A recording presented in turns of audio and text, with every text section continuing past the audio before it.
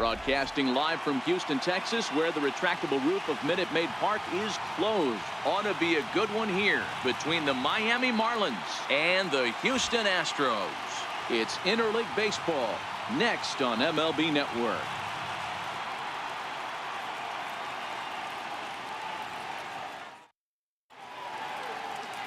Justin Verlander gets the start for Houston in this one. What's your take on him, Dan? Hey, thanks, Matt. Justin Verlander, former Cy Young Award winner. He's done just about everything you could do as a starting pitcher. At one time, might have had the best and biggest arm in the game of baseball. Consistently 94 to 97 miles an hour. Really good overhand curveball. Has the slider, has the changeup.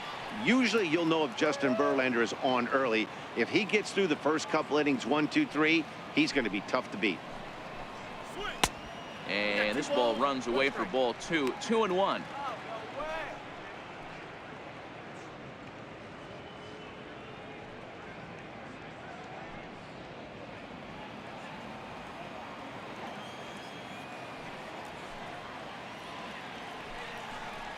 And this will miss as well, so he's in danger of losing the leadoff man here tonight. It's 3-1 now.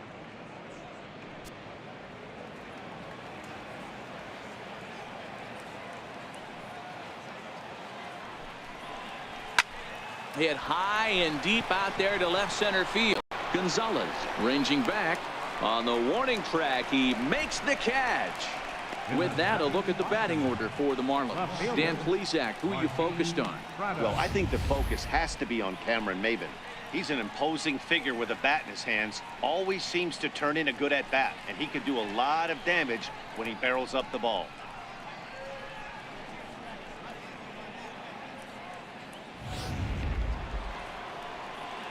Martin Prado now, his line against Justin Verlander. He's gone 3 for 11.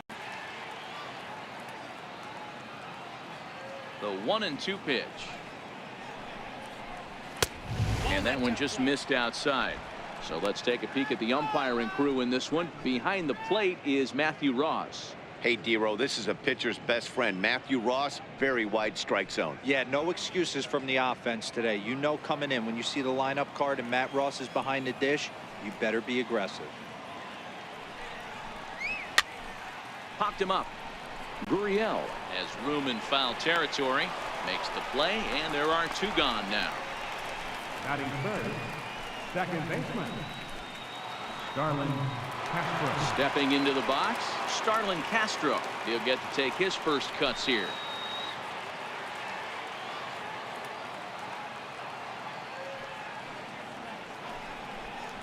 And a half-hearted swing there as they tie him up inside for the 3rd strike, and the inning is over. Miami down in order. Now the Astros will get their first opportunity. No score.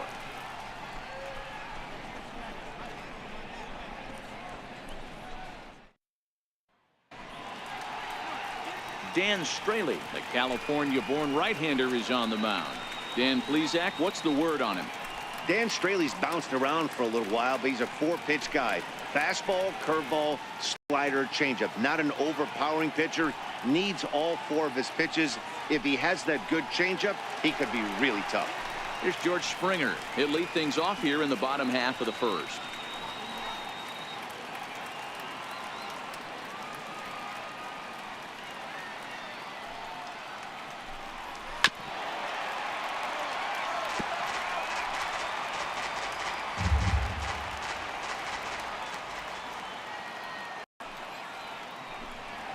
And he takes strike 3 called on the fastball. 1 gone. Time now for a quick look at the hometown Astros starting lineup. Danny, who stands out to you?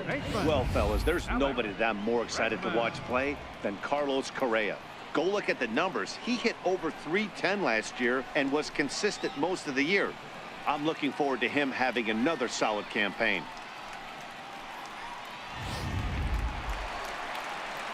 Settling in now, Alex Bregman.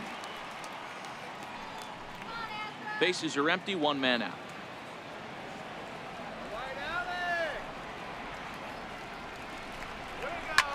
Well hit to right, but a foul ball. The 3-1. Can't keep that one fair either, and now the count is full. The 3 pitch. Grounded to third. Anderson is there, and that's the second out. Batting third, second baseman, Jose. So bases are empty here with 2 gone, and striding in the speedy second baseman, Jose Altuve.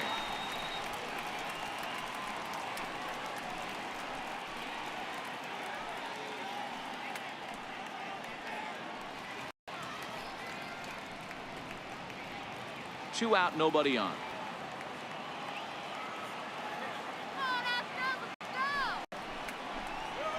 And he'll try to get him fishing there, but he won't offer in the dirt, and it's back to even at 2-2.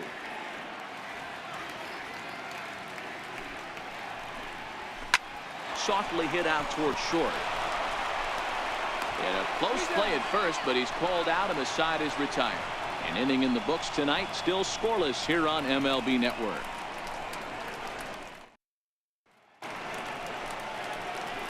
Stepping in, Justin Bour. He'll be the one to greet Justin Verlander to start the inning.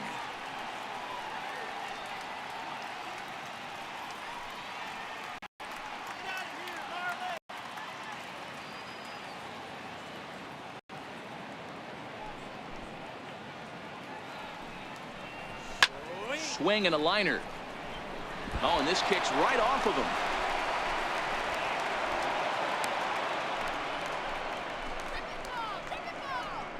Batting fifth, catcher, JT Realmuto. So digging in now, JT Realmuto. Go ahead run at first, nobody out.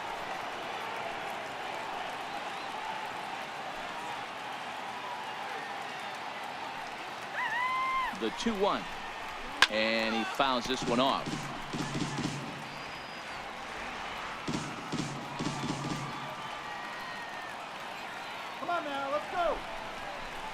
And this one gets away.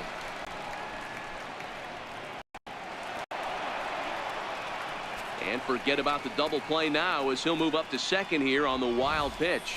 That was definitely a 2-strike curveball there. The catcher turns his glove over and tries to make himself big to block it, but with no luck. The ball skips away, and it scored a wild pitch.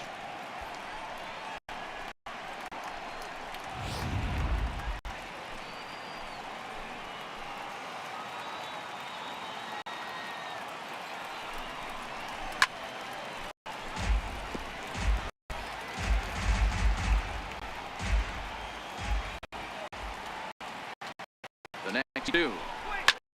Hard on the ground towards short. Correa gloves it, and the throw forces him to lay out for that one, but he keeps a foot on the bag to record the out. Time for a look at the Houston Astros on D. And guys, the things I want you to focus on today, one of them being this manager loves to shift.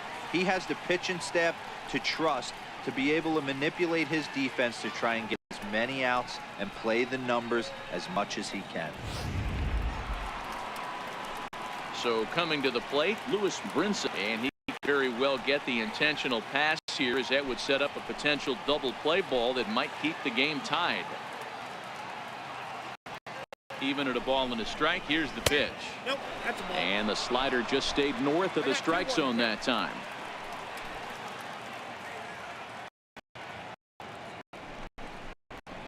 Hit high and deep out to left center field. Back goes Springer at the track. See you later. Over the wall, a home run. So a 2-run shot to left center as they take a 2-run lead.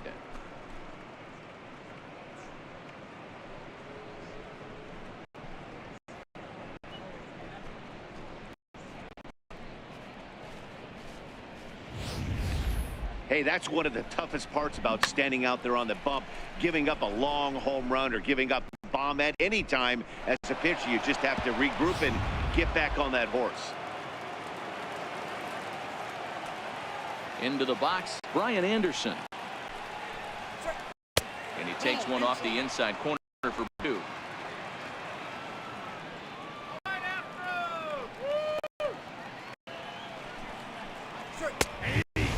Take.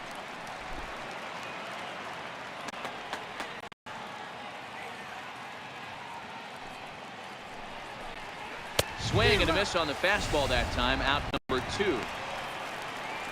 It's never easy to rebound after serving up 2-run shot, but that was a good indication to me that he isn't letting it get to him. He went right after him for the strikeout.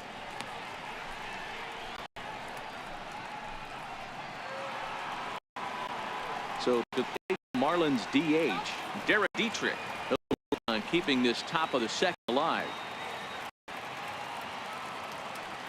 The 1-1.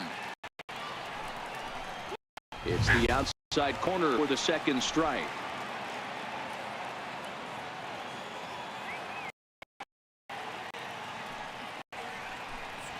To third. Throw in time, and the side is retired. But 2 in the inning for the Marlins thanks to the 2-run home run. Last chance coming up for the Astros. It's now 2-0 Miami.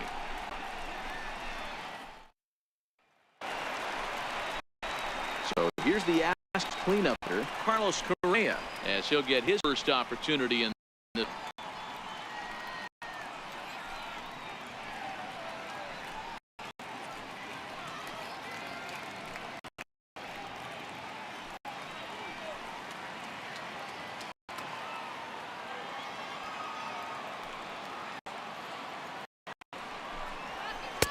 low and away. That one, it's 1-2.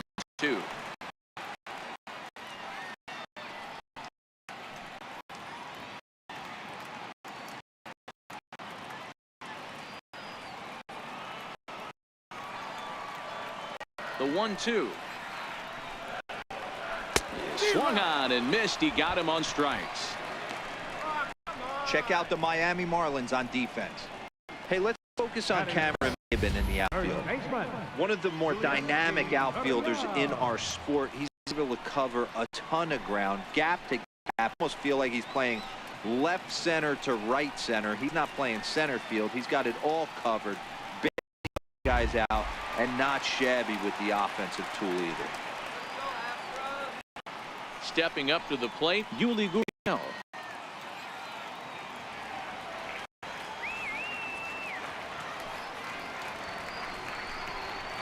Hit hard on the ground to short. River gathers it in, and they're 2 away now.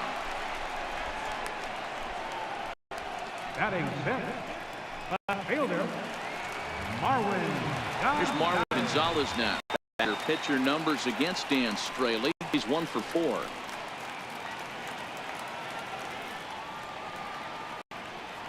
Last strike now for Houston. Not a bad pitch there with 2 strikes, but it misses 1-2. Straley playing here in his age 29 season. He was a 24th round selection back in the 2009 MLB draft. I know this guy wouldn't go into the category of superstar, but to grind out the career he has being drafted where he was, my hat's off to him. Change of speed there, but it's taken for a ball. 2-2.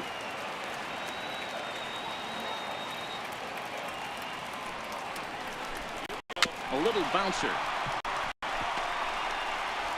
Throw to first is going to be in time to take care of him, and the Marlins get a complete game shutout from their starter as this ball game is over. Well, as a former pitcher, you know I love these low-scoring games as opposed to those slug. This was a throwback game when home runs weren't so common, and pitching was really dominant. No complaints here. This evening's game finishes 2-0 the final score. Miami took the lead in the second inning and rode that until the very end. Dan Straley takes home the win. Justin Verlander only completed 2 innings and is charged with a loss. So that'll put a wrap on things here this evening. For partners Mark Rosa and Dan Plezak, this is Matt Vasker. This has been a presentation of MLB Network. Good night, everybody. Our final line score tonight. First for the victorious Miami Marlins, 2 runs, 2 hits, no errors.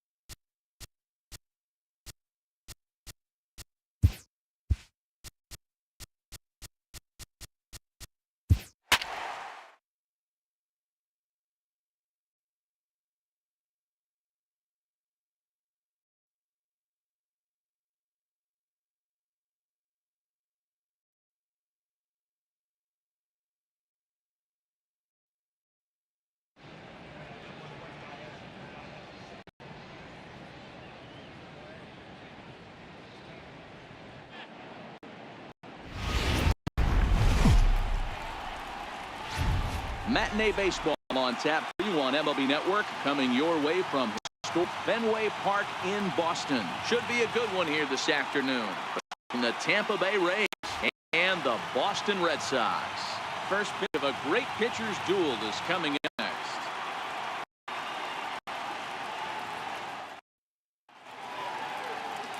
Chris Sale, a left-handed Indian, will get the starting assignment. Dan, any thoughts? Thanks, Matt.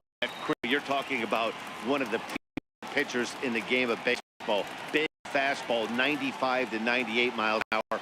Wipe out slider. Great comparison. He's the closest thing we've seen to Randy Johnson. A nightmare against lefties. Three-pitch guy, fastball, slider, and a changeup that's getting better all the time. He is a definition of a true ace. The 1-1. Oh, and that liner caught him. But he is able to recover as he gets the out at first. One away now. Well, this is certainly something you never want to see. Perhaps the silver lining here, if there is one, is that got him in the non-throwing arm. So if he had to work his way through this, he probably could, assuming, of course, that there's nothing broken in there. And I think he is indeed planning to give it another go. Stepping in, Matt Duffy.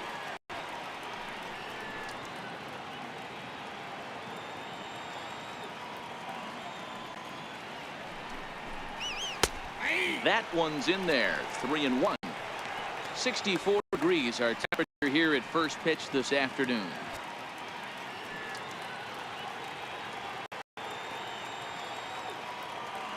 The 3-1. Swung on and hit deep to left center. Ranging back is Bradley, but he has no chance to make the play. It's off the wall. And he's in there easily at second with a one-out double. Any hitter will tell you that a shot like that just feels different. It sounds off the bat. See his arms get extended, right arm tucked up against his body, barrel the bat all over the ball, and he smokes it right off the wall center. A little more hang time, and that one probably gets out of here.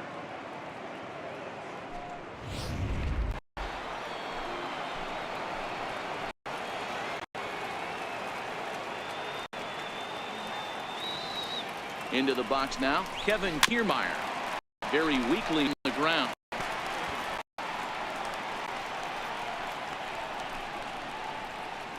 Duffy, a runner at second with one away.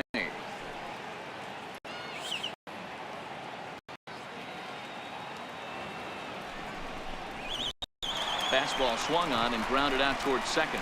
On and that's in time for the second out. And here's the starting lineup for the visiting Tampa Bay Rays. Who's the one to watch? Yeah, I'm pretty excited to watch Kevin Kiermaier. I was talking about him earlier with some people. I kept telling him he's got some really good speed. If you watch him in this game, he's the type of guy, he's not going to shock you with his speed, but he can make an impact with his legs. We'll see if he gets that chance. Up next for the Rays, Carlos Gomez. And he bats in a big spot here. Go ahead, run at third, 2 men out.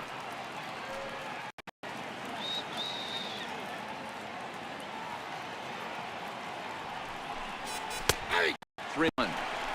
Time for a look at our umpires in this one. Behind the plate is James Kingsley. Hey, D-Row, James Kingsley's a pretty good umpire. He doesn't get too excited, keeps things under emotions. He's a pretty good ball and strike umpire. Yeah, James Kingsley will never show you up, and he's always approachable. The 3-1. And he missed with it there. Ball 4. It's a 2-out walk with the runner still at third. You know, it takes a lot of discipline to watch a pitch like that go by, but on a 3-1 count, he had the luxury of being a little bit more selective up there. Good take and a walk is the result. So string forward now, Brad Miller, as he'll hit with the go-ahead run at third and 2 away.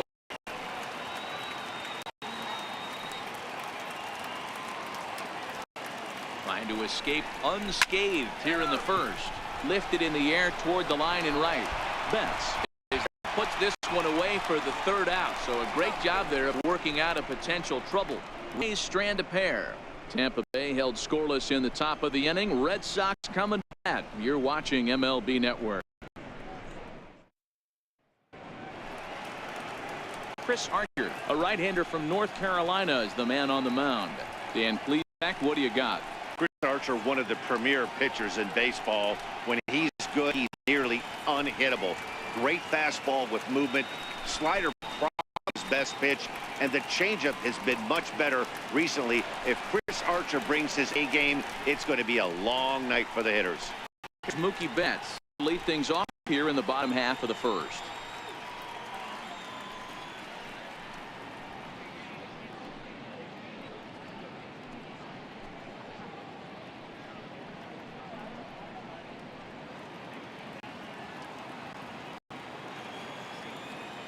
He's ready with the 2-2 pitch.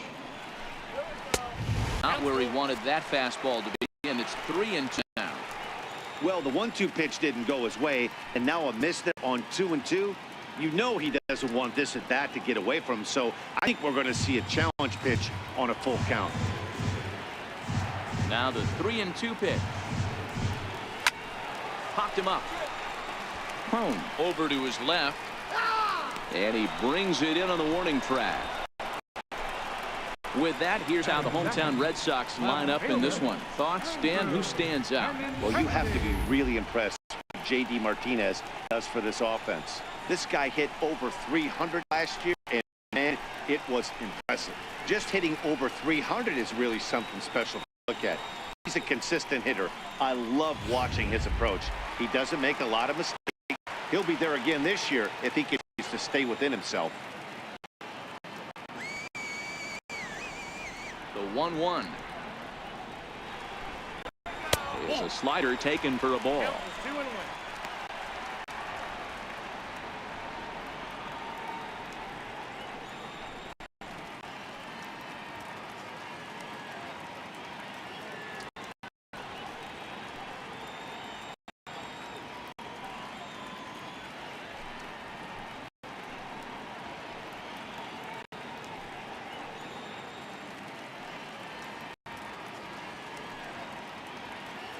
One out, nobody on.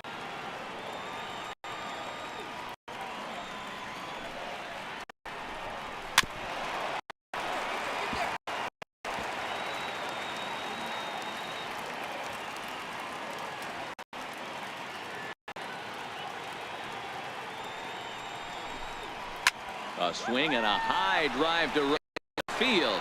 Back goes Kiermaier. Gone! Santa Maria.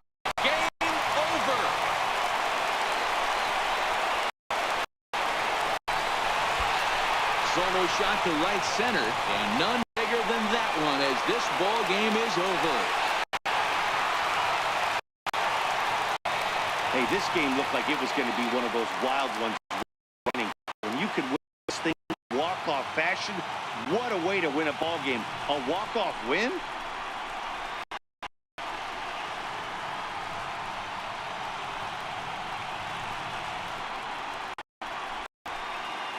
Well, we've talked about his dominance all throughout the game, and he ended up finishing what he started. A complete game shutout. He's our top player of the game. Well, you know he wants that one pitch back that led to the lone hit. It was pretty awesome watching him do his thing. He had guys and flailing at the plate all game long, so he really was the story. A single run good enough to do it today. 1-0 the final score. Boston scored in every single inning on the way to victory. Chris Sale gets the W on the mound. Chris Archer couldn't get out of the first in this one as he takes the loss. So that's a wrap for us here this afternoon. For Mark, Dan, and the rest of our crew, I'm Matt Vasgersian. You've been watching MLB Network. The final line score, second in ball game for the victorious Boston Red Sox. 1 run on just 1 hit.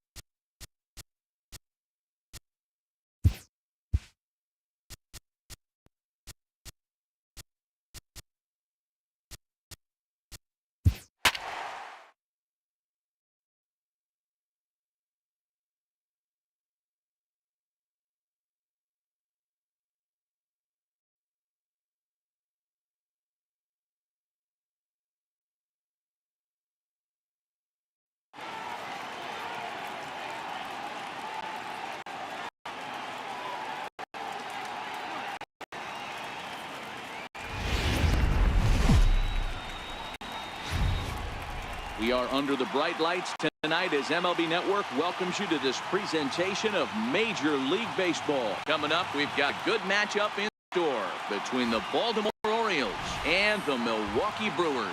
Two great hitters lead their teams to battle next on MLB Network.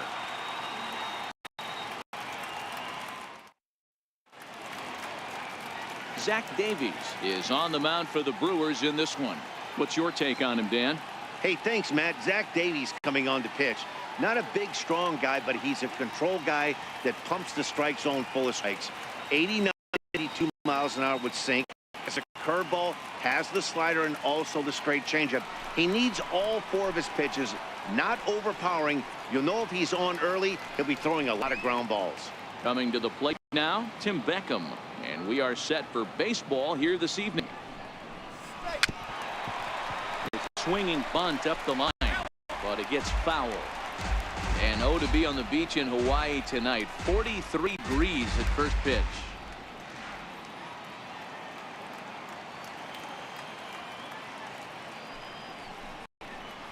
Oh, a nice changeup that time gets him to swing right through it as the leadoff man is down on strikes to open up the ball game. And now the starting lineup for the visiting Baltimore Orioles. Danny, any thoughts? Well, I love watching Manny Machado do his thing. He's an imposing figure with a bat in his hands. Always seems to turn in a good at-bat, and he can do a lot of damage when he barrels up the ball.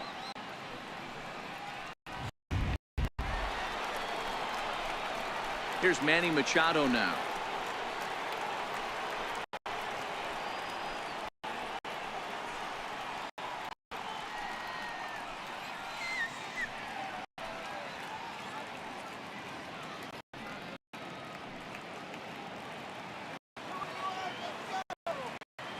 The 2-1 home. High in the air down the right field line. But it wind up being a foul ball. I know it's a guessing game, but usually when you flip that coin, it better come up fastball at this level. You cannot be late right there. That was right in the wheelhouse. And that'll get down out there for extra bases. He hit the corner and tries for third. The relay throw, but he is in there with triple. This is one park in the league that sees a lot of triples because of the way it's designed, and he adds another one heading to third for the three-bagger.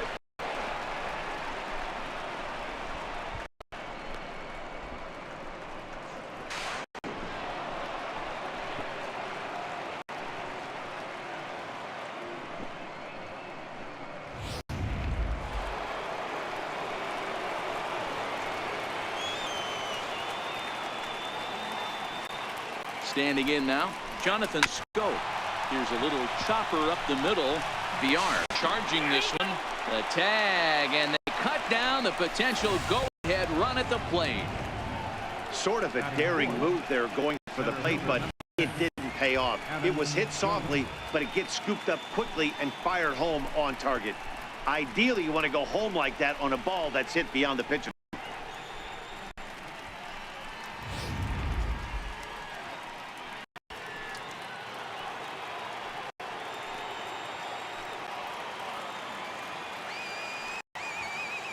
Stepping in now, Adam Jones. And he can't catch the corner here, so he's behind 3-1. Trey Mancini will next.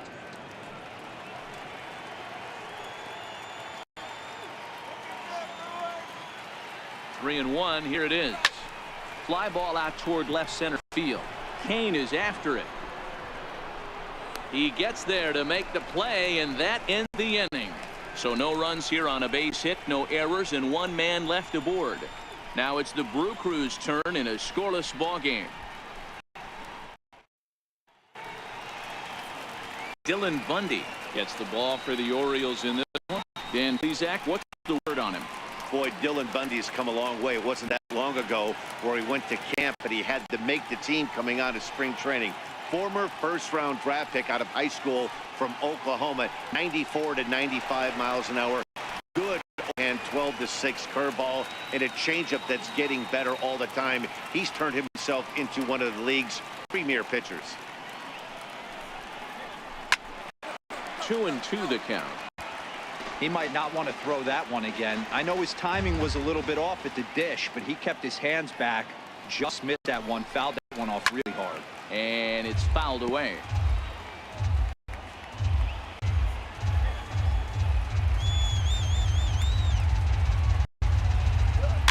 Fouled off.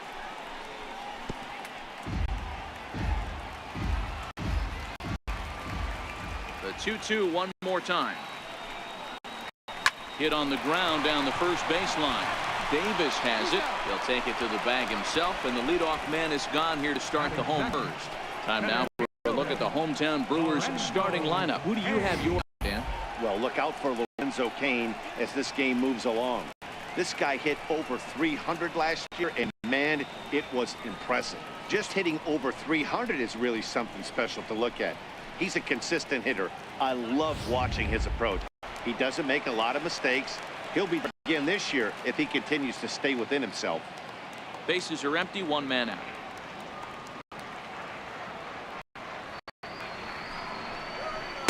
In for a strike, and he jumps ahead 1-2 now. Set up behind the plate is Joe McDonald as you see the rest of our umpiring crew in this one. You know, you got to take your time and feel Joe McDonald out behind the dish a little bit. He has a tendency to move his zone around, usually settling in those middle innings. You know, all you ask for an umpire is to be consistent. At times, Joe Mack is a little bit too inconsistent, particularly from a pitcher standpoint. Even count, 2 balls and 2 strikes.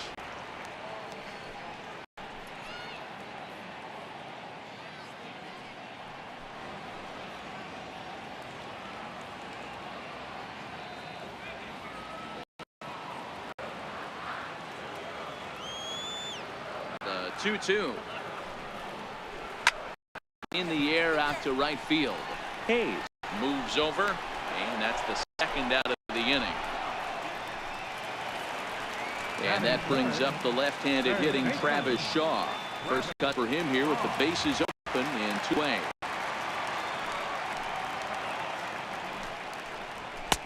And he missed again, high and away this time, 3-1.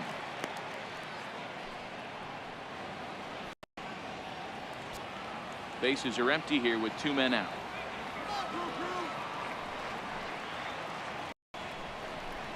And a good job there to lay off. It's ball 4 as he becomes their first base runner of the ball game now with 2 away. Wow, if that's not a strike, I don't know what is. I know these umpires have a tough job. I get it.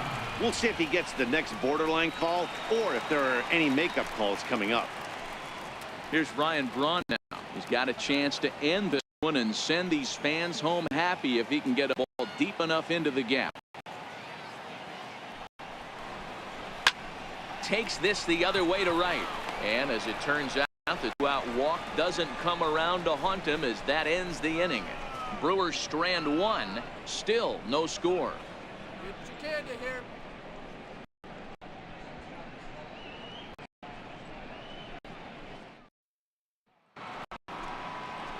Into the box now, Trey Mancini will start it off for the Orioles with the ever-dangerous Chris Davis looming in the on-deck circle.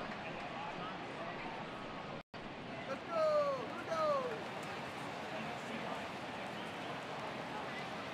Sit him down now. Takes a look at a changeup there, and it's a ball and 2 strikes now.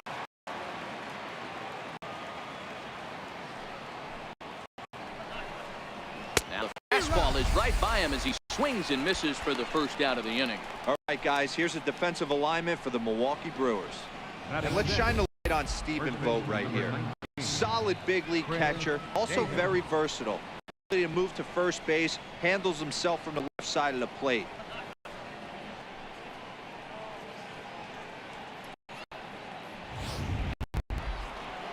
Out to play, Chris Davis. He'll get to take his first cuts here.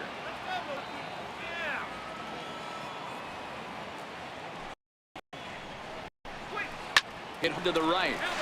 Foul. No score here as we play number 2.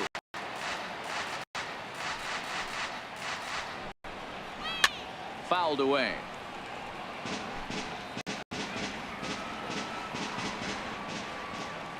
The 1-2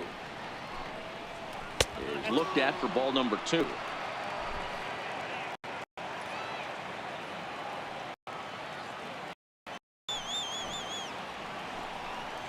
He takes strike 3 called on the fastball. Couldn't pull the trigger, and there are 2 away.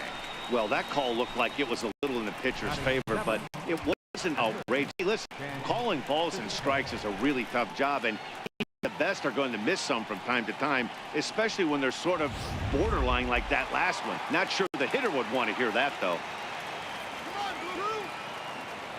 Into the box, Chance Cisco. To 1-2 now.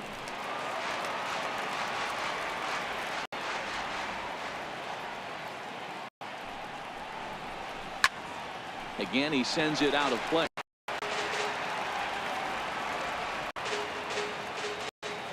He'll try again, 1-2. Got him swinging in the dirt. And that ends the inning. 1, 2, 3 go the Orioles. We'll go to the bottom of the second. No score.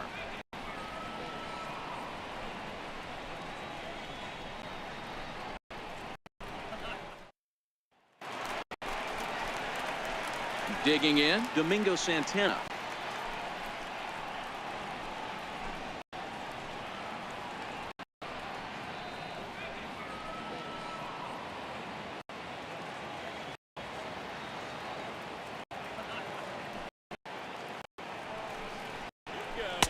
And that's in there on the hands. 3-2 now. 3-2.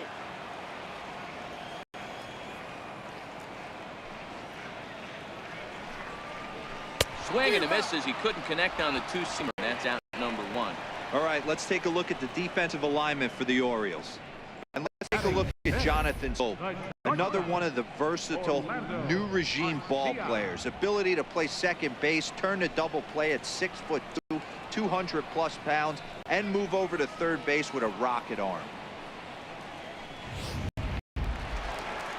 Stepping into the box, Orlando Arcia, as he'll get his first opportunity in this one. The 2-1 home is looked at for ball 3. Bottom of the second here with no score.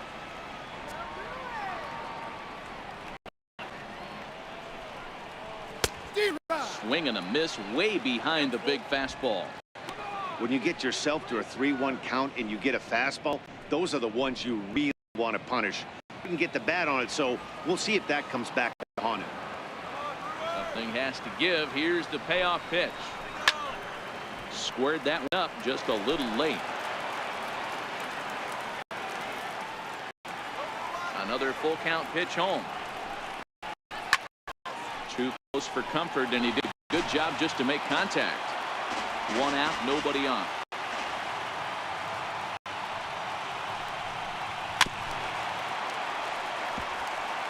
Don't be shocked if this pitcher tries to go a little further outside the zone.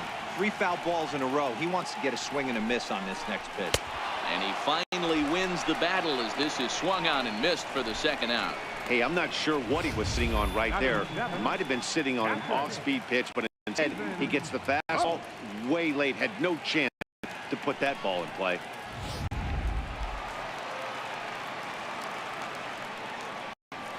In now, Stephen Vogt.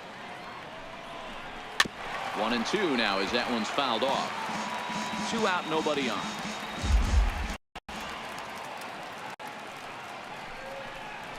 A swing and a miss. He chased with 2 strikes, and that will retire the side.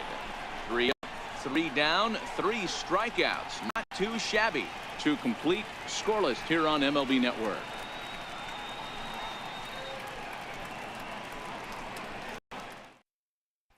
Austin Hayes the next to bat. He starts off the inning against a guy who struck out the side last inning. How did they get to him here? I'm not sure, Matt, that they want to stay as patient. He's been throwing a lot of strikes. They might want to start swinging a little bit earlier in the count.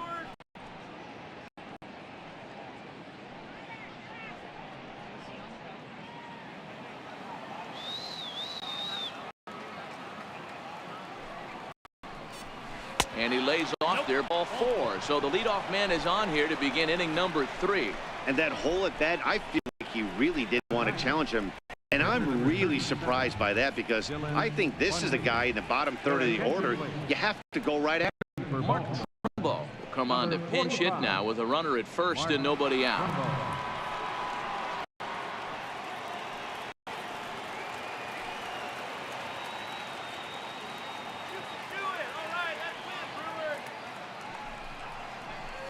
Lifted in the air, line and right.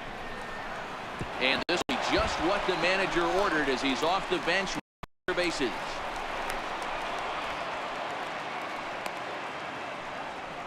Well, unfortunately, being close isn't quite enough most of the time. Love the effort in the outfield, and he was close to making that, but instead it's a double. That's a risky play, though. Could have been a lot worse than a double.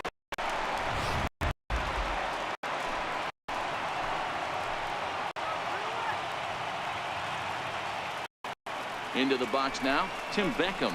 2 balls and a strike to the Orioles leadoff hitter.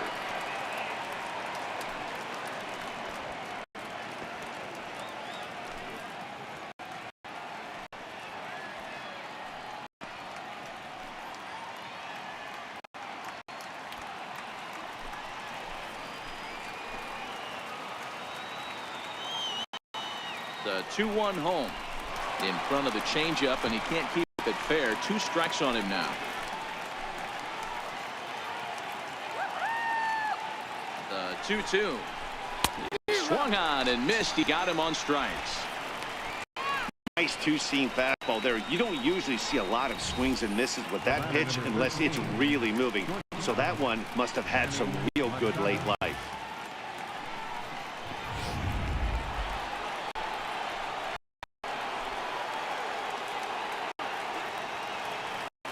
Stepping in now, Manny Machado. Popped him up. Santana is going to get there. He hauls it in without any trouble, and there are 2 away. And they will not risk it. So with 2 away now, that go-ahead run is forced to hold tight at third base. So digging in now, Jonathan Scope, as he'll hit with the go-ahead run at third and 2 away. 1-1. In the dirt and blocked behind the plate. Runners may have thought about it, but they'll stay put, and the count moves to 2-1. The 2 is in there for strike number 2. Definitely a big pitch coming up right here. He's going to be pumped if he can work his way out of this inning with the game still tied.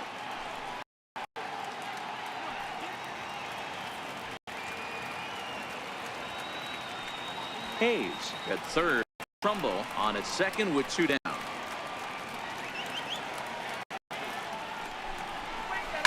Big swing by Scope now, and a ball traveling well to left field. Way out of here. That banged off the restaurant windows.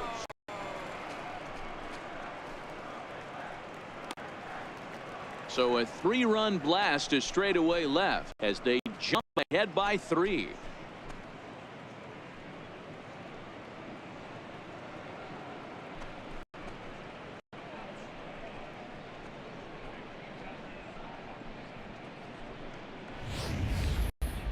Now that one is definitely worth looking at again with our show track technology. It had plenty of distance to get out of the park. You can see why when it's hit at 115 miles an hour. That's not something you see every day.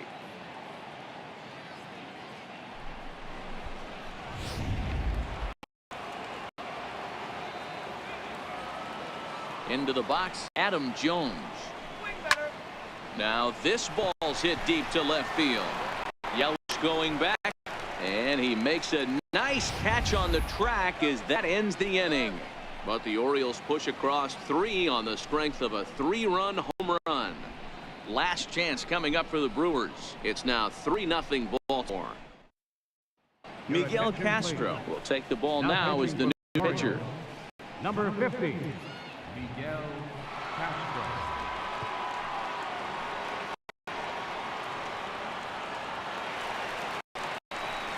Leading off the inning, Jonathan Villar, as they'll look to get something going here and even this game up.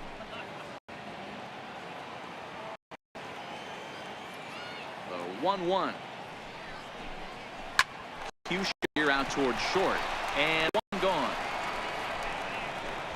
Batting Manny Pena will get the call here as he'll hit for the pitcher. Number 9, Manny Pena.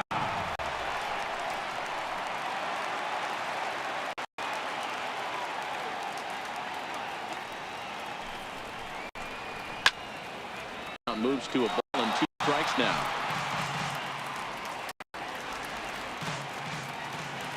The 1-2. Now a fastball runs inside and kills him. Oh, that's gotta hurt. Yeah, there are a couple of things you don't want to do as a visiting pitcher. Never give the home crowd a reason to get involved early, and don't put guys on base to ignite a big inning. Well, mission accomplished on both fronts. We'll see how he responds. In is Christian Yelich. 0 for 1 for him here in this one.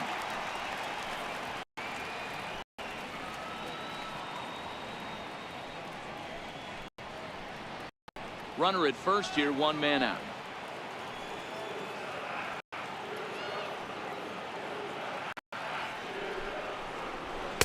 Looked like he got fooled on the speed there. 2-2. In a double play situation, that's the location you want a guy to swing at. More than likely, he's going to beat it into the ground.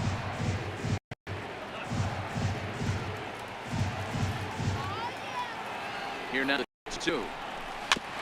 Sit back on the changeup, and he did a good job to get the bat on that one.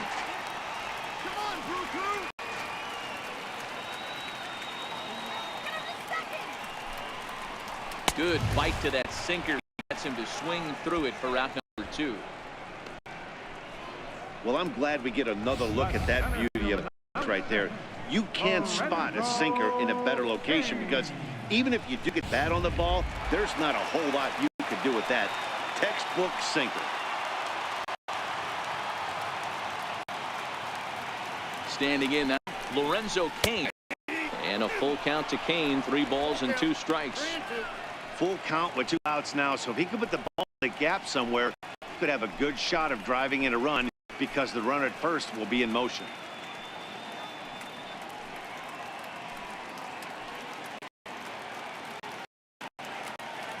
Pena, the runner at first with 2 gone.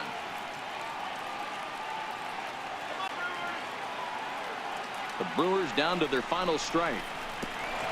And now there's ball 4 as this goes straight to the backstop. Well, that was a slider, 3-2 count. It just didn't tempt him to get a swing. A good job of pitch recognition and knowing the strike zone to draw the first pass there. Digging in for his second at-bat, Travis Shaw. 2 on, 2 out for him here in the 3rd.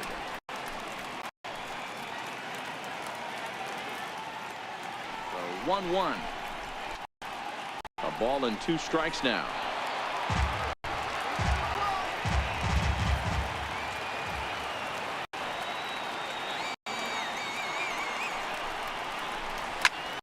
And a fly ball. And this should do it.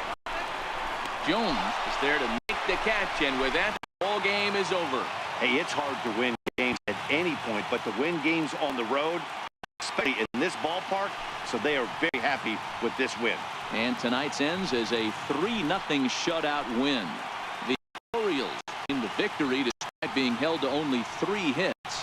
Dylan Bundy pitches well enough to get the W. Zach Davies worked only 3 innings in the losing effort. So that's a wrap for us here tonight. For my partners in the booth, Mark DeRosa and Dan Plesac, and the entire crew, I'm Matt Vassersian. You've been watching MLB Network. Have a good night, everybody.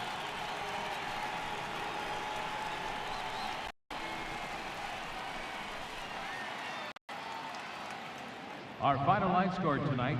First for the victorious Orioles. 3 runs on 3 hits. No errors. They left 1 man on base.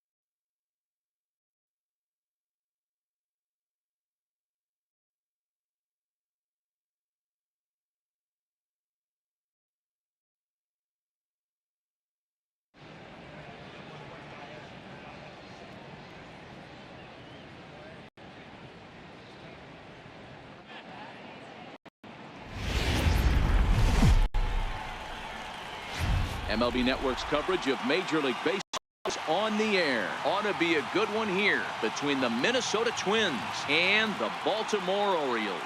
Two great hitters lead their teams to battle next on MLB Network.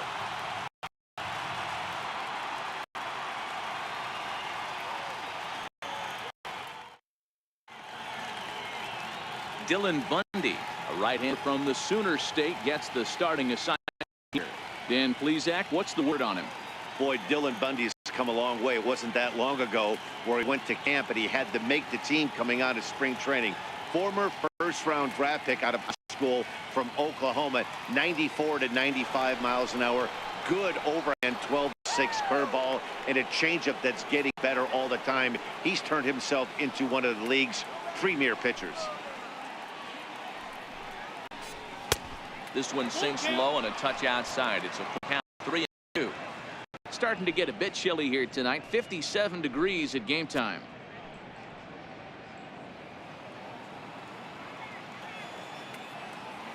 Now the 3-2 pitch. Ground ball left side. A dive. He's got it. He's out. And that's a play to keep the leadoff man off base. Great reaction on that one. And good job to get down on the ground in time to smother it. Still had to get up and make a throw, and of course he did that too.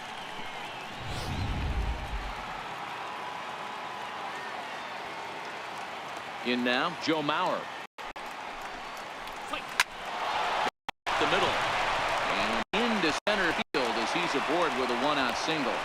He had him on the ropes right there. Count leverage, 2 strikes against the batter. He's going to have to put that in the memory bank. That guy made a nice 2-strike approach right there.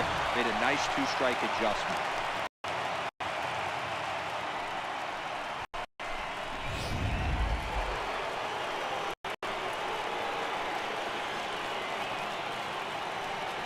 Stepping in now, Miguel Sano.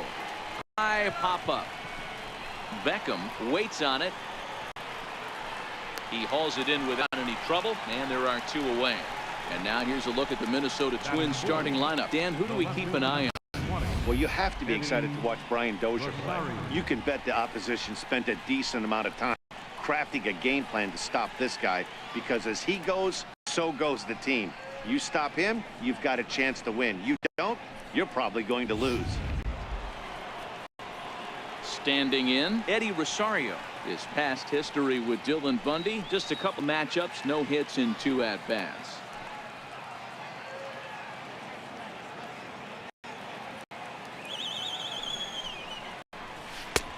But a changeup right over the middle.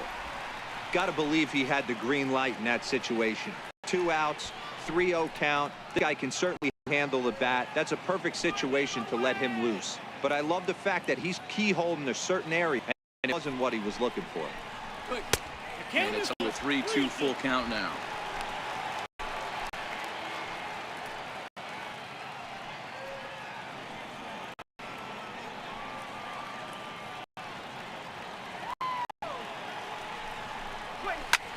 This is pulled into right, and that'll get down for a base hit. So now they'll have runners on the corners with 2 away. Nice approach by the batter right there. When you know your boy is moving, you start seeing stuff happening out of your peripheral vision. Wait for him to lock in, stay within his at-bat, not swing at someone outside the zone, and now put it first and third. Into the box now. Chopped weakly to the left. On to first, and the Twins are turned away here as the side is retired. Twins strand a pair. Now the O's will get their first crack at it. No score.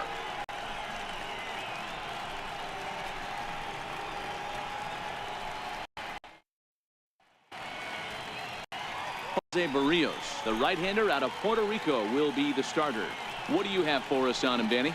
Hey, Matt, thanks for coming on. Jose Barrios, and this guy has all the tools to be a great one. Great velocity with life. 94 to 97 miles an hour. Power slider, and it's a big sweeper. His change is getting better. If this guy brings all 3 pitches one of these days, he has the potential to throw a no-hitter. In now, Tim Beckham. He'll lead things off here in the bottom half of the first. And he takes ball 4. The leadoff man is on here in the home half of the first in a scoreless ball game. Batting second, the shortstop, Manny. Here's Manny Machado. Lifetime against Jose Barrios, batting .500, 4 for 8. He's taken him deep once.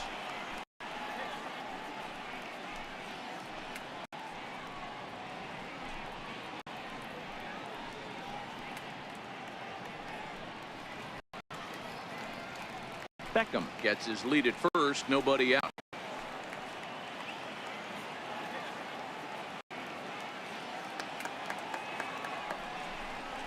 On a good curveball, gets him for wrap number 1. Now a moment here in Baltimore for the Orioles starting lineup. Who stands out to you, Danny? Well, we'll see if Jonathan Scope can keep up the high. The guy is in the middle of the lineup. When he's in the middle, things just happen. Guys in front of him get on, he drives them in, and if not, he has the ability to get things started and set the guys up behind him. He's a force. Here's Jonathan Scope now. He's got a chance to end this one and send these fans home happy if he can get a ball deep enough into the gap. Here he comes on a ball and 2 strikes. Lifted in the air toward the line and right, but this will wind up being a foul ball.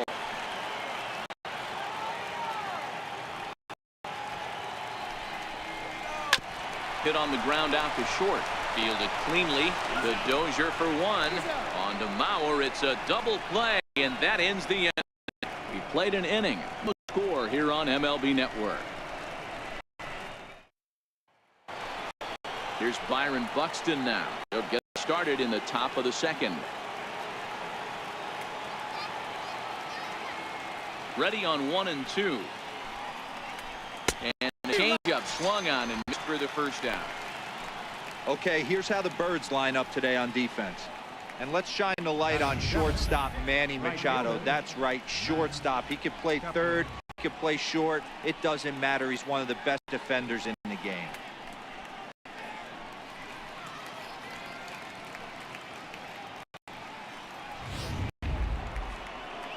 Max Kepler the next to grab a bat. His past history with Dylan Bundy, batting at an even .400.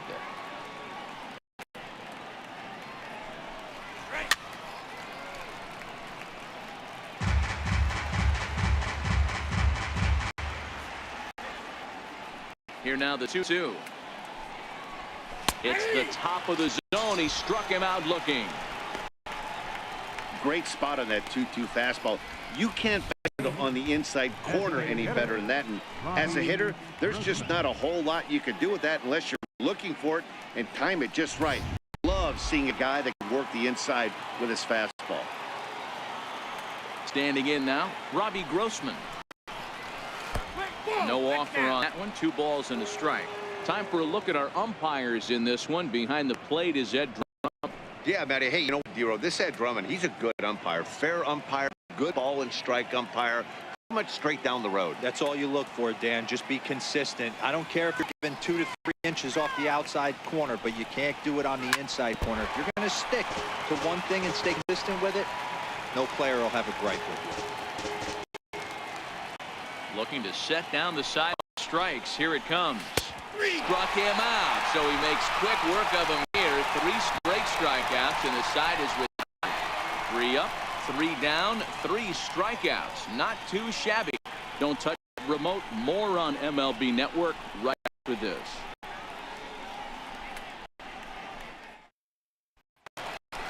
Ready now for Baltimore.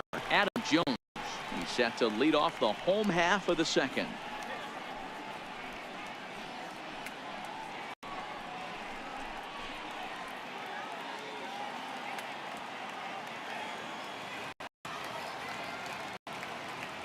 Three-2 pitch. And he takes ball 4. Leadoff man's aboard here to begin the home half of the second. We knew coming into this game that this guy has a tendency to give up a lot of free passes, and history repeats itself as he's already given up 2 walks here. I'll tell you, effectively wild is a pretty tough thing to be. And here's the big right-handed power threat, Trey Mancini. Lifetime against Jose Barrios, batting at even .400. Jones on the first, nobody out.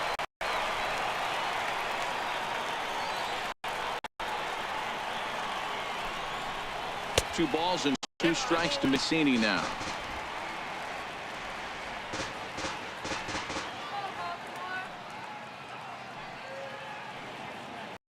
The 2-2.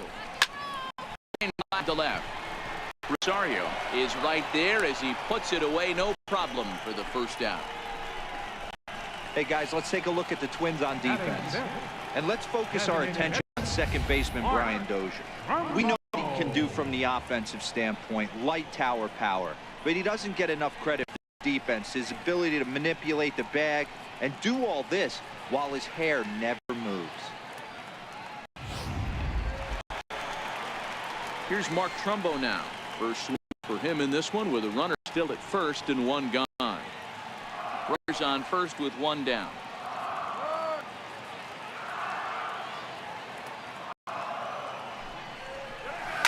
High in the air out towards Schindler is there. And he makes the catch for the second out.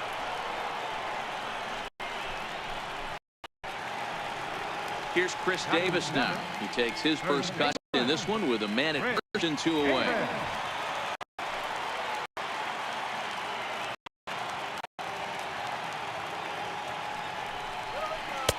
And a curveball that started low and broke lower. Ball one.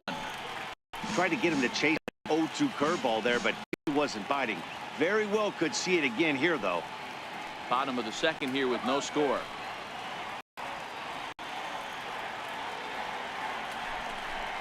And a fastball swung on, missed, and the side is retired. Our nation's young minds and future leaders here in attendance. Yikes. More baseball on MLB Network right after this. Jason Castro, the catcher, is in. He's against a guy who struck out the side last inning. How do you get to him here? I'm not sure that they want to stay as patient. He's been throwing a lot of strikes. They might want to start swinging a little bit earlier in the count. Let's go, Baltimore!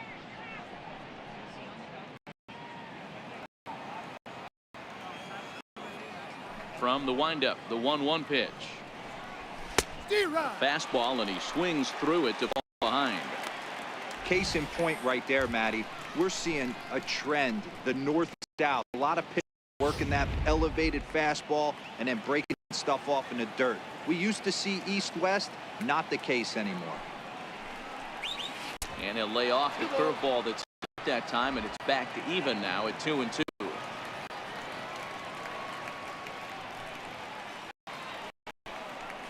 Now a swing and a miss as he picks up another one. Make it 4 strikeouts already, and there's your first out. Boy, he's really on a roll in the hill right now. As he rolled, remember, he struck out the side in the last inning, and now he picks up right where he left off by striking off the leadoff man here. Let's see if he can keep this going for a little bit.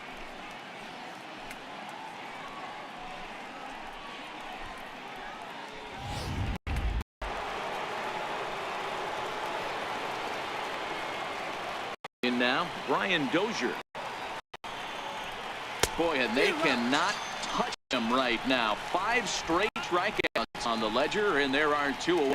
Man, he is looking flat out on the mound right now. That's 5 straight punch-outs. I love it. I think he might want to get his defense involved at some point so they don't fall asleep.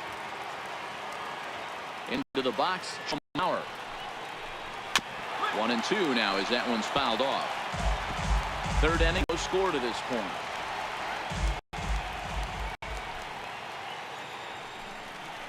And my goodness, how about this? He struck out the side in back-to-back innings. 6 in a row, and the inning is over. Down go the Twins in order. Home half of the third coming up. No score.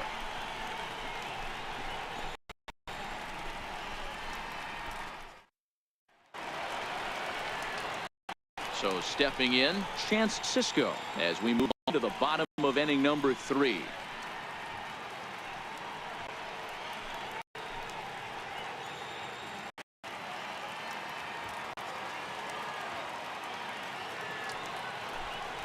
Swing and a miss as he starts the third the same way he ended the second, with punch out, one away.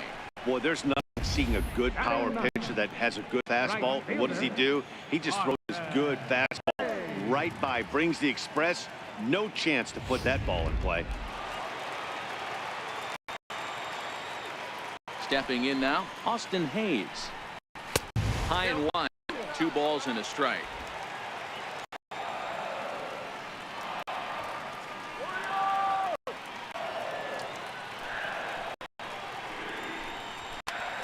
Liner towards second.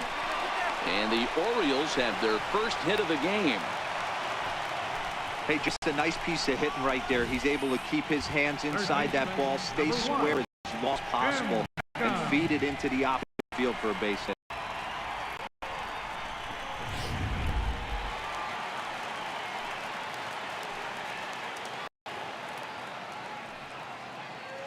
Into the box now, Tim Bennett. And a good take there. Close, but it's 2-2. He still might be looking for that release point on that curveball early in this outing. That one looked like it popped out of his hand behind his ear instead of out front. We'll see if he finds that pitch because it'll be important for him. Started to go. Did he hold up in time? Yes, says the first base umpire. It's ball 3 now.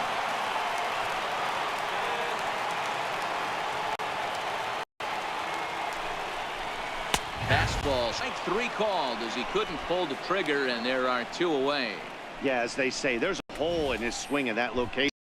So a good job there of exploiting that. That can be real hard for some guys to overcome when teams start figuring what location you just can't handle.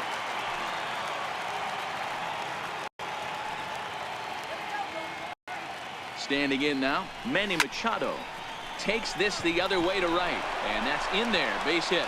Throw comes in quickly, but the winning run is in scoring position now with 2 away. No mistake what he was sitting on, looking for a dead red piece of cheese middle of the plate, and he didn't miss it.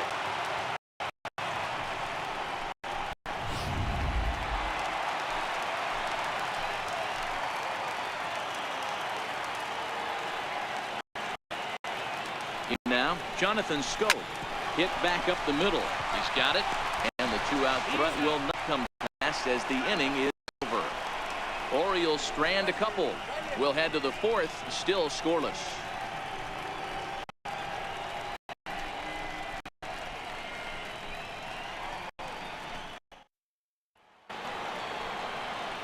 Here's Miguel Sano. He popped out in his first trip.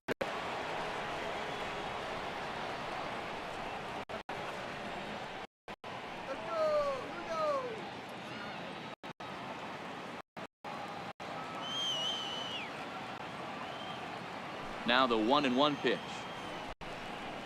Makes him swing and miss on a ball out of the zone for strike 2.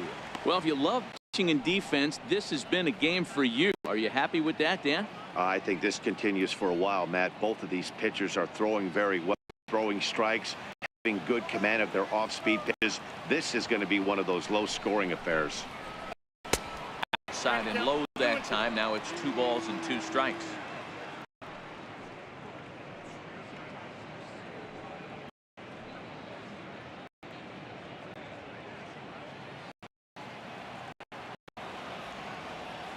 The 2-2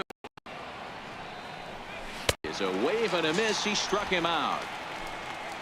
Boy, he's got great stuff today, doesn't he? That's 7 punch-outs here in the middle innings. He's up over 1 inning up to this point. It'll be interesting to see if this lineup can change their plan of attack and start to put the ball in play. But right now, that's just not happening. Stepping in and ready for another shot, Eddie Rosario. He reached on a single in his first try.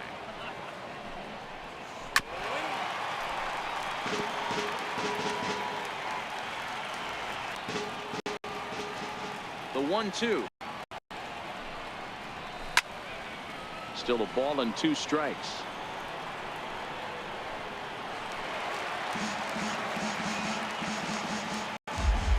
The 1-2 is off the plate, up and away. These are the great matchups that happen throughout the course of a game.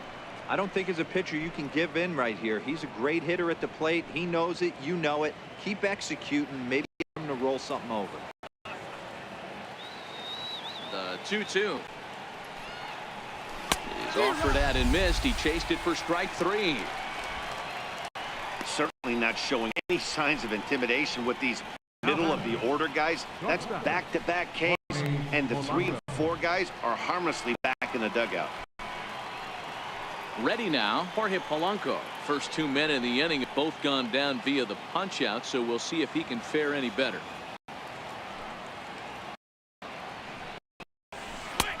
That one's in there, 3-1. That's a tough pitch right there. Curveball, kind of front hip. Your first move is to bail a little bit, kind of not want to get hit by that pitch. I can totally understand him taking that first strike. Into his motion, here comes the 3-1. And he'll just get a piece here as this is chopped foul at home plate. Now the 3-2 pitch. Full count still.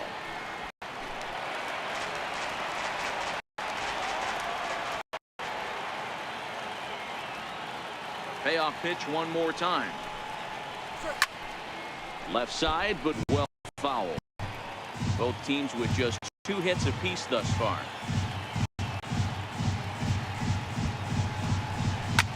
Softly hit here to the left side, but an easy play over at third, and that'll be that.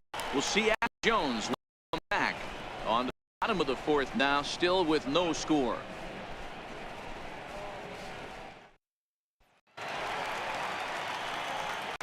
Alongside Mark Rosen, Dan Plesac, Matt Vasgersian, as Adam Jones gets to start out the inning.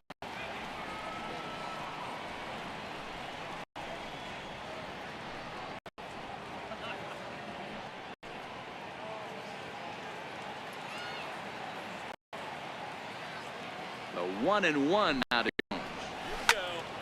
1-2 now.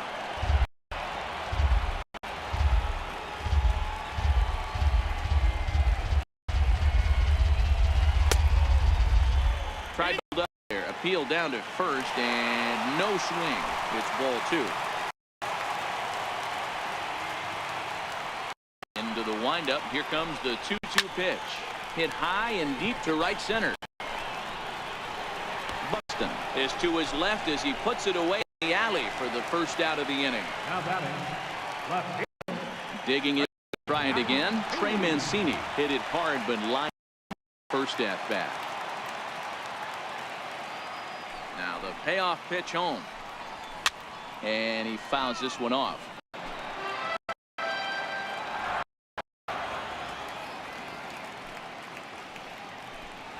And a fastball swung on, and he just reared back there, 2 away. I'll tell you, he looks really dialed in on the bump right there. He's got a shutout going, and he really needs to have this lineup off balance. Even when he challenges them up in the zone, they don't have an answer for it. Riding in once again, Mark Trout flied out in his first at bat, so make him over 1 so far. Now the 3-2 pitch is swung on and missed. He got him. 3 up, 3 down for the Orioles. Through 4, still tied, then nothing.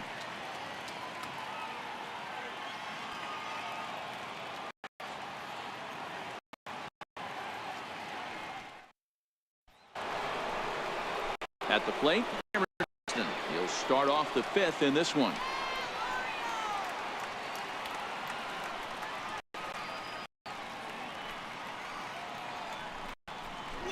And now a bunt attempt here as he gets this one down. Beckham is up with it. Throw to first in time, and the bunt attempt is foiled. Now batting, right. Standing in, Kepler. He got called out on strikes his last time through.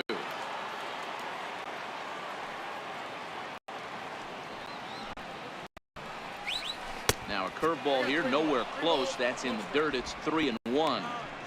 Time for him to attack on the mound. He knows his team's struggling offensively. Don't mess around and try and nibble. Just be on the attack and let them beat you. Taken high and deep right. Hayes racing back, but he can't get it. It's off the wall. And he'll into second with one away. You could hear the solid contact all the way up here, and I thought we were going to have our first run of the game right now. Gets all the way to the fence, but it stays in the park, so he'll have to be okay with that.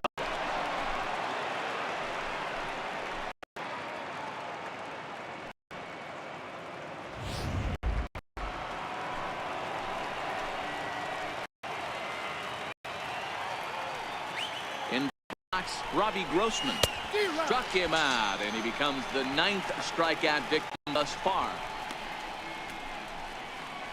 The batter, number 15, catcher, Jason. Now at the plate, Jason Castro looking to put the ball in play here. He went down on strikes in his first at bat.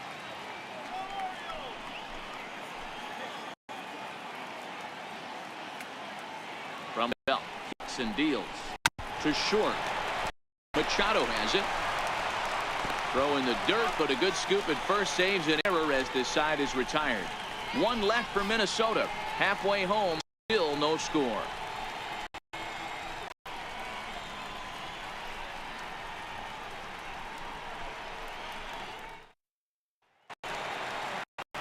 Stepping up now, Chris Davis. He was a strikeout victim in his first try.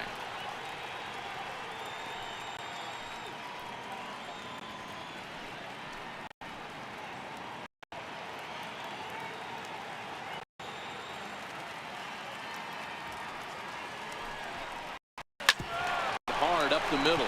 Polanco ranging up the middle. To first in time, one away. Now batting, catcher,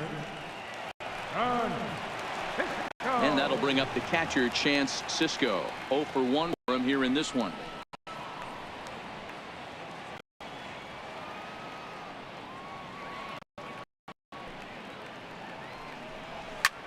And he swings here and one in the air deep down the right field line. And that nearly would have gotten him on the board.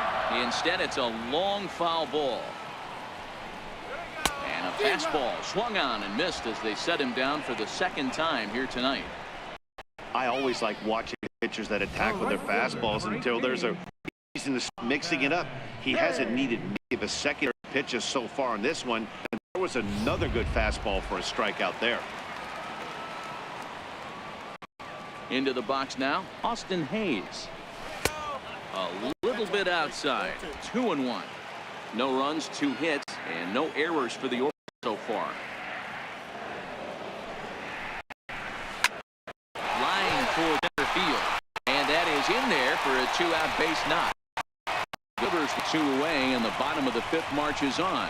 Hey guys, he doubled up on that breaking ball. The batter obviously timed the first one. Second one, he was not going to let go. Good on that one, able to drive for a base. Now for the O's, Tim Beckham. He'll look to bounce back after striking out his last time up.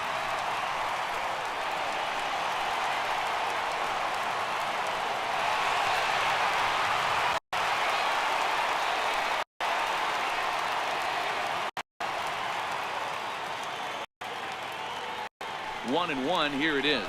Grounded up the first baseline. And he'll step on the bag himself, and the inning is over. 1 hit, 1 left. 5 innings complete, and we still have no score. Here's Brian Dozier now. Been an 0 for 2 effort for him to this point.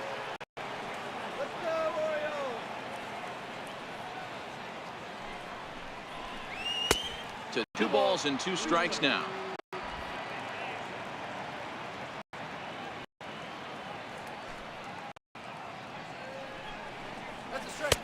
He struck him out. So double digits now. 10 strikeouts for him thus far. That's 10 strikeouts for him now, and I'll tell you, he could rack up quite a few more before he's done. Still a lot of game to this one.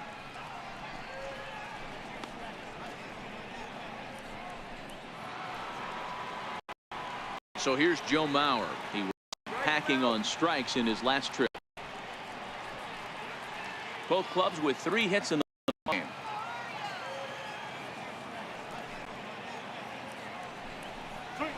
Two ball, 1 strike count to the Twins' first baseman.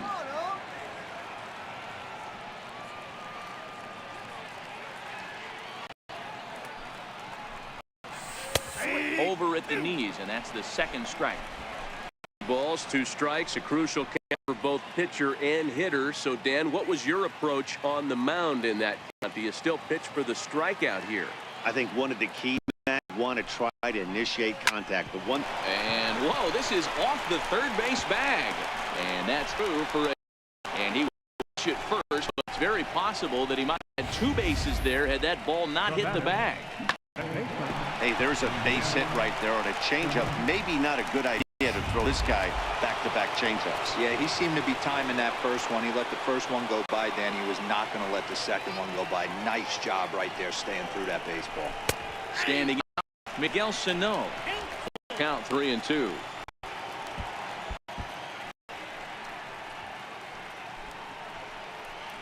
Mauer, base runner at first with 1 out.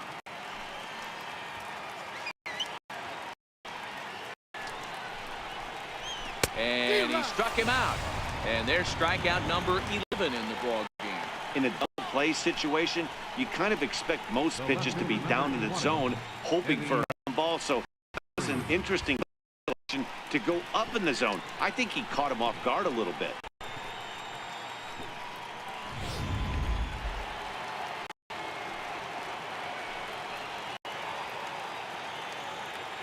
Stepping in now, Eddie Rosario. Up high, 2-1 now. He's obviously been very impressive on the mound in this one, and I think the big reason why is his ability to stay out of the middle of the zone. That's kind of obvious, but it's clear to me that even when he misses spots, he's not missing over the plate. The count now at 2-2. He was able to foul that one off, but you could tell he was definitely late. That breaking ball, the pitch before that heater right there, definitely threw the timing off. Hard hit and deep toward the right field line. And that's a fair ball as it'll head toward the scoreboard. The relay, but he'll be in there with a double. When it left his bat, I thought it might squirt foul, but it hugged the line and found its way into the corner. Thought it might be a little closer play at second, but he cruised in there with relative ease.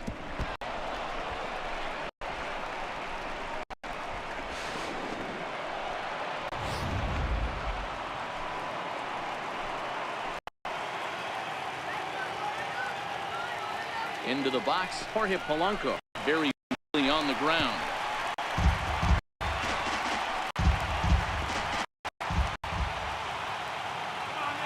The 1-2. This is ball 2. A lot of times you see guys in the middle of the order get worked away, but not right here. They're keeping it inside on him. Is that an effort to keep him from getting extended, do you think? Yeah, I think that's the idea, Matt. He might spin the way he starts looking for it in there. Here's the 2-2. Is a wave and a miss. Struck him out. Twin strand of pair. We are still scoreless.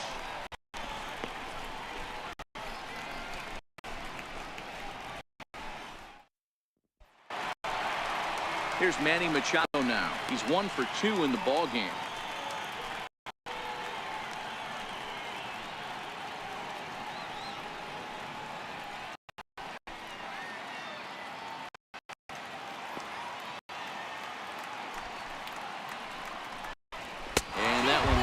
So the leadoff man will head down to first on ball 4 to start the bottom of the 6th. And I'm sure the manager is just fine with that. I mean, it's better to battle a slugger like that to the end and end up walking him than serving one up where he can really hurt you. Here's Jonathan Scope now. The winning runs at first base.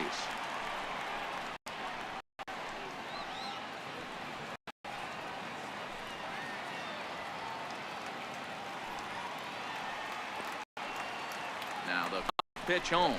He swung on and missed, strike 3. Really impressive pitching right there. Sometimes as a pitcher you can get frustrated when you make a good pitch. You get that call from the umpire, but what does he do? He comes back with a good pitch and gets the strike.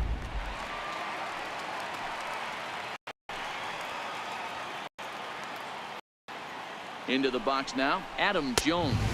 Ball and 2 strikes to Adam Jones. Wow, that's a tough pitch to take. 0-2 fastball just off the corner, and I mean just off the corner. He's set, and the 1-2 pitch. towards second. But this is hauled in by the second baseman.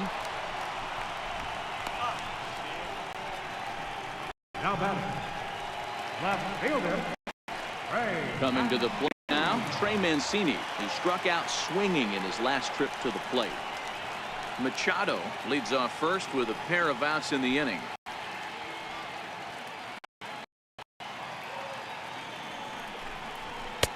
Never tempted to swing that ball down low. It's ball 3.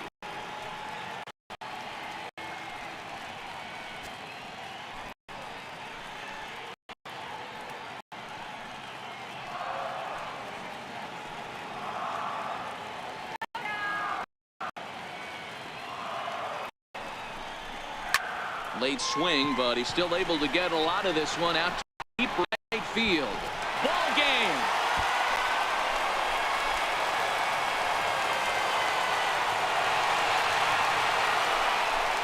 A 2-run blast to straightaway right field, and with one swing at that, this ball game is over. Well, the way things unfolded, you kind of had a sense that this thing was going to end in dramatic fashion, and that's exactly what happened. A walk-off for the win. Wow.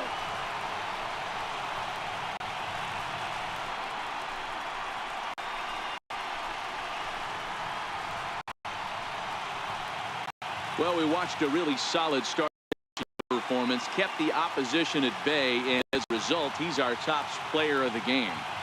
When you basically take a game into your own hands and give your opposition absolutely no chance, you deserve all the credit in the world. His guys had to score for him, but he essentially was a one-man show out there.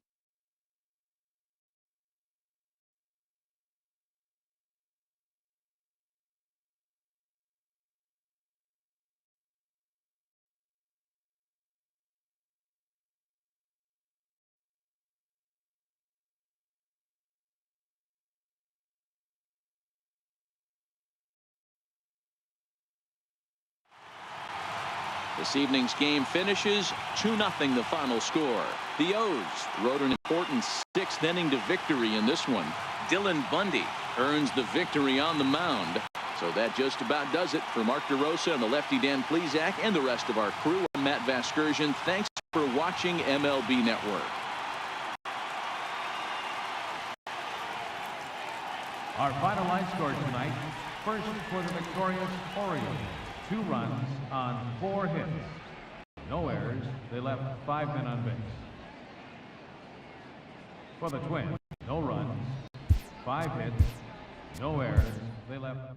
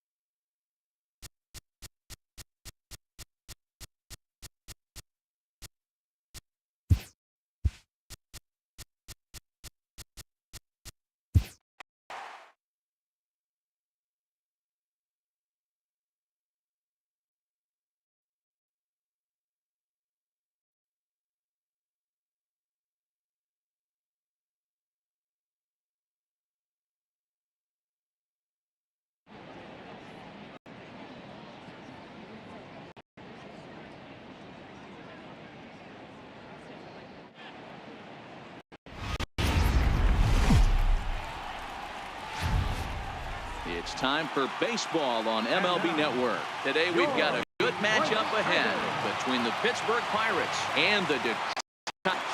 It's interleague baseball on MLB Network.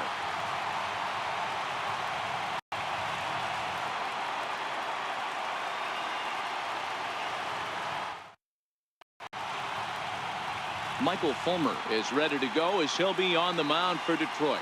Dan, any thoughts? Hey, thanks, Matt. On the bump, Michael Fulmer. Boy, what really turned his career around, learning the straight changeup. Always had a big arm when he came up in the Mets farm system, but since he arrived in the big leagues, more than that big arm, the fastball 95 to 97 miles an hour. Straight changeup, one of the best in baseball. Also has a curveball to go along with it. If he brings the changeup and the good one with him, he will be really tough to hit. Here's the 1-1. This one's chopped foul right at the plate. It moves now to 1-2. Blue skies forecasted this afternoon. 58 degrees here at first pitch.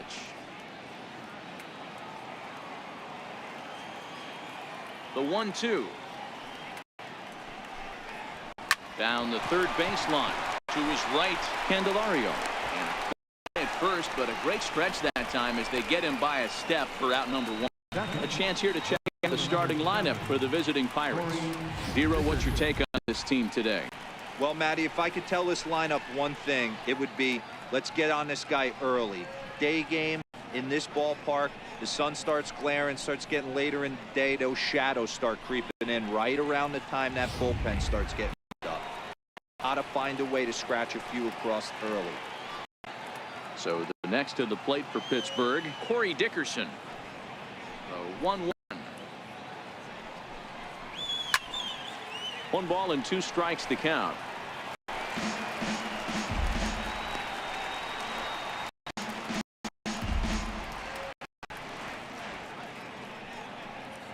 Bases are empty, 1 man out.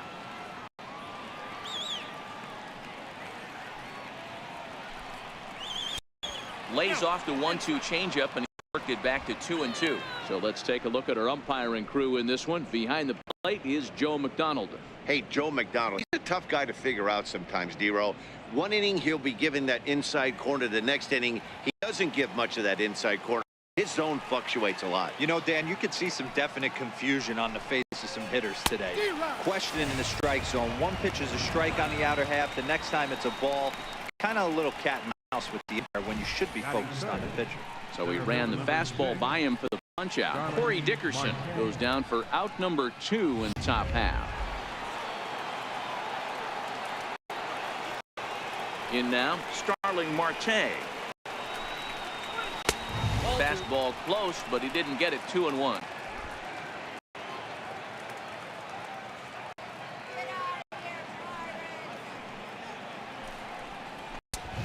Fastball that is way out in front of a swing and a miss.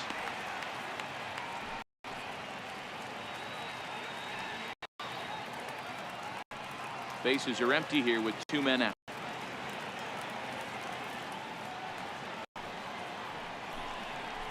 And a 3-2 full count to Starling Marte.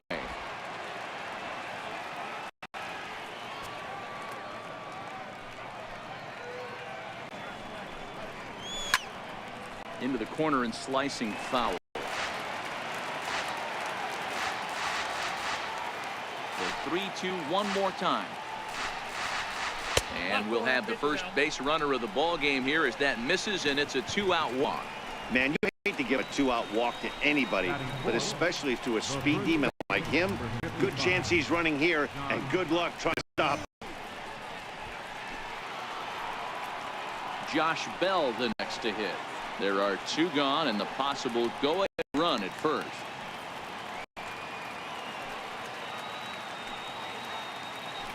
Now a move over to first and a dive, but he's back. Marte is off at first with 2 away.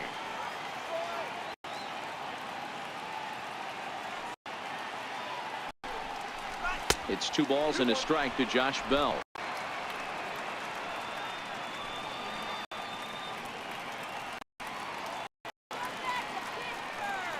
The 2-1 is taken, ball 3. He's having a really hard time finding his rhythm and hitting the strike zone. It's going to allow this offense to keep him in big situations. He's got to figure it out pretty quick.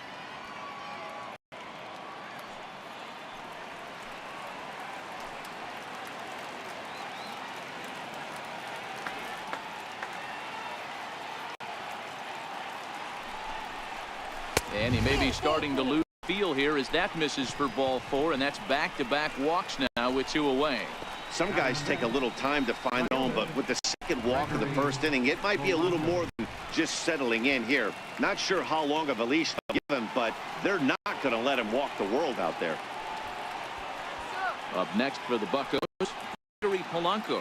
A chance to drive in a run here in the early going.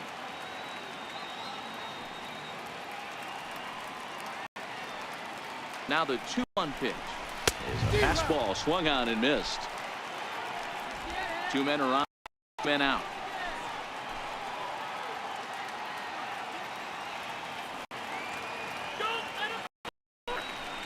Hit down the line at first. But this is going to be a foul ball as that keeps things at 2-2.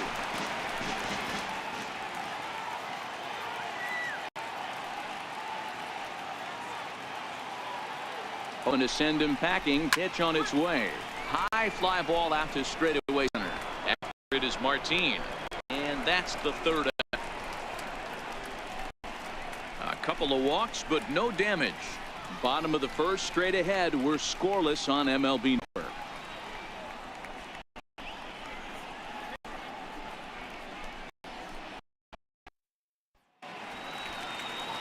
Ivan Nova will be on the mound for the Buccos. Dan Plesac, what do you? Hey, we're going to get a chance to look at a guy that is a little bit up and down throughout the point of his career. A career ERA just over 4. When he's good, he can be really good. And when he's bad, well, let's just say he can be pretty bad at times. But it'll be interesting to see which one we see. He's a little bit of Jekyll and Hyde. Hopefully he's going to be a little bit more Jekyll and Hyde in this one here today.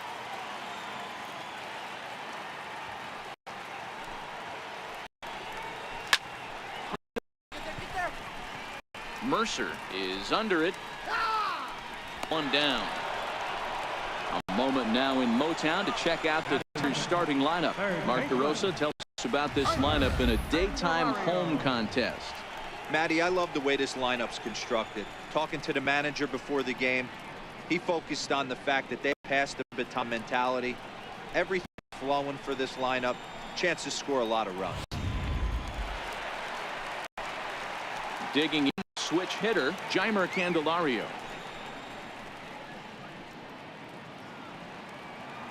Come on, Tigers.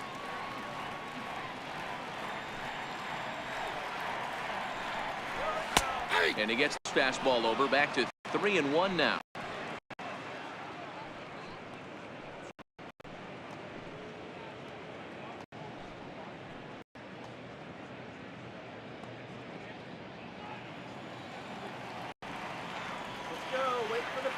The 3-1.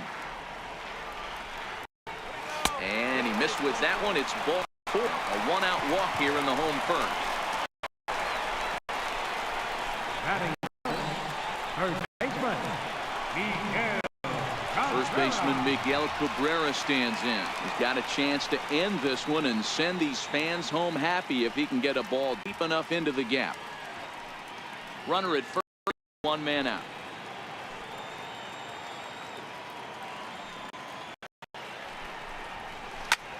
Into left center, and that finds outfield grass. It's a base hit, and this will find the wall out near the visitors' bullpen. And the Tigers have won this one walk-off style. Hey, this game looked like it was going to be one of those wild ones right from the beginning. But when you could win this thing in walk-off fashion, what a way to win a game. A walk-off win?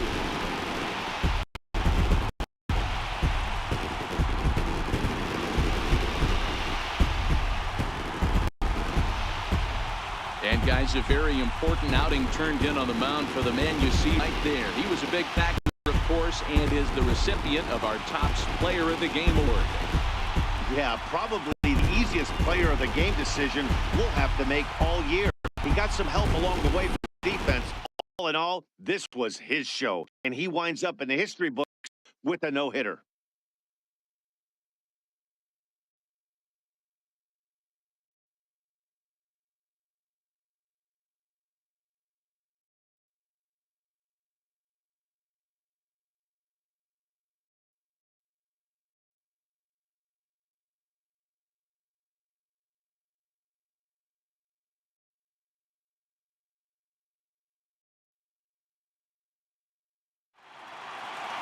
A single run good enough to do it today. 1 in the final score.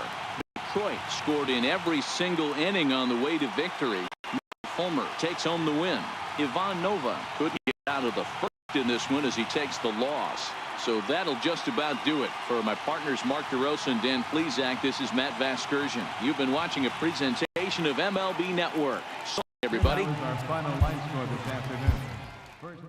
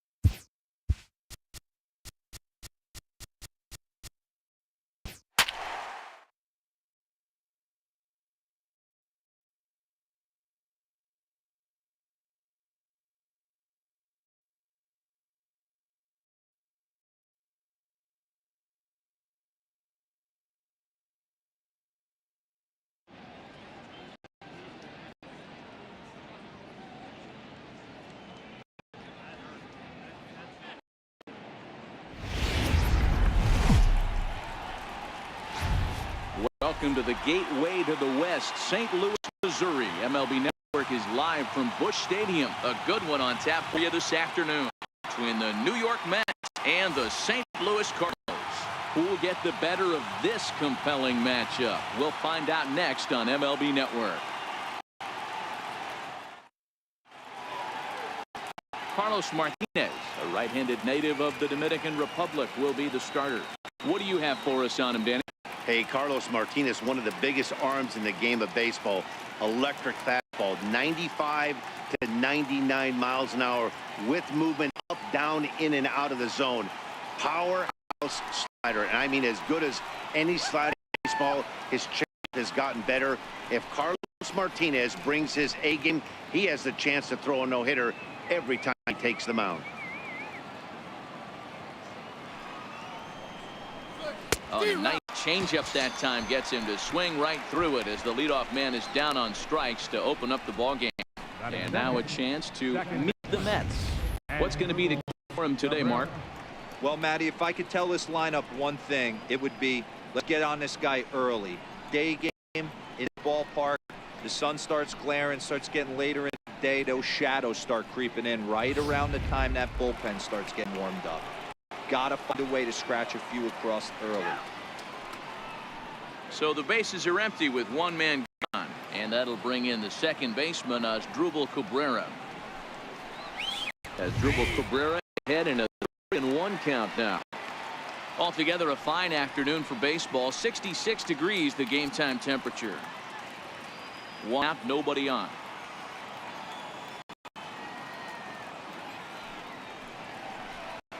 And he lays off here, ball 4, and he'll become the game's first base runner here with one away. The hitter was dug in looking for some hit, but he would have needed a telephone pole to hit that thing way out of the zone. Here's the left fielder, Yoenis Cespedes. There's one away. The runner first represents the potential go-ahead score. Double play is in order, however. Grounded back up the middle, taken in by Wong. On to first as they get the double play to get him out of the inning. 4 to 6 to 3. They roll it up to get out of the jam. Don't touch that remote. More on MLB Network right after this.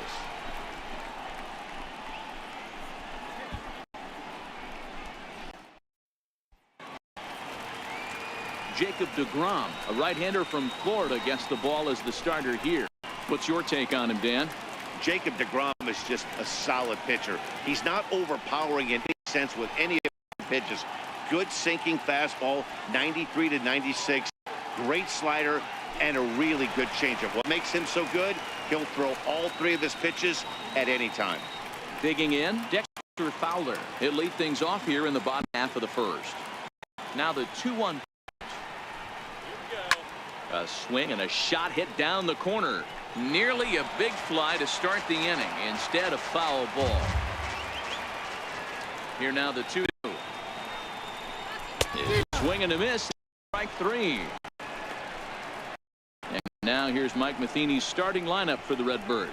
Thoughts, Stan? Who stands out? Well, you better look out for that cleanup spot. This guy was one of 3 silver sluggers in the National League for outfielders. He can flat out rake. You get in that category, only 3 guys of all the outfielders in that league, that's pretty impressive. Now at the plate, Tommy Pham. He'll take his first cuts here.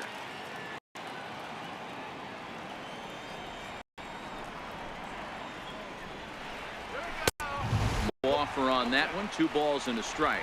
Time for a look at the umpires working one. Behind the plate is Darryl Parker.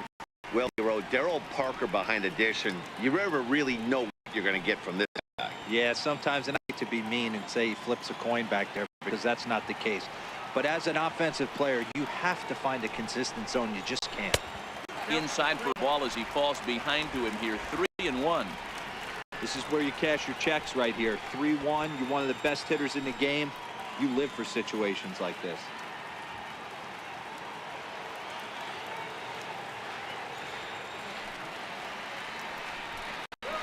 Sky down the left field line. Cespedes is there. Makes the play, and there are 2 gone now. Into the box now, Matt Carpenter. First cuts for him here with the bases open and 2 away.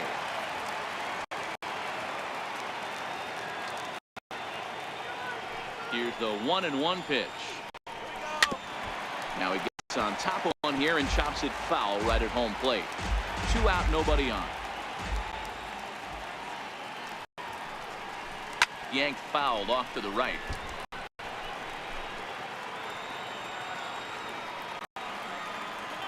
The 1-2 for the second ball.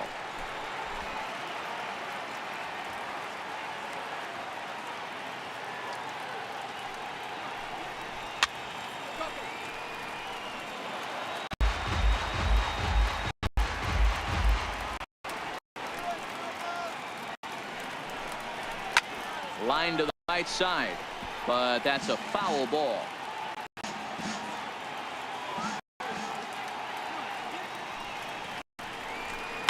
Here's a blooper out toward left center.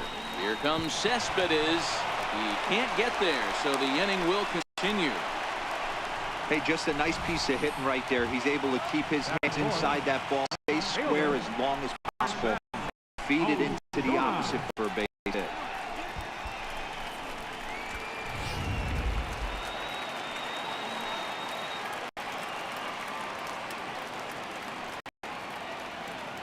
Standing in now, Marcell Ozuna. 2-2 to Marcell Ozuna. And this flow right now. It's in the first inning. He's got really nice mechanics working right now. Blew that fastball right.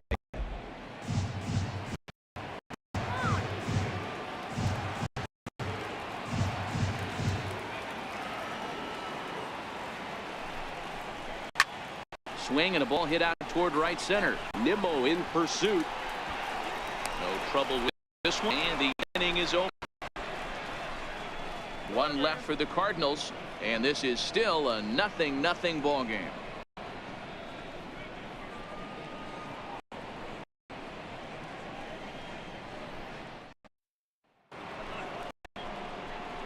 At the plate, Jay Bruce. He'll get us started in the top of the second.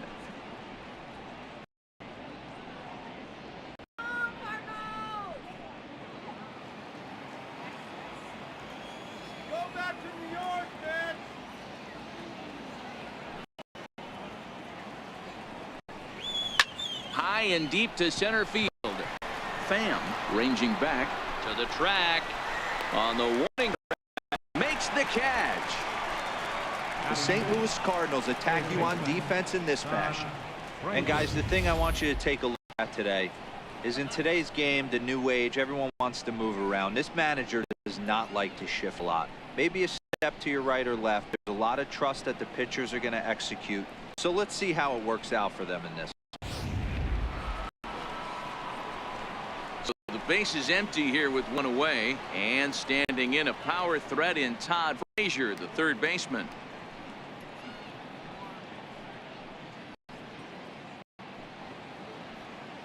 Let's get a cake. No score here as we play inning number 2.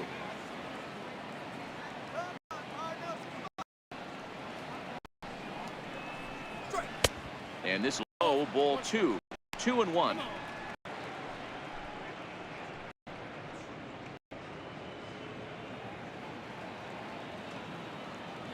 Into the windup. Here's the 2-1 pitch. And he chased up and out of the zone. A swing and a miss. That just had too much velocity on it for you to catch up to that. Unless you're cheating to a high fastball above the belt and you're all in, I say you got to find a way to lower your sights or it's going to be a tough game. And it's fouled away.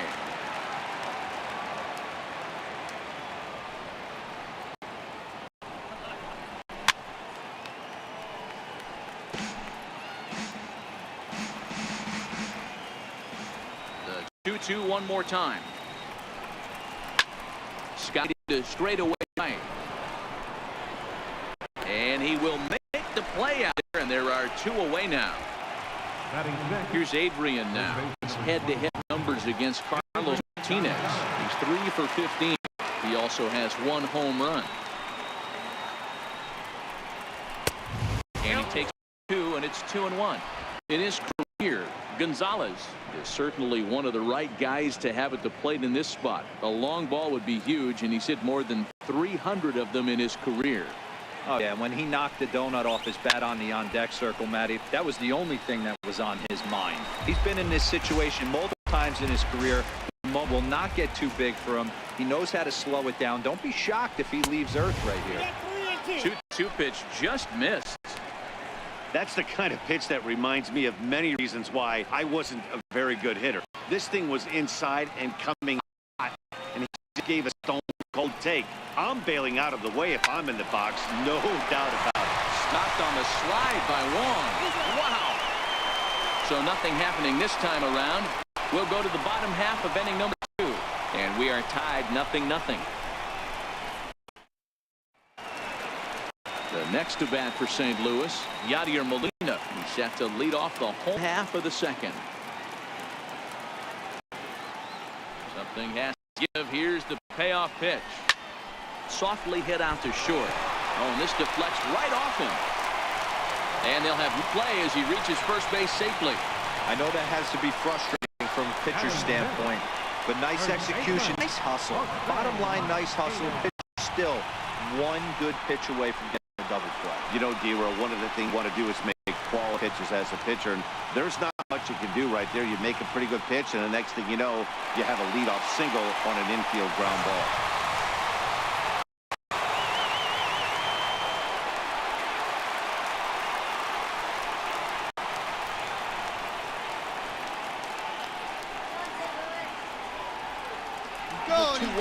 Runners on the move. He swings and misses. Throw down. Ball's there, and he is out. Good throw.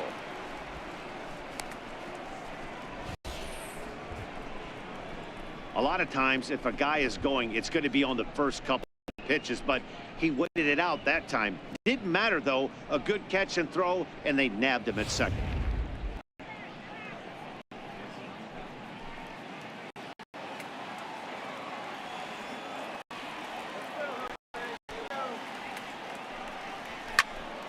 He stays alive, still 2-2.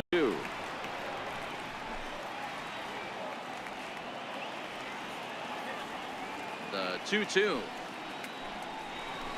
Hard second, taken there by Cabrera. And there's out number. Batting 7, the shortstop, Paul DeYoung. So that brings in the power-hitting middle infielder Paul DeYoung. In previous duels with DeGrom, he's gone 3 for 6. He's taken him deep once. And there's a missile off the bat, but it's foul. Bottom of the second here with no score.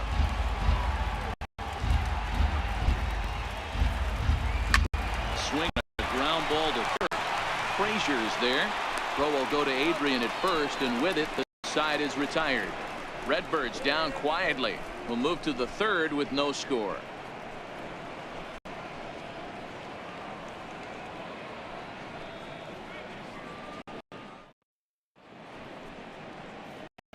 view there of St. Louis from high above the Mississippi River as we welcome you back to baseball on MLB Network. At the plate, Travis d'Arnaud. 7-8-9. Bottom of the order set to go here in the third.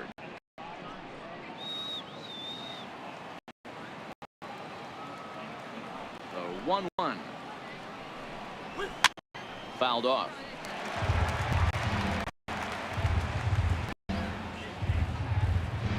The 1-2 is swung on and missed. Strike three. Talk about blowing it by a guy. Geez, I mean, that fastball was way behind him when the swing came through the zone. I have to think he was looking for something off speed, and he just couldn't pull the trigger on that fastball.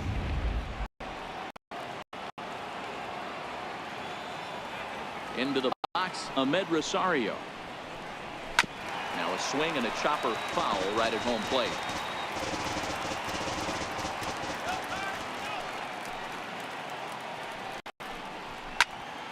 Popped him up.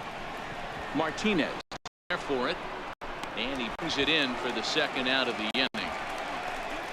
Batting ninth, Jose Reyes grab a bat and hit for the pitcher here. number 7, Jose Reyes. Mets are still looking for their first hit of the ball game.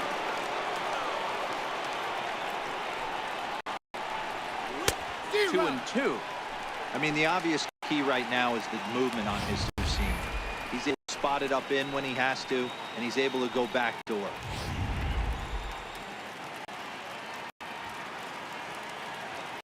The 2-2. Soft liner toward short. Throw on to first gets him, and the side is retired. Down in order go the Mets. Home half of the third coming up. No score.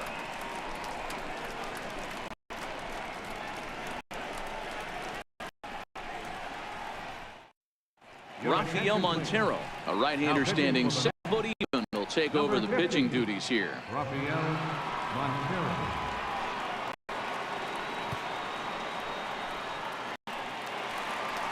Striding in, Colton Wong.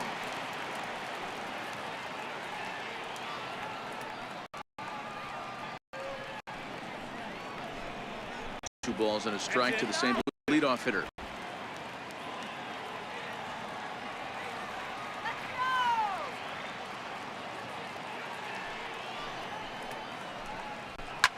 Lifted down the line in left.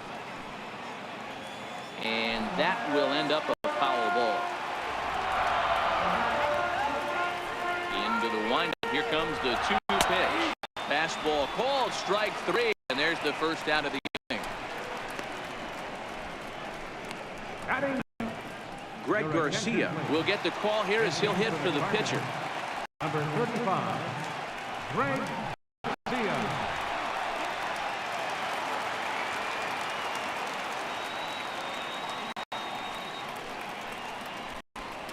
Three balls and a strike to the Cardinal shortstop.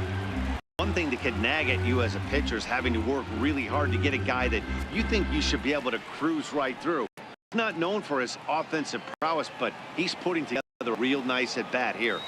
The 3-1 pitch. And he lays off ball 4. So he comes right off the bench and works the ball. Usually easier said than done.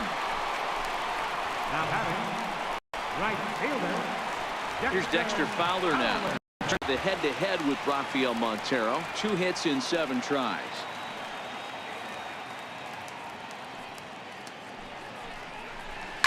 And great extension as he drives this one high in the air and deep the other way. And that nearly broke our scoreless tie. Instead, it's a foul ball. And another foul ball.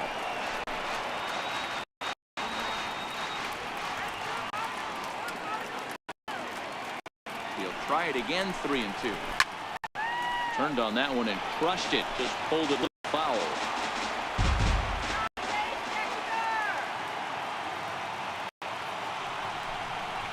Hit to third. Frazier's up.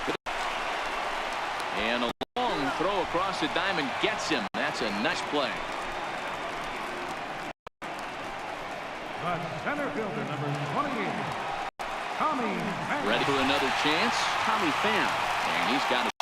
bring in the winning run. Question is whether they'll even pitch to him.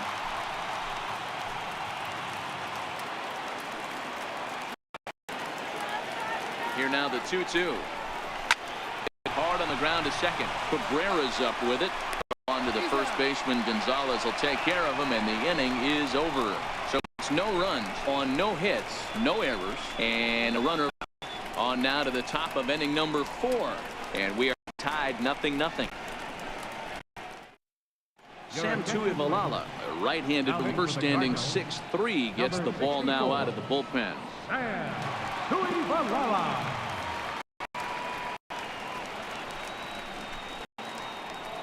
And here's the former first-round draft choice, Brandon Nimmo.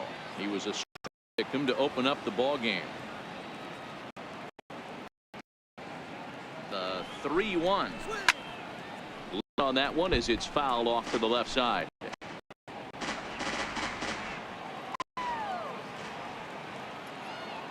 Full count here. Here comes the pitch. A chance here for the second baseman, Wong. Throw to first.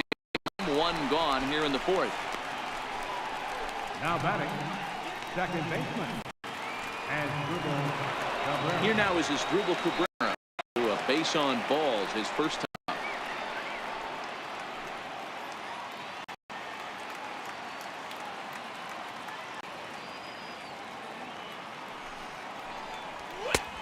Hit the target, but this is low. 2-1.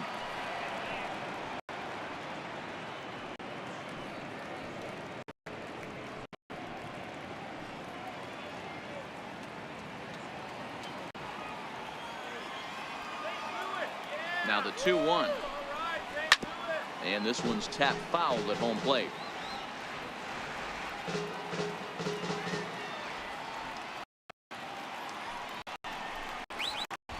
Not where he wanted that fastball to be, and it's 3-2 now. Looked like he tried to elevate a fastball on that 2-2 pitch there, but kind of with a pitch that high, it's pretty easy to lay off if you're the hitter. Ground ball sent back up the middle. DeYoung gathers it in. On to first, and Cabrera's a ground out victim. 2 away. The left fielder, number 50, Yoenis Cespedes. Now to the plate, Yoenis Cespedes.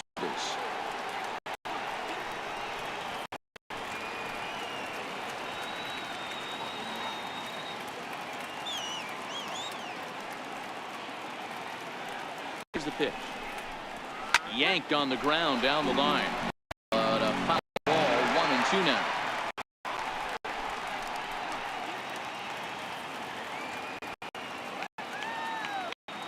The 1-2.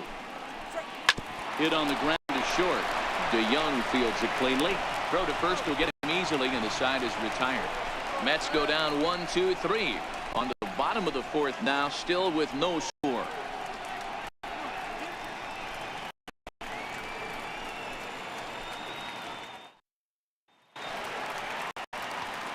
Back with Mark DeRosa, Dan Plesac, Matt Vasgersian as the TCU product. The left-hand hitting Matt Carpenter is the first to bat in the inning.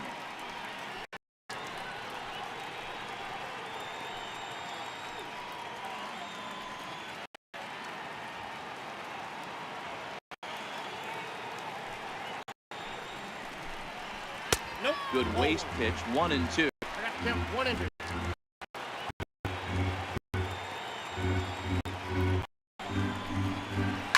And he turns on one, sending it high and deep to right.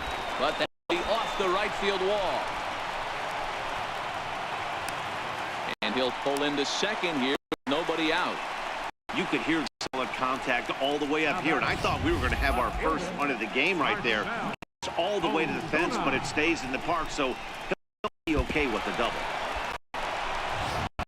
Here's Marcell Ozuna, and he'll hit with a chance to push across the game's first run.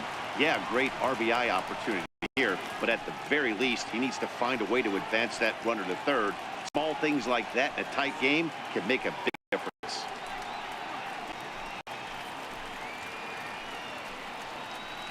Carpenter leads off second with nobody out.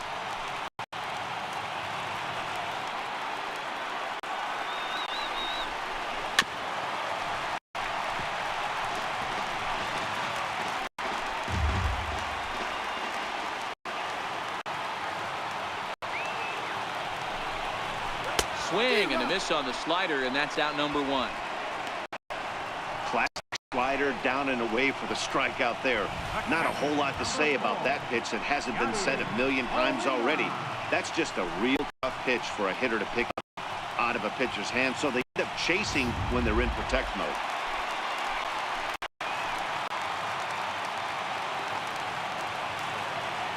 Stepping in now, Yadier Molina. And it's 1-2. Can't say he's tickling around the zone. Those last two pitches pretty much grooved right down the middle, but didn't bite him.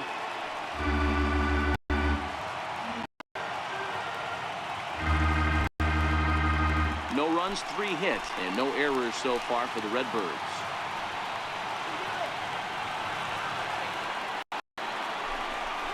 Two and two to the Cardinals.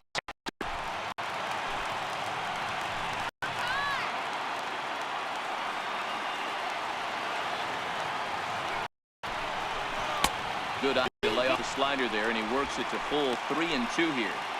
That's back-to-back breaking balls away, but now he's got himself into a little bit of a tough spot. You probably can't throw that again, so your opponent is probably up there looking for a fastball that he can drill. Now the 3-2 pitch. Foul away. He was able to foul that one off, but you could tell he was definitely late. That breaking ball, the pitch before that heat right there, definitely threw his time in. Now a swing here and a little looper, and I don't think anyone's going to get there. That one's going to fall. Throw coming quickly, and the winning run moves up to third now with only one gone. That's the name of the game right there, boys. Get on base any way possible. They're not all going to be beauties, but that one falls in front of the left fielder for a bit.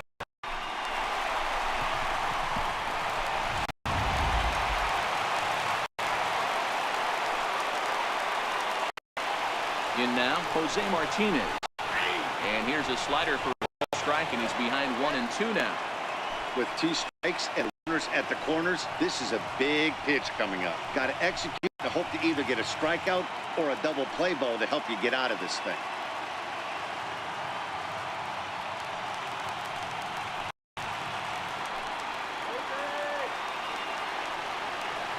Ready with the 1-2. And a possible double play ball here for Cabrera. To second for one. Over to Gonzalez, and they get a double play they needed to get him out of the inning. Cards leave 1 through 4. Still tied, 0-0.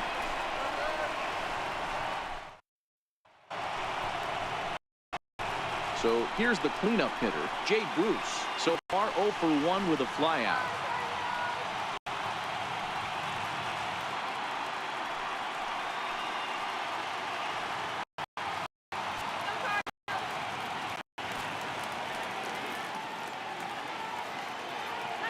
Now the 1-1 pitch is swung on and missed, and that's strike 2. Cardinals get the bullpen started here as a right-hander's up and warming.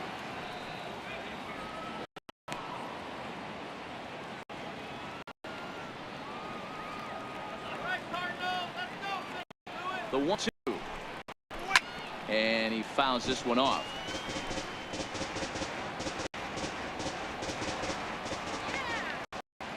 The 1-2.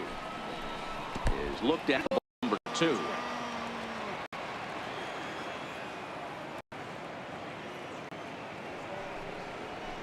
Skied in the air, straight away left. Ozuna on the run. He gets there and makes the play for the first out. The batter. Now in the box, Todd Frazier flied out in his first at bat, so make him 0 for 1 so far.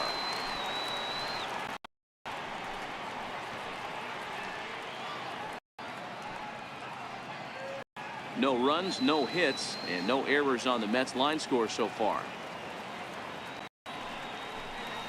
And he won't even have to take a bat off its moorings. A 4-pitch walk here. They haven't been able to register a hit against this guy, but at least they have a base runner here. We'll see if that leads to something.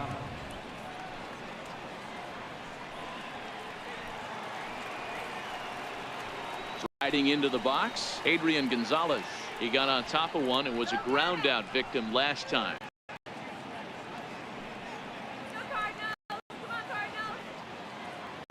Full count here. Here comes the pitch. He takes strike 3 called on the fastball. couldn't pull the trigger, and there are 2 away. Still a little early to start talking about these things. There you go, right there. A big goose egg in that column, worth keeping in mind as we get later into the afternoon.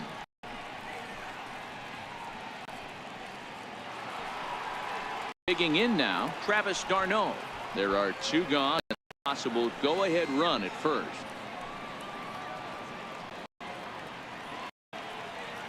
Three-two pitch. And a good at-bat that time as he lays off for ball 4. As a result, that'll move a runner up into scoring position now with 2 away. Oh, man, I think this walk is going to grind at him for a bit. He just missed, and now the inning continues with the man in scoring position. Next up for New York, Ahmed Rosario. And we'll see what he can do here with a pair of runners on base and 2 gone here in the 5th. The 1-1 home. Taken down and in for a ball. A lot of times you see guys get too aggressive and try to do too much at the plate with guys on, but right here he's doing a great job of waiting on the right pitch. Got himself ahead in the count now. Now the 2-1 pitch is a slider that backs up for a ball. Well, this has been a good job to work the count from 0-1 to 3-1, and now he's really in the driver's seat to see a heater that he can do something with. The 3-1 pitch. Full count now. Frazier at second. d'Arnaud on at first with 2 down. Now a fastball as he just ran up and let that one fly, and the inning is over. A couple of walks, but no damage. More baseball on MLB Network right after this.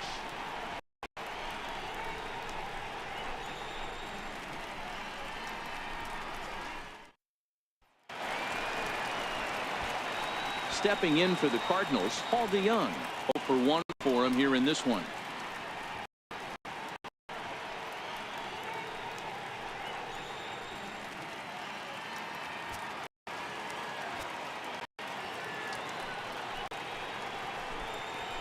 A swing and a miss there, 2-2. I know he got a swinging miss right there, but that was a hittable location to a really good hitter. I don't know if he gets those back if he continues to miss in those spots. Line towards center field. And a diving effort in center, but it's going to skip right on by him. He's around second. They're still searching for it out there. And he will make it all the way to third now as that mistake proves a costly one indeed. Even the best center fielders make mistakes once in a while, and that's definitely the case here. He totally misplays it, and by the time he recovers, no chance of keeping him from ending up.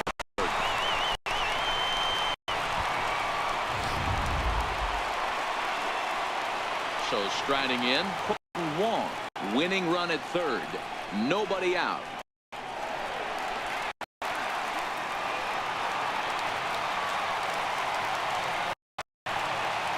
Runner at third here, nobody out.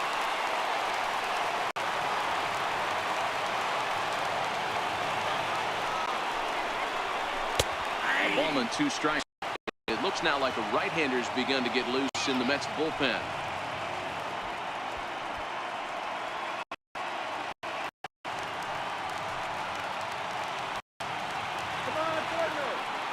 The 1-2. Lifted down the line in left. And that will end up a foul ball.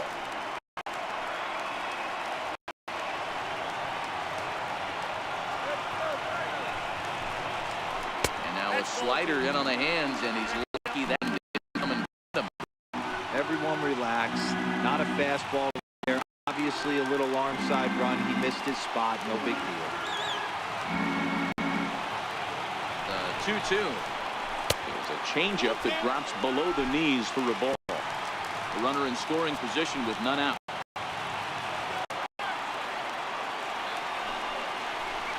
And he's the layoff there for ball 4. Now to put runners at the corners now with still nobody out. Thing, he earned that free pass right there. He was tempted with some really good pitches, but he stayed disciplined and drew walk. Jed Jerko will grab a bat and hit for the pitcher here. Number 3, Jed Go!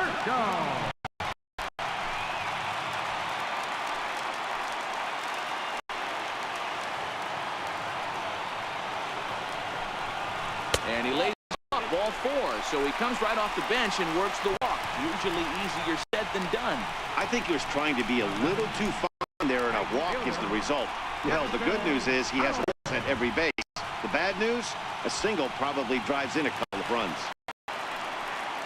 Now back to the top of the lineup. Stepping in, Dexter Fowler. And he has a great opportunity to win it here. Winning run at third base, nobody out. Seared down the first baseline. But a foul ball, and it's full now at 3-2.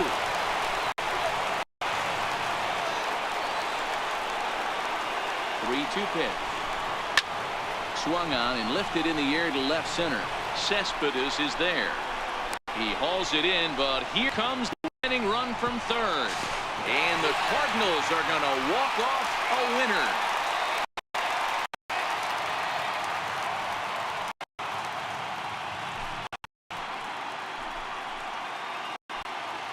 That's what you call doing your job, folks. He knew he just needed to lift one to the outfield, and that's just what he did. Hey, a walk-off sac fly isn't as dramatic as a game-winning hit, but it's just as effective. Great team win right there.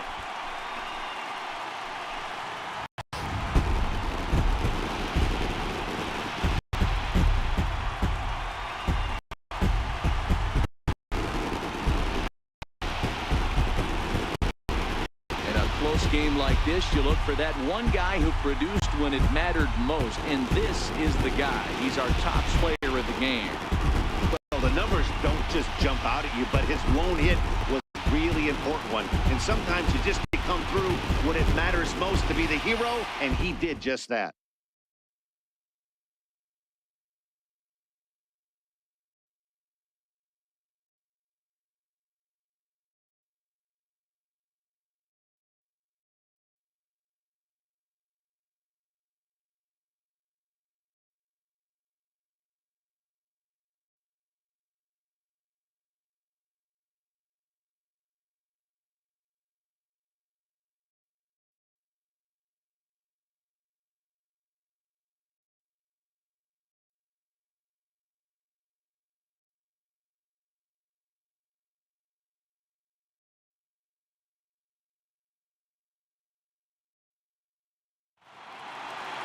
A single run good enough to do it today. 1-0 the final score.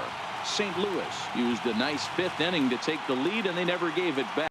Sam Tuivalala gets the W on the mound. So that'll just about do it for us this afternoon. Thanks to Mark DeRosa, Dan Plesac, and the rest of our crew. This is Matt Vasgersian, and you've been watching a presentation of MLB Network. See you next time. Our final line score this afternoon. First for the victorious Cardinals. 1 run, 5 hits, no errors. They left 4 men on base.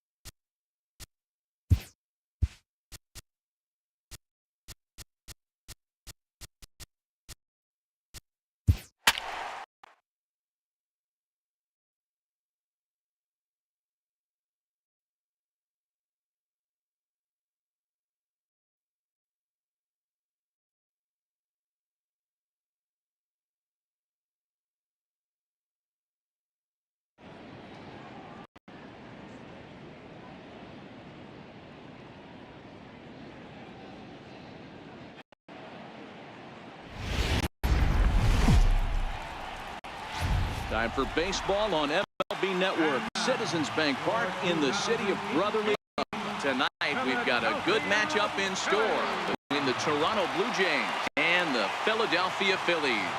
It's interleague baseball next on MLB Network.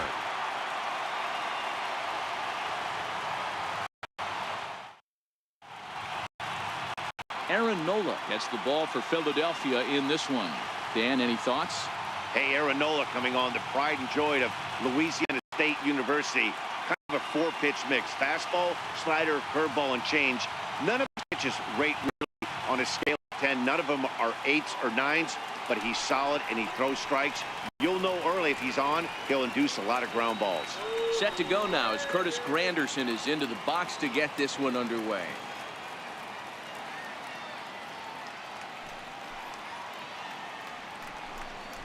And it's 2 balls and a strike to the Jays leadoff batter. Not the warmest night you'll see around here, and even 50 degrees at game time.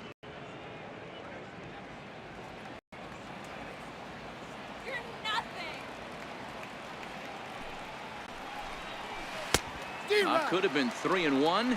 Instead, it's 2-2. I think he'll be frustrated with himself about that swing. He was in a good hitter's count and ended up chasing one out of the zone. Now the count's even. And it's fouled away.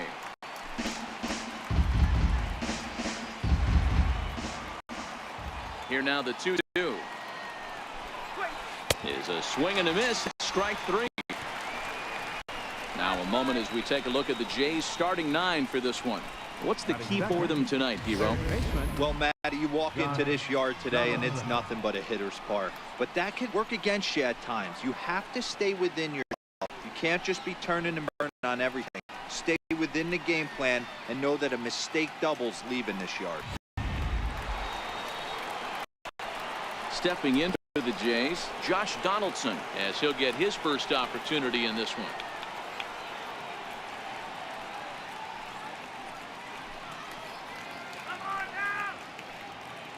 Bases are empty, 1 man out.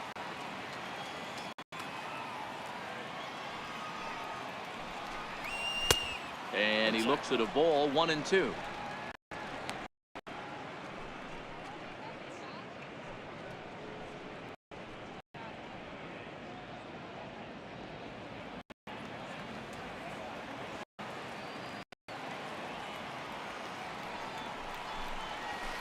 Hard hit ball to second. To his right, Hernandez.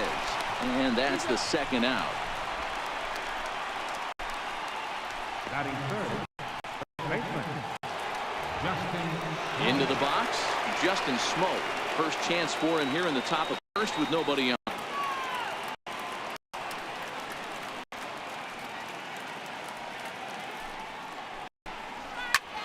Drilled right back up the middle. Scooped up on the backhand. Throw in time, and the side is tight.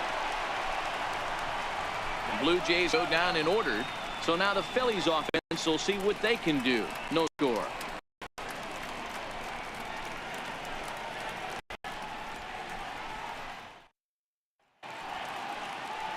Marcus Stroman, a right-hander from the Empire State, gets the starting assignment here. Dan Plesac, what do you got? Marcus Stroman, not a real big guy.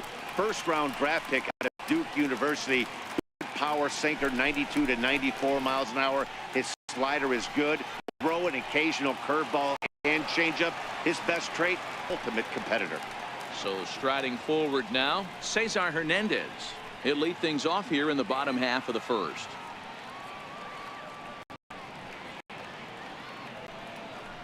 A swinging bunt out in front of the throw just in time, and oh, that was awfully close. With that, a look at the Phillies batting order in this one. What's the key for a home win here tonight, Mark? Well, Matt, when we drove over to the ballpark today, we were expecting some offensive firepower, especially in this yard. It's a hitter's yard, but that could sometimes work against them. I'm interested to see what lineup stays within themselves and executes and manufactures to get this W. Digging in now, Odubel Herrera. He'll get to take his first cuts here.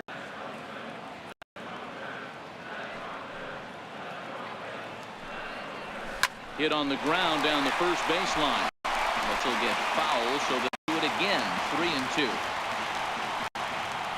Another full count pitch home. Fouled off.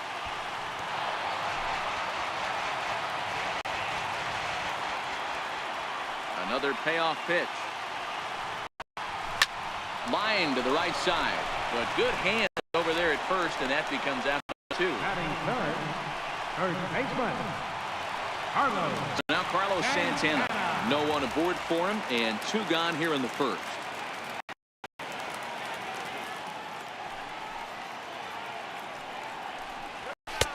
And there's one well above the zone for a ball. I have no issue wasting a pitch on 0-2 to try to get a guy to go fishing, but it has to be somewhat tempting. You're not going to get anyone to swing at a bat at that pitch.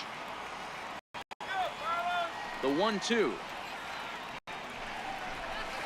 is looked at for ball number 2. Kind of pitching him backwards in SAB. Soft up early, then those last 2 were fastballs, trying to get it right by him.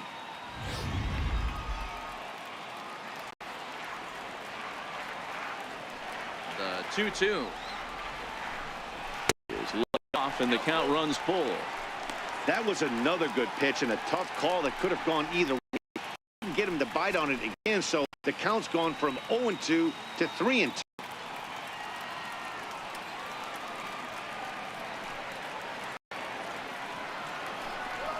And a good job there to lock its ball 4. He becomes the first base runner of the ball game now with 2 away.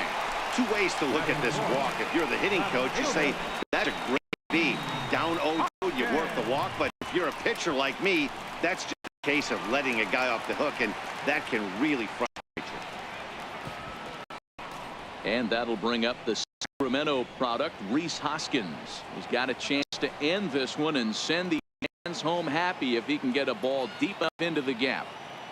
Now the payoff pitch home, and he may be starting to lose the field here as that misses for ball 4. It's back-to-back walks now with 2 away. At this rate, he's going to set some kind of a record for walks issued in a game, or he'll get an early hook. We'll see if he can settle down here and start to find the strike zone, or if he continues to struggle.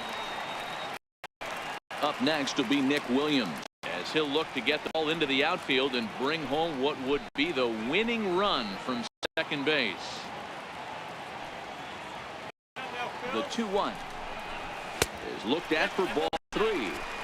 He's gotten himself into a little bit of trouble out here. The order up in a run-scoring situation, and now he might have to challenge him. Going to have to make some good pitches here. And there are our umpires for this one. Working the plate is Dave Lawrence. Dan, we got Dave Lawrence behind the dish tonight. One of the best in the business, in my opinion, but sometimes has a tendency to fall into a pattern where he's given a little bit too much on that outside corner. Yeah, D-Roll, one of the things he'll do, he'll open up that outside corner, especially with left-handed batters. That's a big no-no. He obviously had to work carefully with 2 men, but he did not want to walk him to load the bases. Now he's really got his work cut out for him. We'll see how he fares here. Now batting, Mike Marco. A 2-out hit would win it. Pass ball or wild pitch would do the trick just as well. Challenge pitch coming. Here it is. Oh, and it misses ball 4, and that will force home a run. Well, the way things unfolded, you kind of had a sense that this thing was going to end in dramatic fashion, and that's exactly what happened. A walk-off for the win. Wow.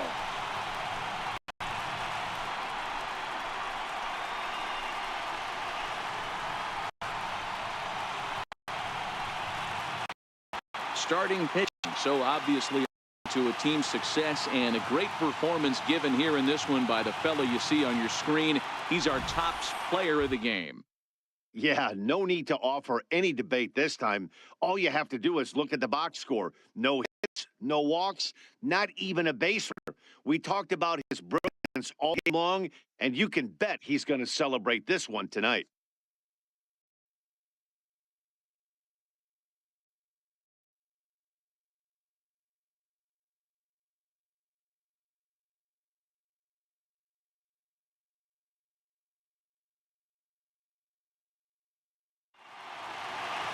And that 1 run held up tonight, 1-0 to final.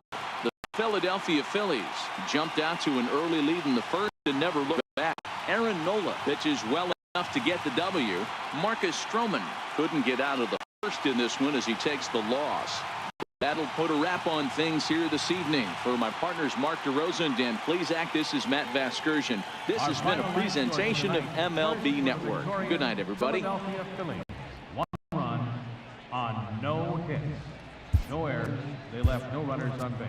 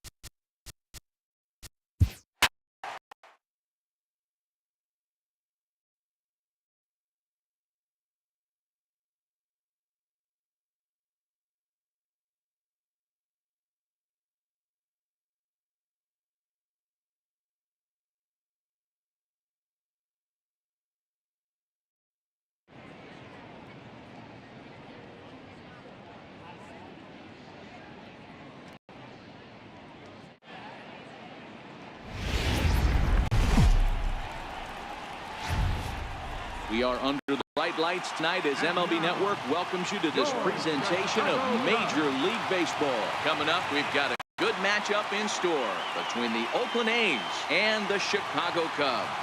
It's Major League Baseball on MLB Network.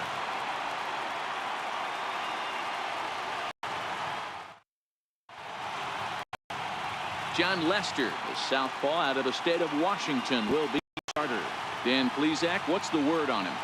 Hey, this ought to be fun to watch in this one here today. A guy with over 2,000 career strikeouts. Thinking about it, he knows how to get swings and misses, and he knows how to paint the corners. Hopefully, he'll bring some of that in this one here, and he's fun to watch. Coming to the plate now, Marcus Semien. He'll get us started in this one under the lights.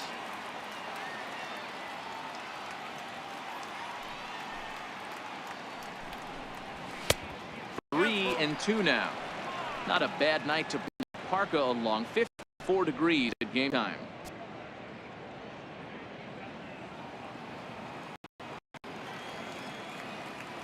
Three-two pitch.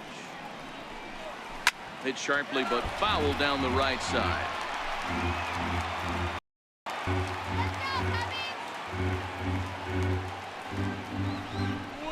Bounce it to the left side.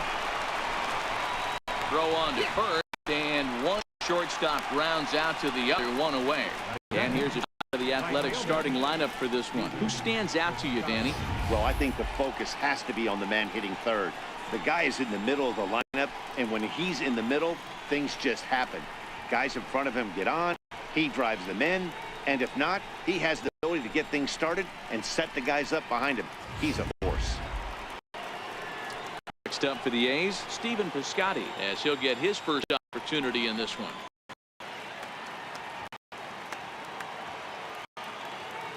The 3-1. Scott there to straightaway left. Schwarber is right there as he'll put it away without much problem for the second out. Batting third, baseman Jed Lowry. Now play Jed Lowry.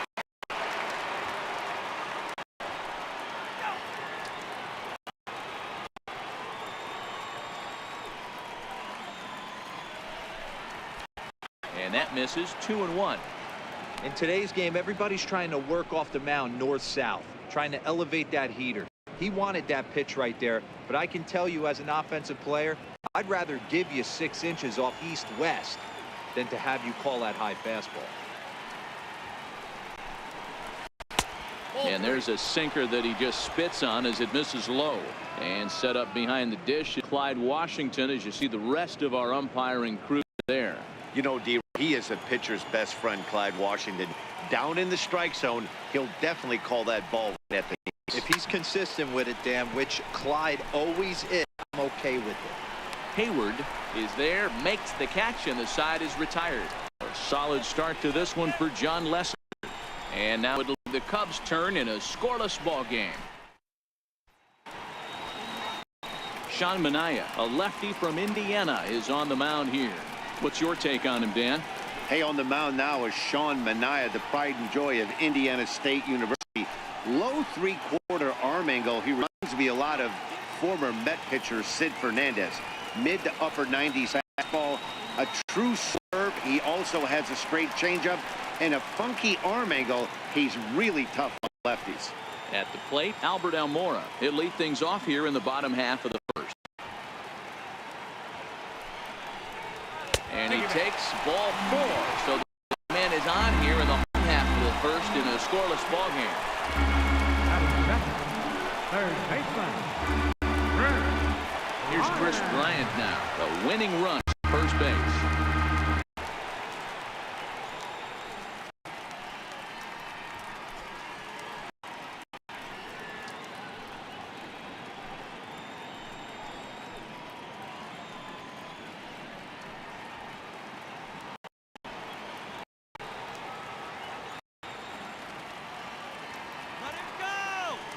The 1-1 home.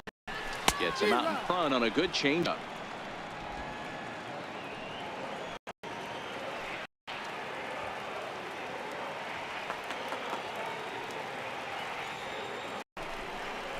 Swung on and missed. He didn't even come close to contact on a ball way out of the zone. 1 out.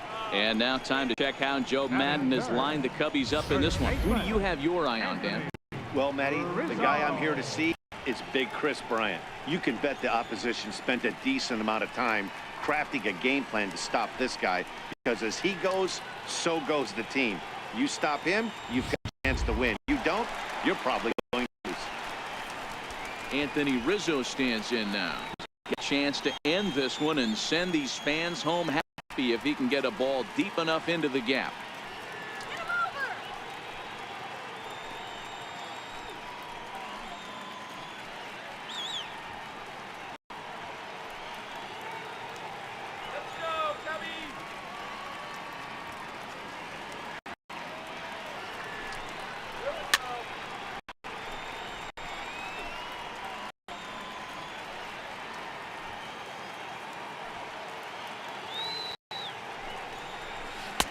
Slider gets him swinging. 2 gone. Classic slider, down and away for the strikeout there.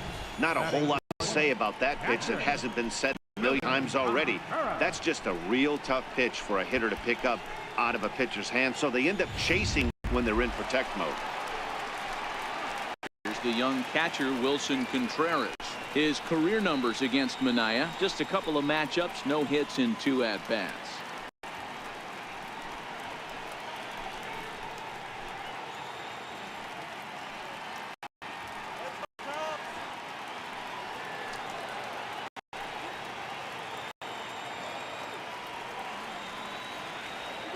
Now the 3-2 pitch.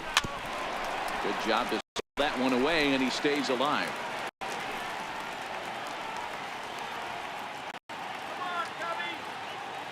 The next 3-2. And this is lifted high in the air down the right field line. And he will get there to make the running play, and that will end the inning. Cubs strand 1. Still no score.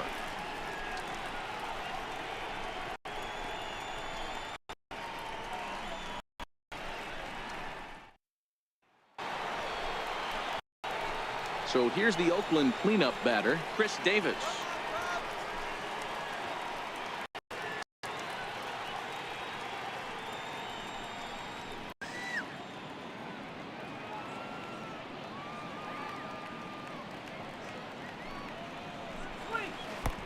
Missed with a breaking ball. 2-1.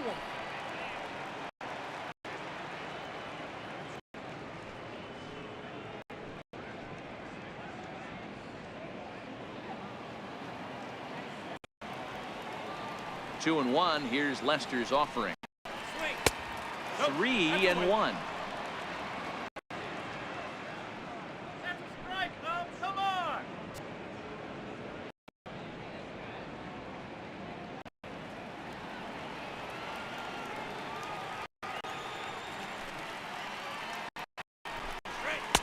Doesn't want any part of that, and it's full 3-2.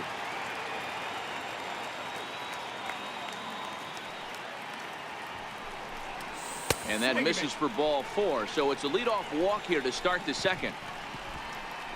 It's just painful for a pitcher right there. A 3-2 offering that was right on the corner, but he couldn't get him to chase, and he doesn't get the call. Can't beat yourself up about that one too much. That'll bring up the power hitter, Matt Olson. Go ahead run at first. Nobody out.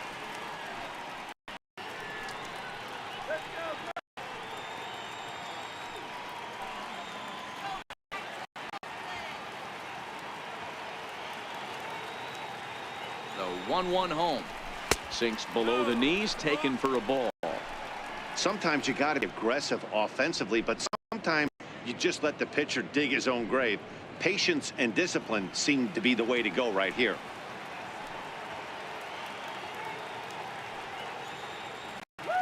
Now the 2-1. Count even at 2-2.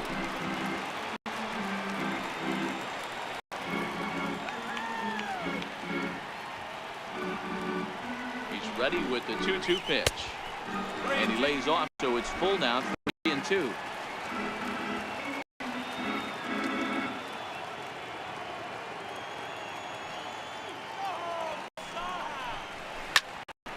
Popped him up.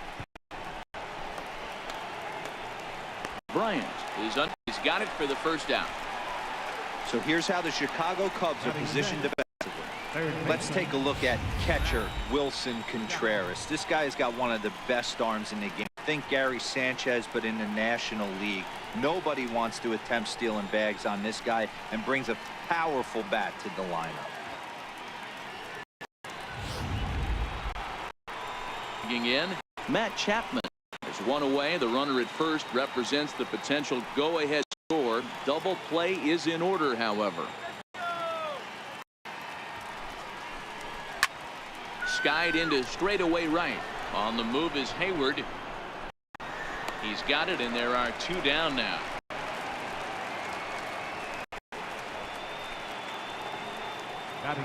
Riding in for Oakland, Josh Fegley. There are 2 gone, and the possible go-ahead run at first.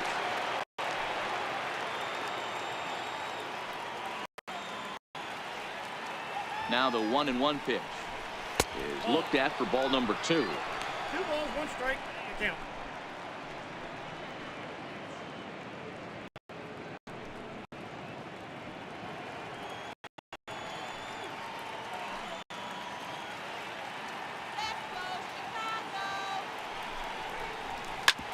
This one's down to third. He'll go to Baez to the force, and that ends the inning. So no runs here, no base hits, no errors, and a runner left on. On now to the bottom of the second, and we are tied 0-0. The next Cub up, Kyle Schwarber. He'll take his first cuts here.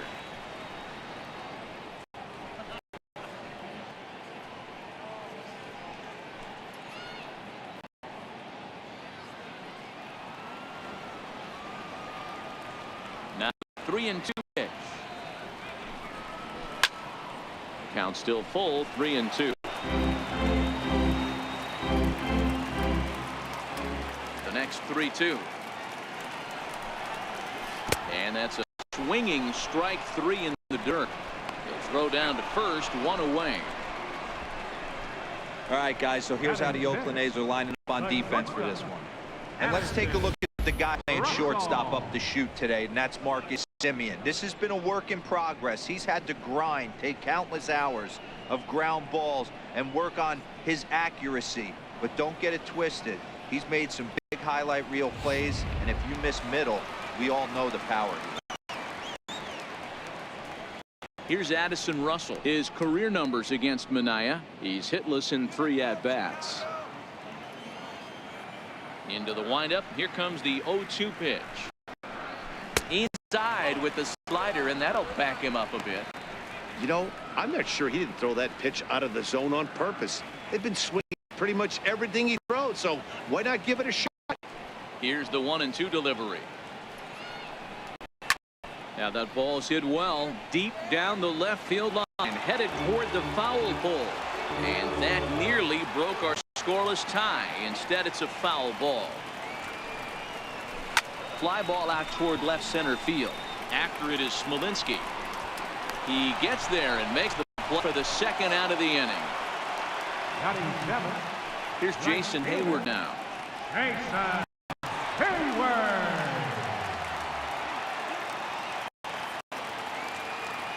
From the windup, the 1-1 pitch. And that one stayed too low, apparently.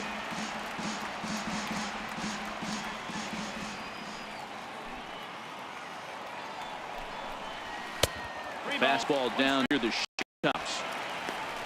Javier Baez would be next. Still looking for our first hit in the ball game.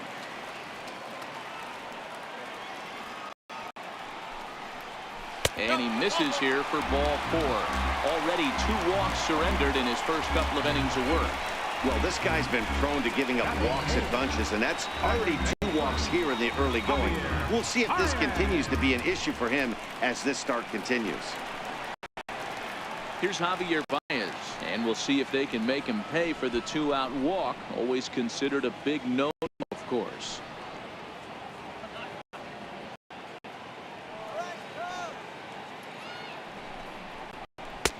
And he takes a called strike 2.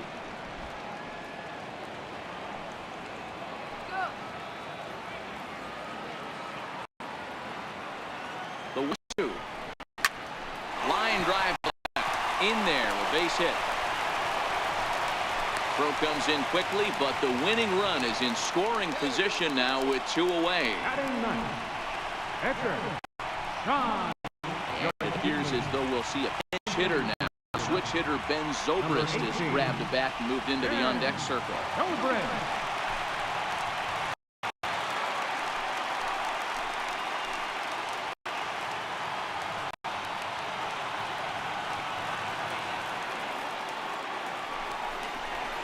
Pulled high in the air out to left field. Davis is under it. It's the catch, and the winning run is stranded. Cubs strand a couple. We'll move to the 3rd with no score. Mike Montgomery, the 6-foot 5-inch left-hander, takes over on the mound now. 38. Mike Montgomery.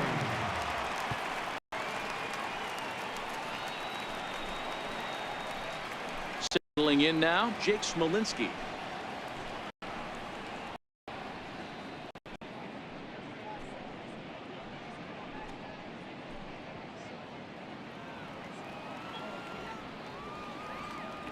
Into the windup, the 0-2 pitch.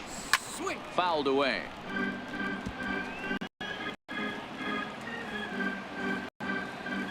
The 0-2 once more. Is swung on and missed, strike 3. Batting ninth. The pitcher Brandon Moss will move into the on-deck circle now to try to get something started here with 1 gone in the inning. Brandon Moss.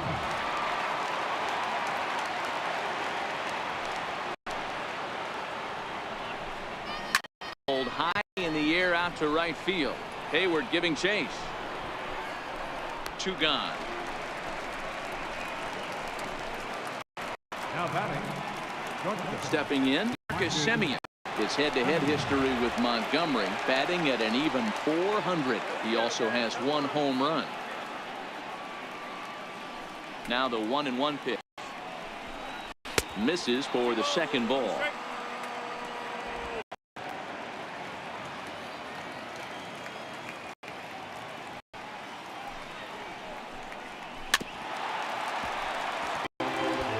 Hayes still looking for that elusive first hit of the ball game.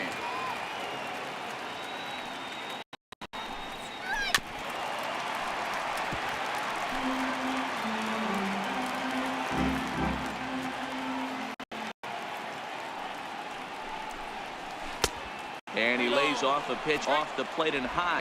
3-2.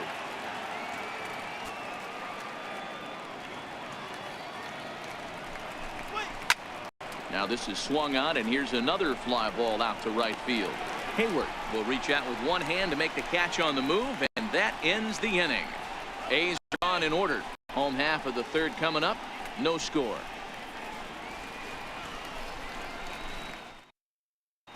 Your attention, please. New pitcher coming on now. right-hander Yusmeiro Petit. Yusmeiro Petit.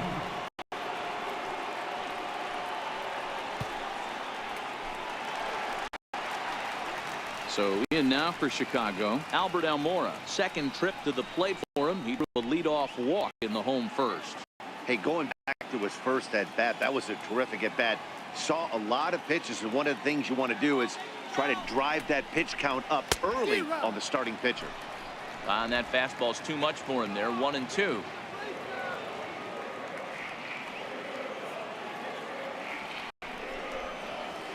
Line drive to center field. Smolinski is there, and he has it for the first out.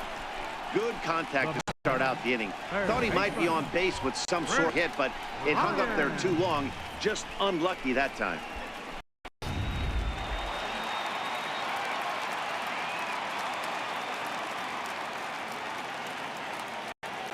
Standing in now, Chris Bryant. And misses ball 4. Well, the reason power hitters generally draw more walks than other guys is exactly what we saw right there. Pitchers work on them and nibble the corners a lot more so they don't get burned. He made some good pitches, but he just couldn't get him to chase enough out of the zone. Anthony Rizzo stands in. In previous matchups with Yusmeiro Petit, he's 1 for 4.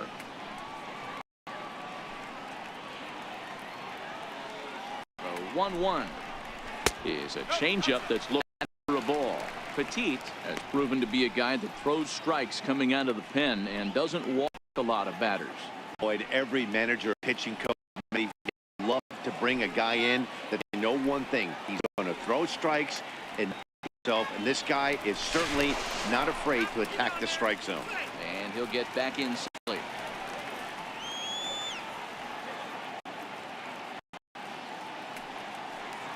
And there he goes towards second. High and deep down the left field line.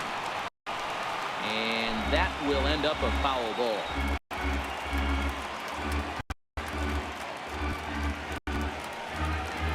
Working for the punch out and the offering. On the ground to second base. This could be 2. Get a first in time, and just like that, this side is retired. 4-6-3. They roll it up to get out of the jam. 3 innings in the books, no score on MLB Network.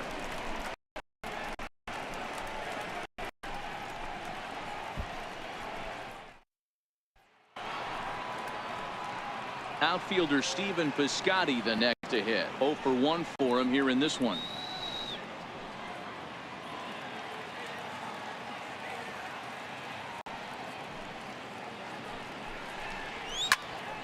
Two and 2 the count.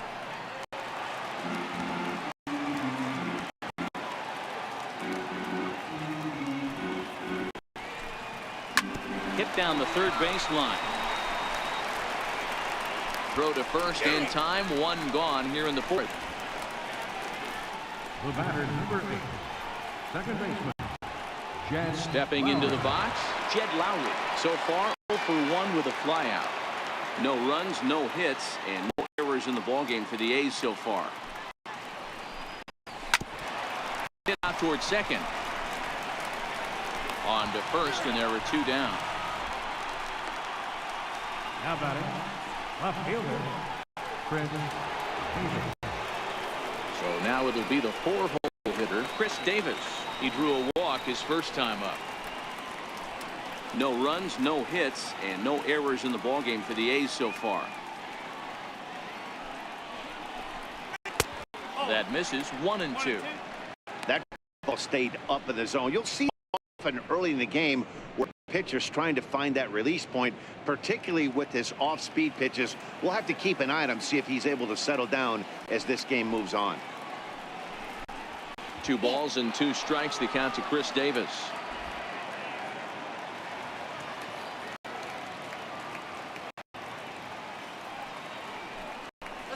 Throws in on strike 3 for the final out of the inning.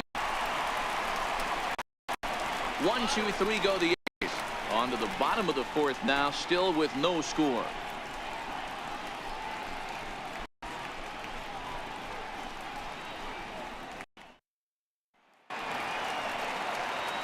Now the Cubs full hitter, Wilson Contreras. He's set to lead us off in the home half of the fourth inning.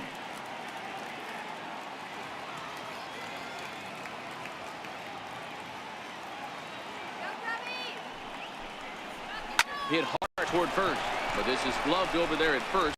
Is in the right spot at the right time. One away. Left fielder, Kyle Schwarber. So coming to the plate, Kyle Schwarber looking to put the ball in play here. He went down on strikes in his first at bat.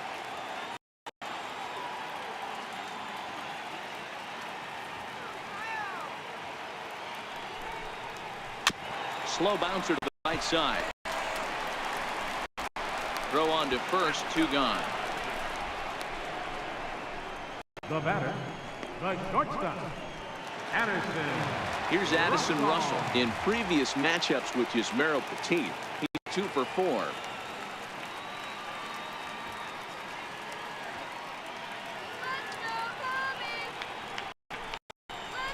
Cut shortstop with a 3-1 count.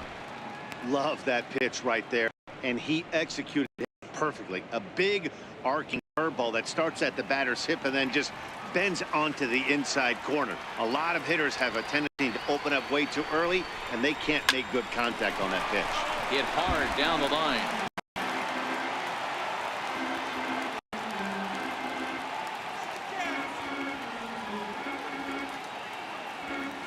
Here comes the payoff pitch. Lets it off the hook there, as this isn't even close for ball 4. Right fielder number 22, Jason Hayward. Stepping in, Jason Hayward. Man at first after the 2-out walk.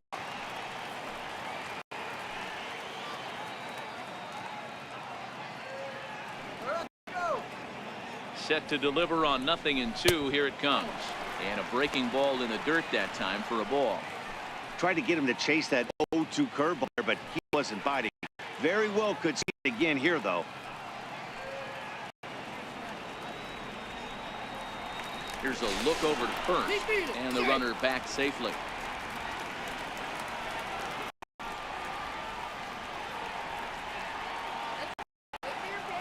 The 1-2 is led off for ball 2.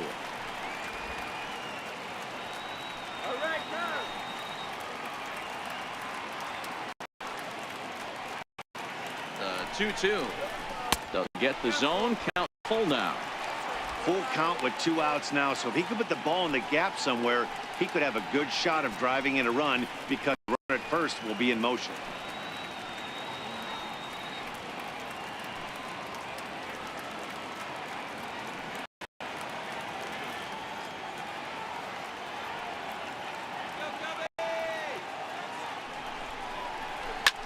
Swing and a liner.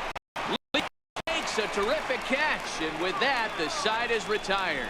Another look as he goes way up to get that one at short.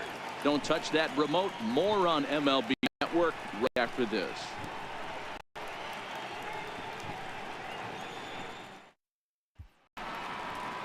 That'll bring up the power hitter, Matt Olson. He'll start off the 5th in this one.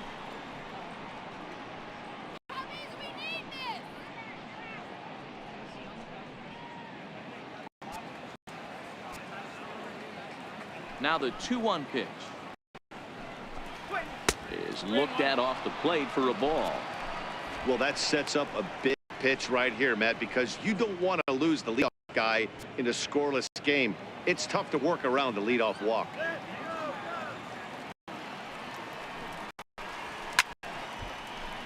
Count full, 3-2 strikes.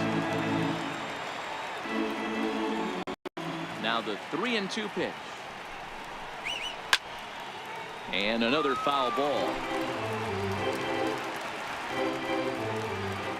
The next 3-2. And he fouls it off.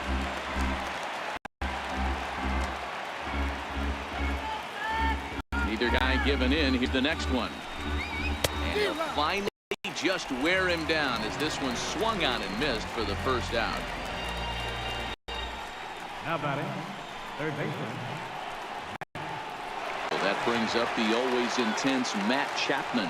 Flied out in his first at bat, so making 0 for 1 so far.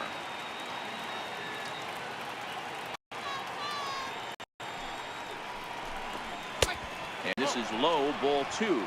2-1.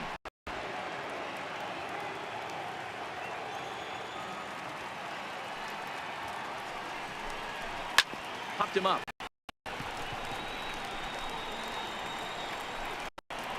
Here's Baez to make the catch, and that becomes out number 2. Now batting. A look at our line score to this point, and I'm almost certainly jinxing things by pointing it out, but it's worth mentioning that 0 in the hit column through 2 outs here in the 5th.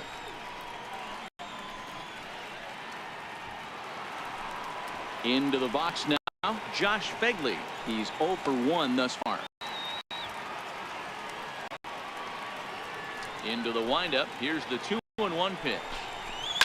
Hit in the air down the right field line. But this is just going to wind up being a foul ball. Here now the 2. On the ground to second for Baez. Reined in. Throw to first in plenty of time, and the side is retired. Nothing across here this half of the inning. Last half of the 5th coming up, and we still have no score. Stepping up to the plate, Javier Baez, 1 for 1 after a single his first time up.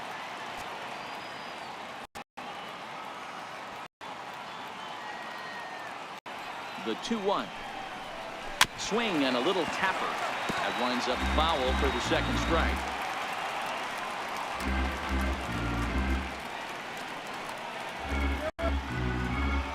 Here now the 2-2 is looked at, and the count moves full. You do not want to walk the 8-hole hitter. It just opens up so many options. Do we bunt him over to second with the 9-hole hitter? Do we try and play for that big rally with the top of the order coming up? This is a huge edge. You can't allow this guy to walk. A drive to left. Get out of here. Get out of here. Gone. They win it. Santa Maria.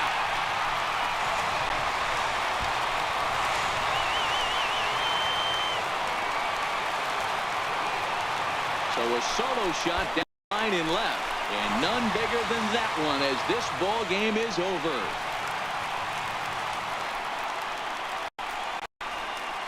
Hey, this game looked like it was going to be one of those wild ones right from the beginning. But when you win this thing in walk fashion, what a way to win a ball game. A walk-off win?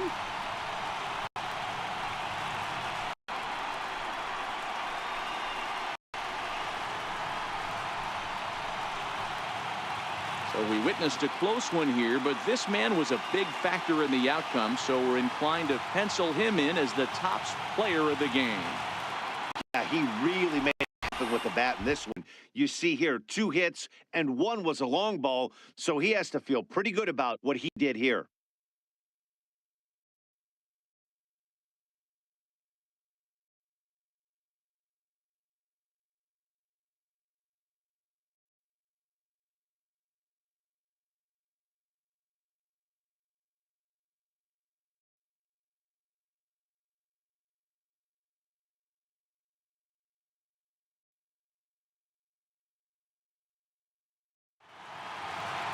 And that 1 run held up tonight, 1-0 the final. The Cubbies used a nice 5th inning to take the lead and never gave it back.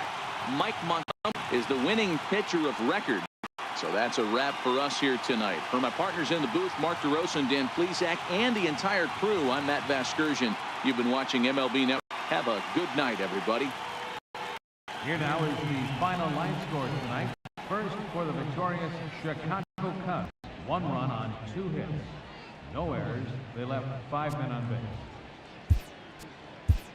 For the Athletics,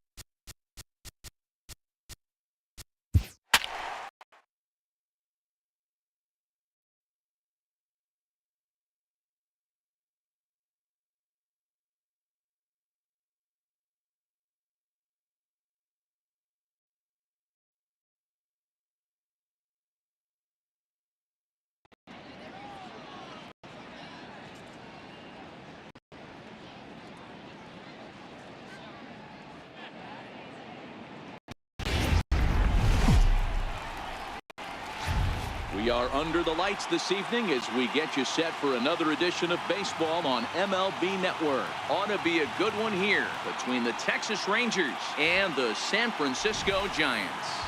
Two great hitters lead their teams to battle next on MLB Network.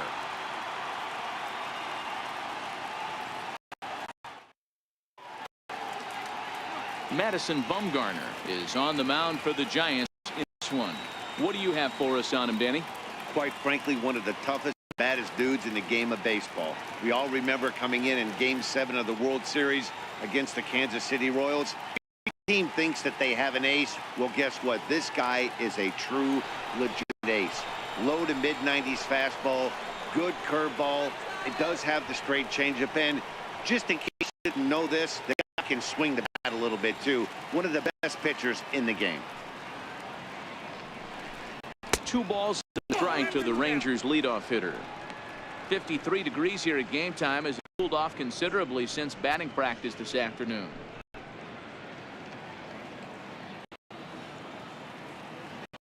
Now the 2-1 pitch. Swing and a ball hit softly on the ground, but this will wind up a foul ball. 2-2. The 2-2. And opposite field as he lines this down the line in right. That gets down, and he's got himself a big hit. A relay, and that is where the wheels pay off as he's able to make it into second with a hustle double. Now that is the way you want to start a game on the road. He comes out swinging and stands at second as the first base runner of the night. Now we'll see if his teammates can pick him up and if they can punch first.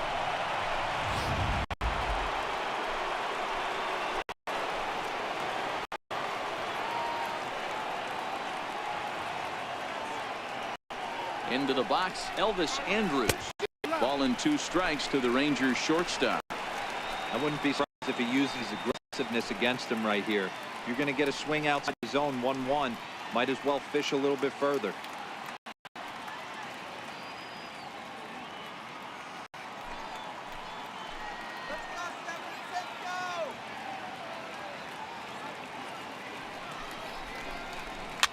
Popped up.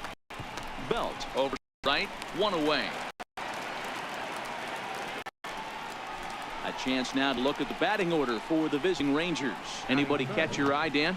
Yeah, keep an eye on Elvis Andrus. He's certainly a guy to watch out there in this lineup.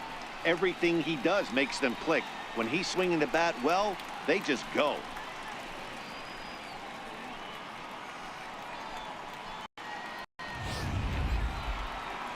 In now the power-hitting outfielder Nomar Mazara.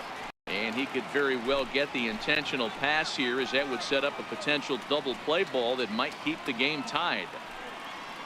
The 1-1 home is taken for ball 2.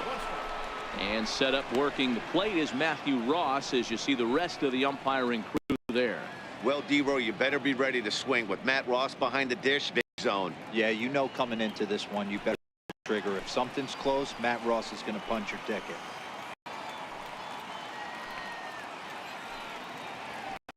2-1, here it is. Ground ball foul down the left side.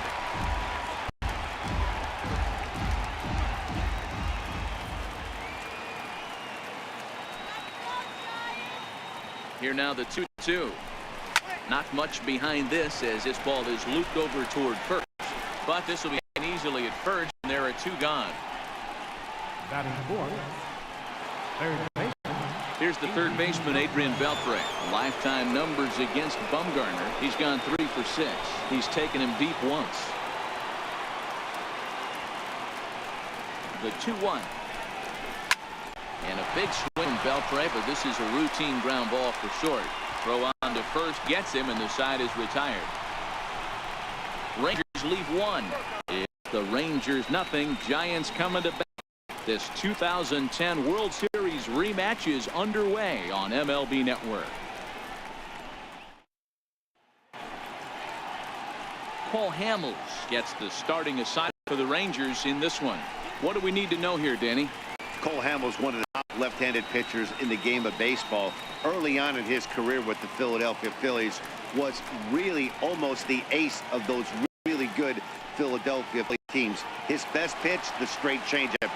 His changeup was as good as it is now when he was in high school coming out of San Diego, California. 93 to 95, will throw the overhand curveball, but primarily a two-pitch pitcher. Fastball and a lot of straight changeups. Now the 2-1. Grounded to the right. A dive, but he can't get a glove on it. It's through for a base hit.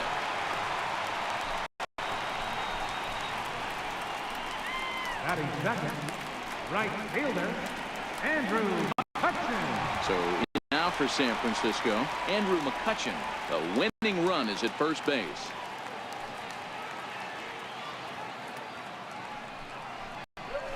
Rips this one to first. Diving effort, but this will just tip off his glove, and that's base hit. Hey, you always want to be the team that jumps out to that early lead and sets the tone. And after back-to-back singles right in the first inning, that's exactly what the offense is looking to do. Here's Buster Posey now. Previously against Cole Hamels, he's totaled 13 base hits in 24 at-bats. He also hit a couple of home runs against him.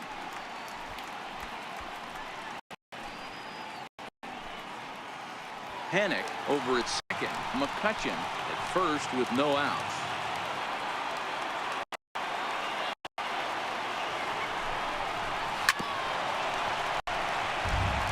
When you know a guy has a great changeup on the mound, you got to be willing to give up full side of the plate from time to time. It just looked like his timing was a smidge off.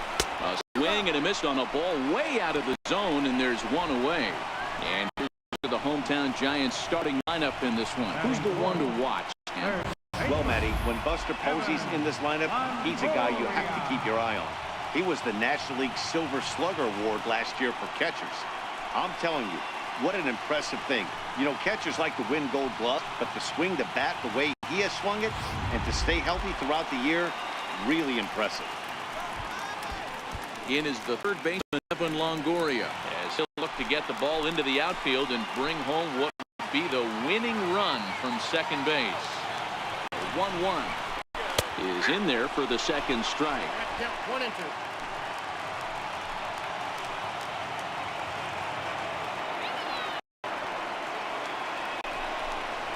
Tap down the line. That's a foul ball.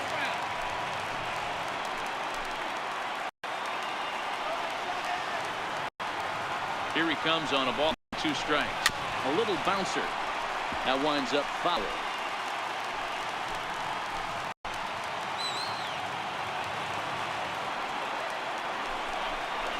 That goes foul, so he stays alive with 2 strikes.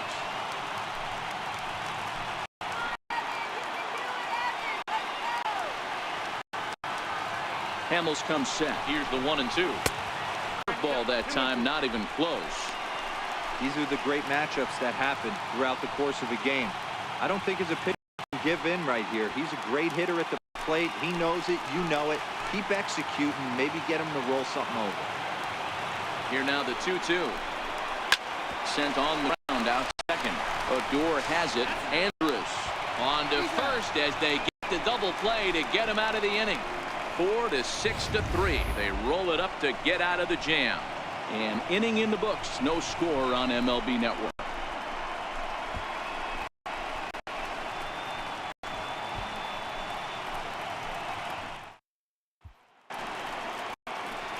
Here's Joey Gallo now.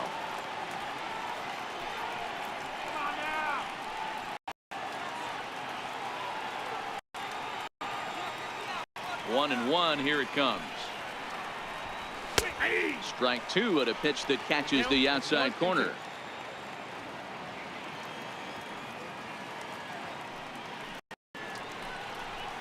And a changeup swung on, missed for the first down. Time for a look at the San Francisco Giants on defense. And let's take a look at Joe Panic. I call him the big fundamental because he does nothing wrong on the defensive side of the ball. He has got ice water in his veins and the ability to turn one of the best double plays in baseball.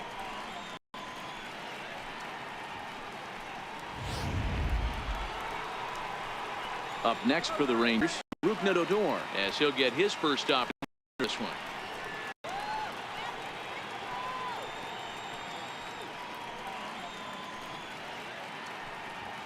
No score here as we play inning number 2.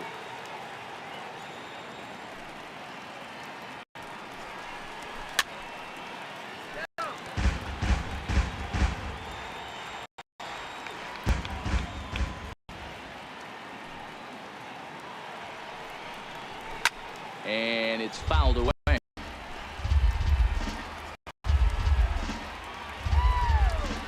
The next 3-2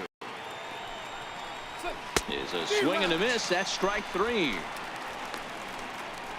Another strikeout for him on the mound, and boy, is it fun to watch him go about his business. No doubt, Manny. He's one of my favorites, mostly because of his stuff. You know, he can absolutely dominate on any given day because of what he offers up there. It's nasty. There aren't many hitters that like to see this guy on the mound. Into the box now, Robinson Chirinos. 1-2 to the Rangers catcher.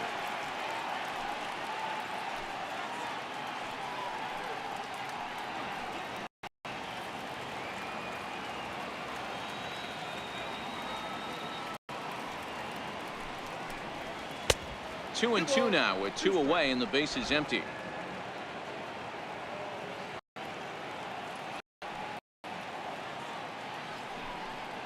And a great inning here as he gets another punch out and strikes out the side in order. 3 up, 3 down, 3 strikeouts. Not too shabby. Through an inning and a half. No score on MLB Network.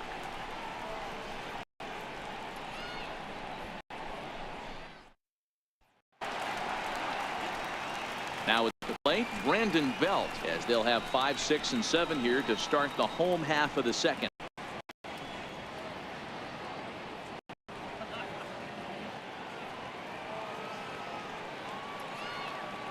Here's the 1-1 pitch. Takes a knee-high fastball.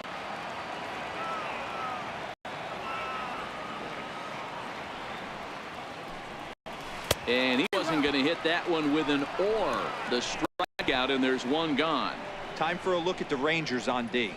And let's focus on third baseman Adrian Beltre, a future Hall of Famer. Nothing this guy can do. Probably the best in the business at coming in on that slow roller with that underhand bazooka to first base.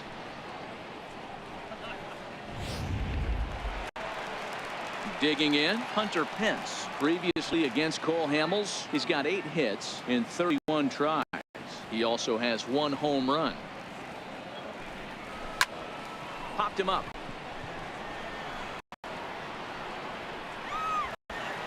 And this will be hauled in by Andrew for round 2. Batting 7, the shortstop, Brandon. So bases are empty here with 2 gone, and stepping in, the slick fielding shortstop Brandon Crawford. 1-1 home now to Crawford. Chopped weakly to the left. Up with it is Beltre. Throw to first will get him easily, and the side is retired. Some of our nation's young minds and future leaders here in attendance. Yikes. 2 complete, scoreless here on MLB Network. Here's Jurickson Profar. He starts off the inning against a guy who struck out the side last inning. How did they get to him here? I'm not sure, Matt, that they want to stay as patient. He's been throwing a lot of strikes. They might want to start swinging a little bit earlier in the count.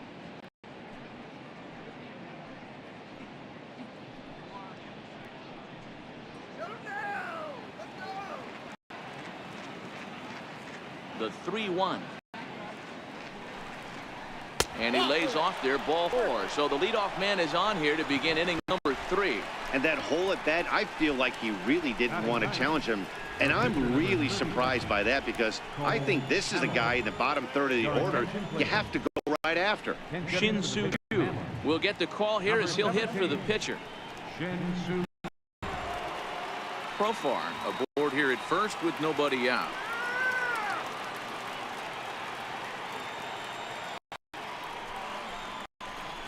Choo with a 2-ball 1-strike count here. Sometimes you got to be aggressive offensively, but sometimes you just let the pitcher dig his own grave. Patience and discipline seem to be the way to go right here. The 2-1. Is swung on and missed. That's strike 2.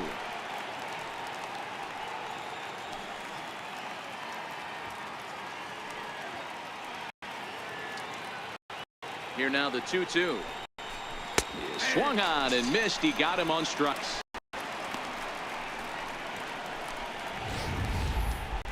For me, check swings are right there next to bang bang plays at first as the most difficult calls for an ump to make. Taking a look at show motion, the batter doesn't appear to hold up enough, so I think the call was right. In now, Delino DeShields. There's a swing and a drive hit well out to right field. McCutchen going back. Warning track. He makes the catch.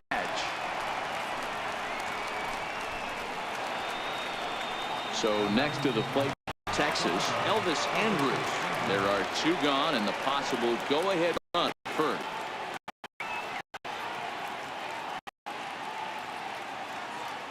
The 1-1. Taken, strike 2.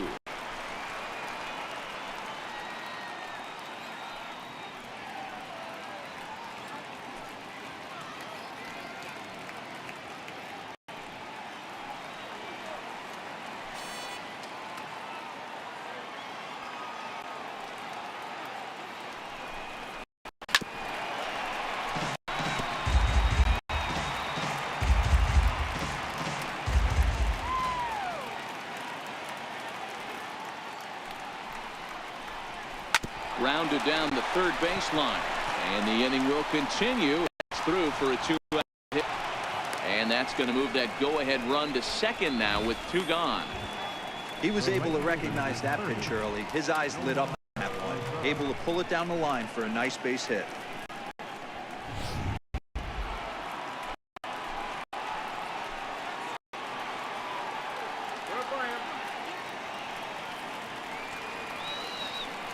Standing in now, Nomar Mazara, fouled off.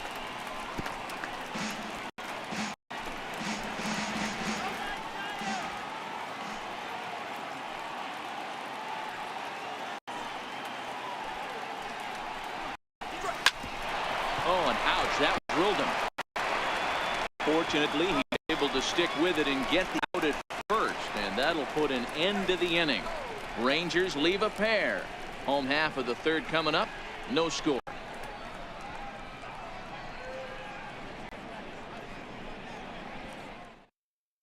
Bartolo Colon, the 5'11" right-handed reliever, enters to take over on the mound now. Bartolo Colon.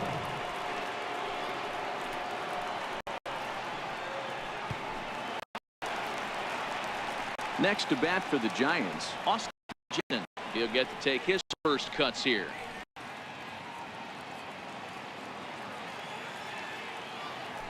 Into the windup. Here comes the 2-2 pitch. And my goodness, that nearly got him as he had to back away from it. It's ball 3. Wow, fastball up and in. I'm not sure it was intended to be that far up and that far in, but message sent. Beware.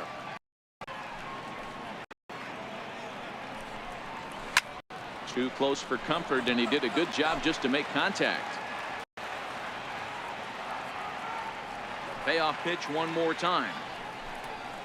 And good patience exercised as he works out the walk to lead off the home half of the third.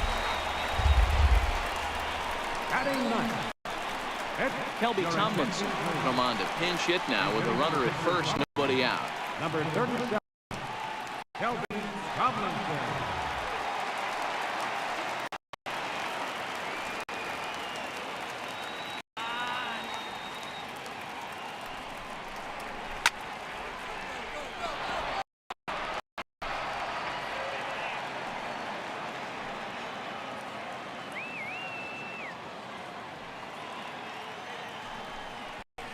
And he takes strike 3 called on the fastball. 1 gone.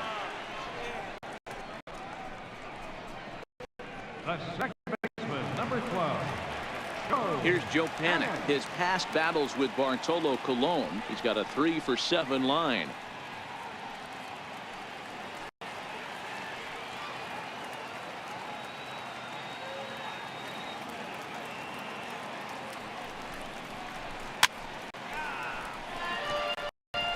Hey, great job just to be able to foul that one off. In today's game, that's what we're seeing. North-south. Pitchers want to elevate, want to get above the zone or below it. Up around the face. Well, one thing about him, he's an absolute grinder at the plate. You can pretty much count him handling at the plate every chance he gets.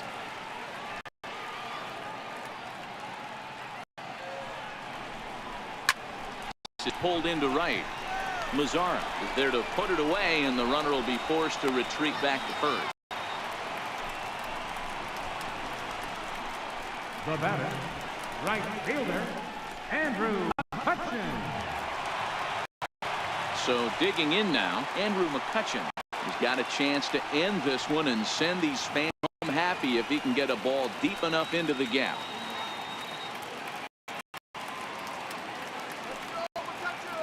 Now the 1-1 pitch. Fouled away.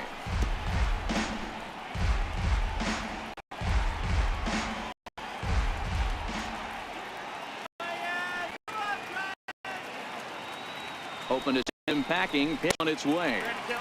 And that's going to be high 2-2 now.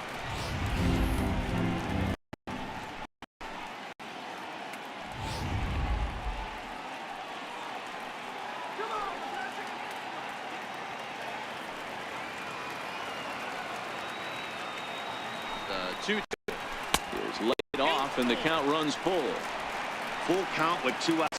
So if he could put the ball in the gap somewhere, he could have a good shot of driving in a run because the runner at first will be in motion.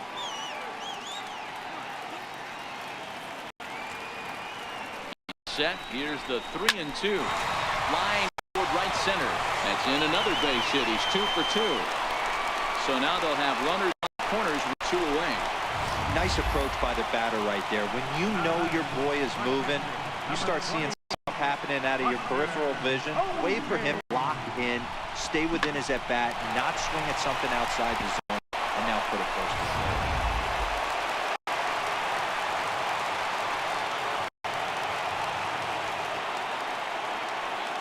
Into the box, Buster Posey, and he misses with it for ball 4.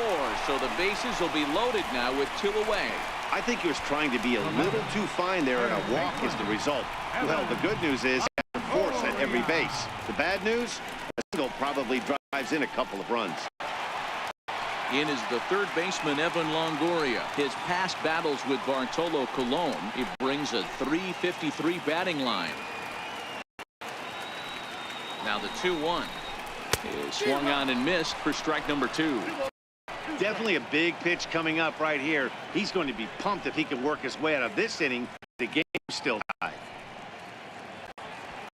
The runner at third, McCutchen on second. Posey at first, 2 out in the inning. Popped him up. Odor ranging into shallow right. He's got it as the winning run is stranded to end the inning. Couple of walks, but no damage. More baseball on MLB Network right after this.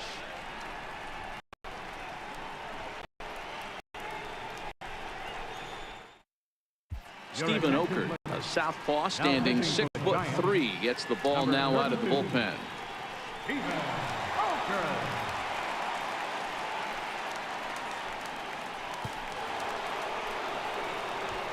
Next will be the cleanup hitter, Adrian Beltre. He's 0 for 1 thus far.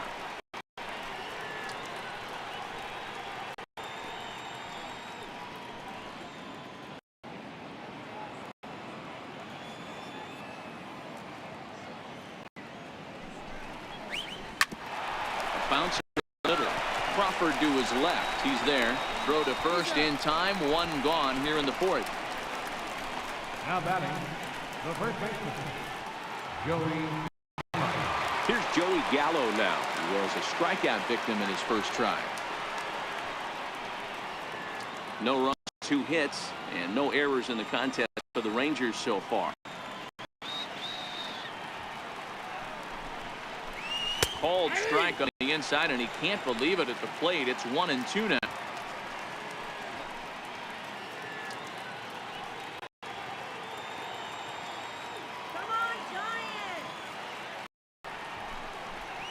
Counts even 2-2 to Joey Gallo.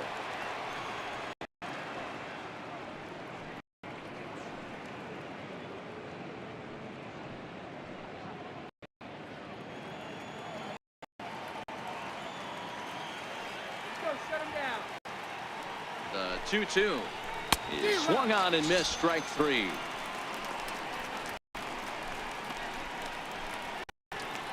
The batter, second baseman. Here's Rougned Odor now, looking to put the play here. He went down on strikes in his first at bat.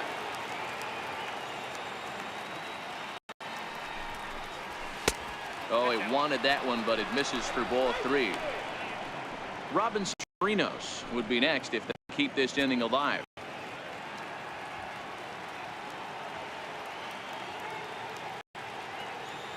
He's set. Here's the 3-1. There's ball four.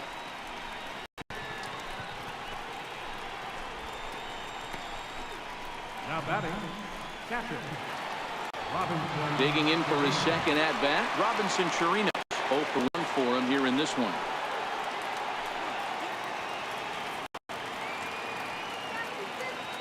The 2-1 swing, a little tapper, foul, strike two. No runs, 2 hits, and no errors in the contest for the Rangers so far.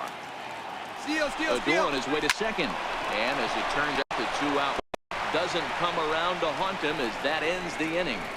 1 left for Texas. On to the bottom of the first now, still with no score.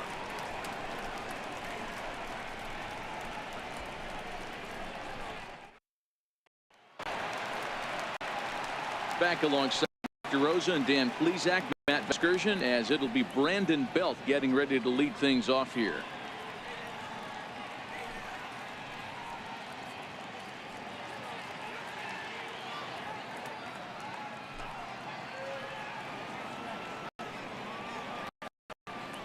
Ready with the 1-1 pitch. Takes a look at one catching the outside corner. He might want that pitch back, up and away. That's a pitch you can really drive if you have the right approach towards that opposite field gap.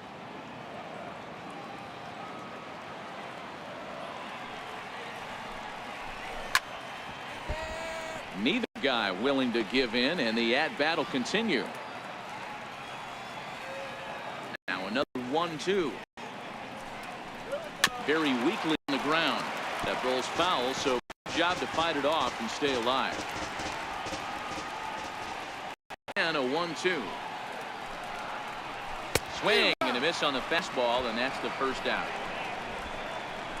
That was a good job there of using the batter's aggressiveness against him. He was putting up a good fight and fouling a lot of balls off. So as a pitcher, it's a great idea to expand the zone even more and make the hitter really chase after something that's even hard to foul off.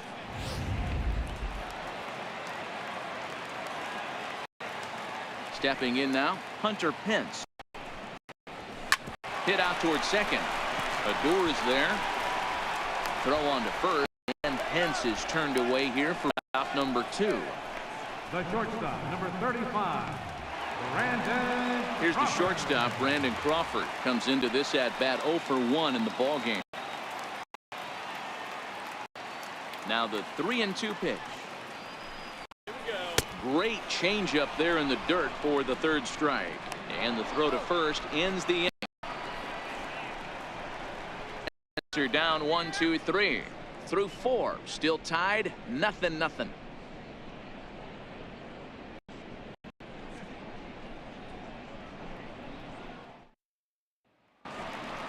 Stepping into the box, Jurickson Profar. He drew a walk his first time up.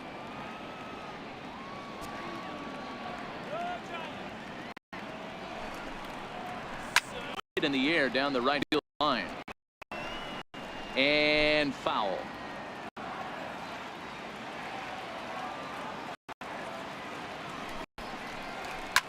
Ripped around to first. And he'll take it to the bag himself for the out. Up next for the Rangers,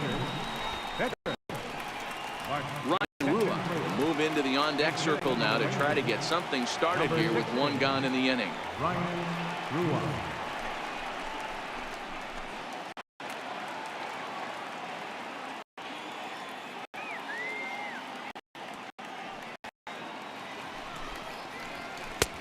One and 2 now as that's in there at the knees. And it looks now like a right-hander's getting hot in the Giants bullpen. One out, nobody on.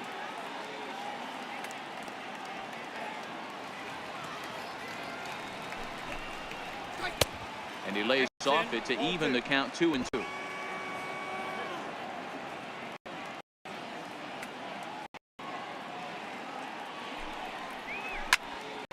Into the corner and slicing foul.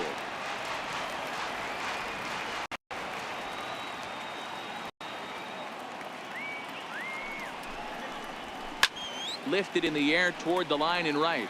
But this is going to wind up a foul ball.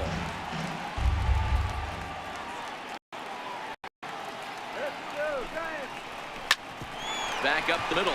Crawford fields it cleanly. Throw gets him 2 down. Center fielder number 3. So the Rangers batting order turns over and set to go. Lino DeShields. He flew out in his last at-bat. Ready with the 2-2. And this ball's pretty well high and deep to left field. Into the bleachers and gone.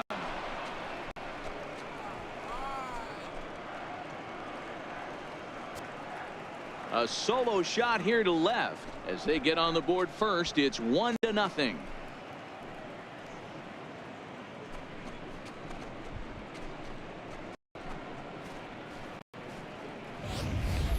And he was totally dialed in for the first 2 hitters, using a couple of easy grounders. Then he catches way too much of the plate on the 3rd guy, and it winds up in the seats. Sometimes you can fall in the trap of not focusing all the way through the end of an inning when you're rolling out there on the mound. That might have happened here. In now, Elvis Andrus. Still 1-2 as he fouls it away. Both clubs with 3 hits in the ballgame.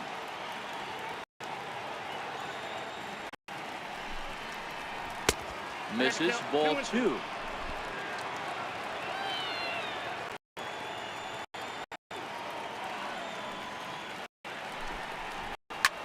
Line to the right side.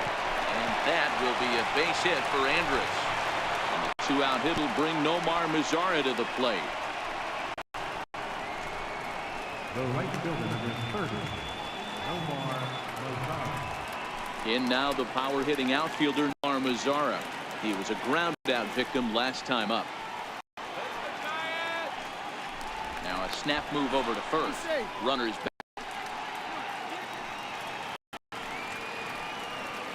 And another snap throw to the bag. Keeping particularly close tabs on him. Working for the punch out and the offering. And a good at bat that time as he lays off for ball 4. And as a result, that'll move a runner up into scoring position now with 2 away. He did not want to let the hitter off the hook with 2 outs, and now he's got a runner in scoring position to deal with. Here's the 3rd baseman, Adrian Beltre. And we'll see what he can do here with a pair of runners on base and 2 gone here in the 5th. Andrus at 2nd. Mazara on at 1st with 2 down. And that misses, so it's a full count, 3-2. Well, the 2 pitch didn't go his way, and now a miss there on 2-2. You know he doesn't want this at bat to get away from him, so I think we're going to see a challenge pitch on a full count.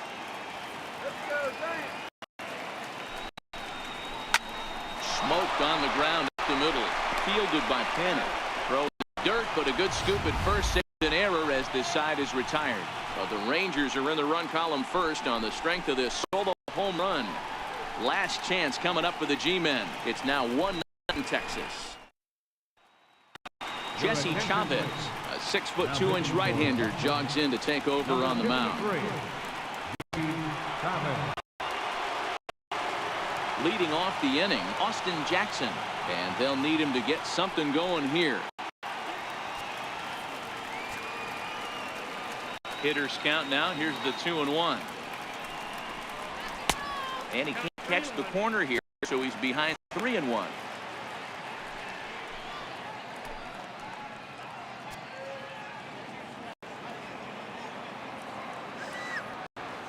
The 3-1. Fly ball out toward left center field. On the move is DeShields. He makes the catch. A great effort to get there and record the first out of the inning. Jared Parker will move into the on-deck circle now to try to get something started here with one gone in the inning.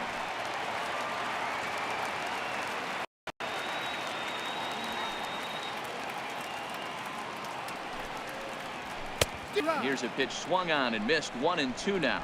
Parker, an imposing left-handed figure at 6'4" tall. He was taken in the second round back in the 2010 first-year play draft. Yeah, he has turned himself into a really nice player. I wouldn't put him on the superstar level, but you know what? They didn't miss with this pick either. You go into high rounds and you carve out a career the way this guy has, nice pick. Ready to deliver the 1-2.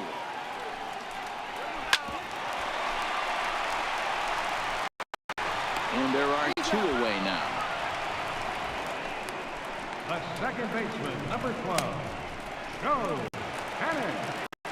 So the batting order turns over now and set to go Joe Panic. A hit in 2 tries so far. Last strike here for the Giants. Now he spins on one here and drives it to deep right field. And it's off the second archway. And now he'll get into scoring position with 2 away. Finally, a little something for him to get excited about. Yeah, a rally can begin with a single swing of the bat, and this might be a chance right here. They've struggled to produce a lot of runs. There he is at second base. A shot to the outfield scores it. Then who knows what kind of roll they could get on. Got to take it one good at-bat at a time. Standing in now, Andrew McCutchen. Now a swing and a ball shot foul right at home plate.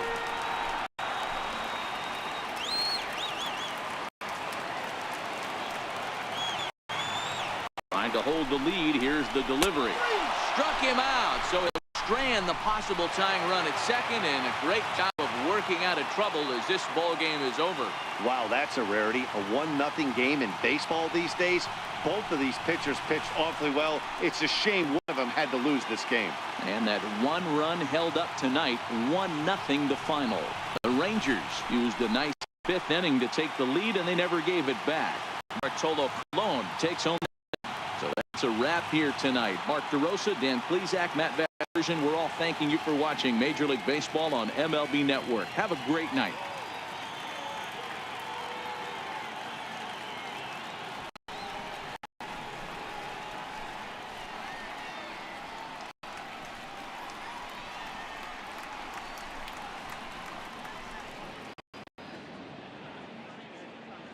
Final line score for our ball game tonight for the victorious Rangers: 1 run, 4 hits, no errors.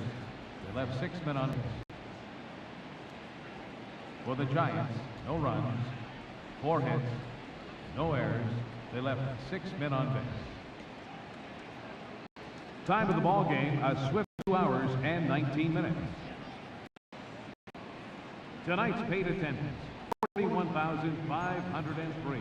The Giants thank you for attending tonight's game at AT&T Park, and remind you to please buckle up and drive home safely. Good night.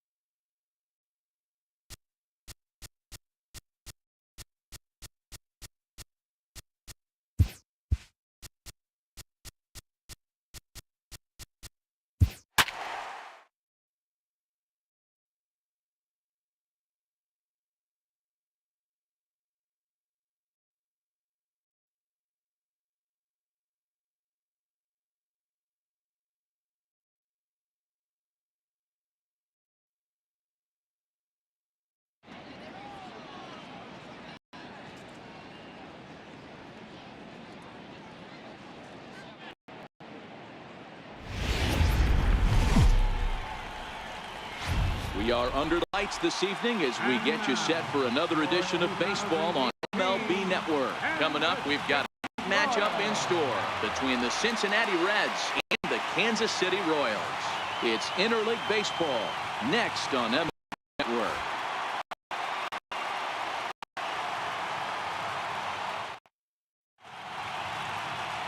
Danny Duffy, the southpaw out of the Golden State, gets the call here. What do you have for us on him, Danny?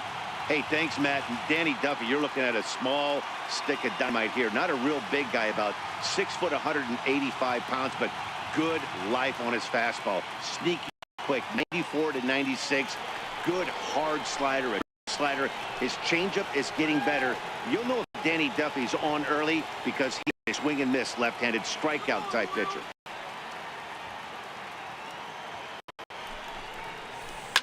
This one's blooped out toward right center field. He lays out for it, but he can't pull it in. And he's going to try for 3 right out of the chute tonight. And he will make it all the way to third now as that mistake is a costly one indeed. Well, talk about starting the game with a bang, boys. Yeah, Matt, there's a reason this guy is leading off tonight. He can flat out fly, as you can see here. He squares up on this thing and kicks it into high gear for a triple to start us off.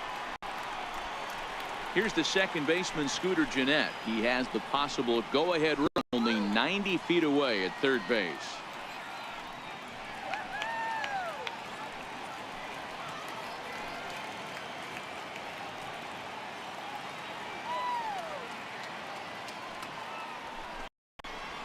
Grounded up the first baseline, but a foul ball as he holds it 2-2.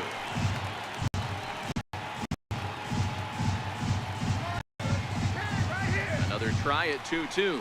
And a swing and a miss. He struck him out, and the go-ahead run stays at third with one big out on the scoreboard now. A moment here to take a look at the Cincinnati Reds starting lineup in this one. Danny, any thoughts? You always have to look out for a guy like Joey Votto. He hit over 320 last year and will get any pitcher's attention. They knew it when he was coming up, and they knew it when he was on the on-deck. Really impressive hitter. In is Joey Votto now, and clearly this is a critical moment in this ball game. Go-ahead run at third with one away.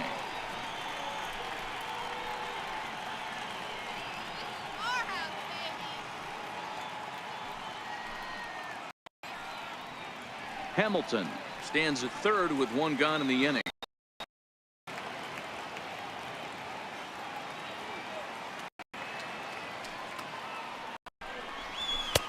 And there's ball 2 now. And there are the umpires assigned to this one. Balls and strikes belong to Mr. Jerry Hillsdale. You know, D-Row, I think Jerry Hillsdale is a very good hitter's umpire. Doesn't give much on the edges. He's going to make you put the ball over the plate. Oh, I love me some Jerry Hillsdale. You have to come over those 17 inches. He ain't giving you anything outside corner, and that's the way it should be. And it's 2 balls and 2 strikes now. A lot of times you see guys in the middle of the order get worked away, but not right here. They're keeping it inside on him. Is that an effort to keep him from getting extended, do you think? Yeah, I think that's the idea, Matt, but he might spin to win if he starts looking for it in there. He's set. Here's the 2-2. And a changeup here, but that's taken low in the dirt for a ball. You would think in this situation, maybe with a base open, around him and put him on first, but not with the guy in the on-deck circle. He's going to attack this hitter.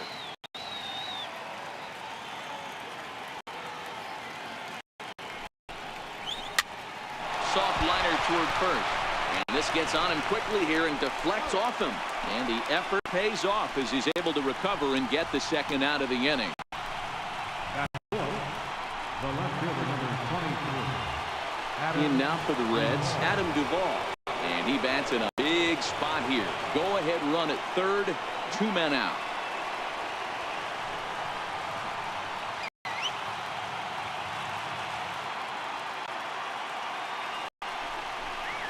And this one runs in on him as he can't get his arms extended. A great pitch there, and the inning is over. 1 left for Cincinnati, and now the Royals get their first shot in a close ball game.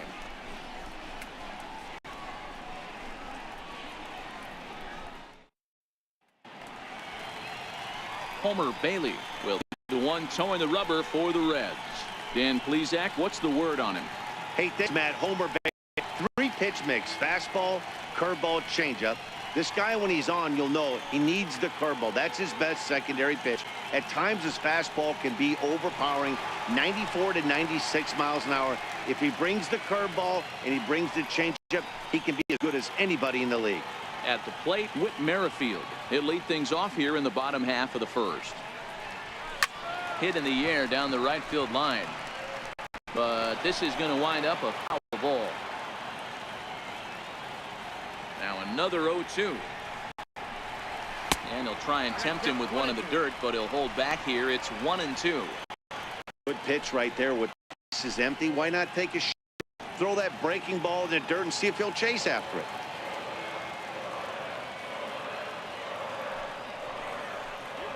A ball hit softly on the line to third. And this will be no problem over with third, and there's the first out. And with that, here's a look at the hometown Royals starting lineup card. Who do you have your eye on, Dan? Well, Selp is definitely a guy to watch right now. The guy is in the middle of the lineup, and when he's in the middle, things just happen. Guys in front of him get on, he drives them in, and if not, he has the ability to get things started and set the guys up behind him. He's a force.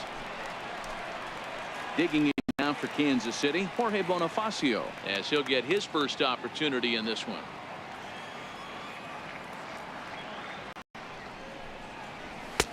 And that one just missed outside.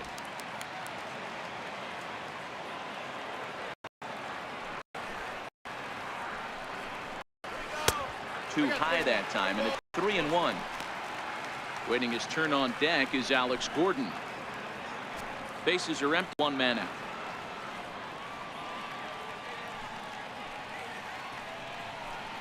And he missed with that one. It's ball 4. A 1-out walk here in the home first. Whoa, you know, a pitcher is really fighting himself when he misses his own by that much. I'm surprised the catcher could even bring that in. Here's the left fielder, Alex Gordon. He's got a chance to end and send these fans home happy if he can get a ball deep enough into the gap.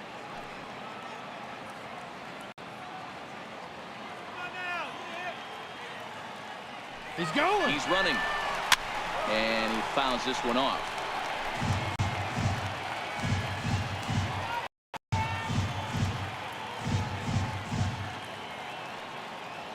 The 1-2. Popped him up. Barnhart shading to his right. And that's the second out of the inning. Batting fourth, catcher. And now it'll be the cleanup spot for the Royals. Salvador Perez.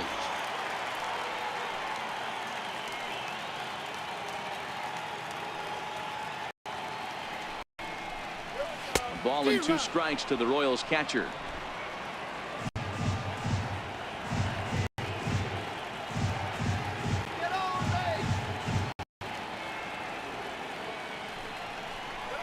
Swing and miss, and that ends the inning. An inning in the books, scoreless on MLB Network.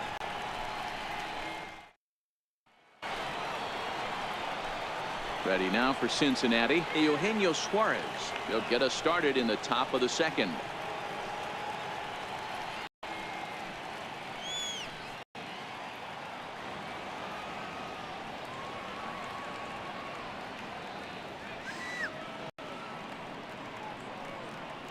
Out of the stretch, the 3-2 pitch home. Swing and a little tapper. That veers foul, so they'll do it again on 3-2.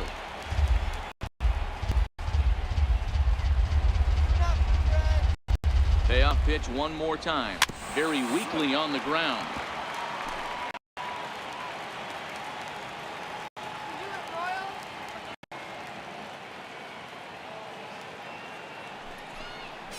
And that misses for ball 4, so it's a leadoff walk here to start the second.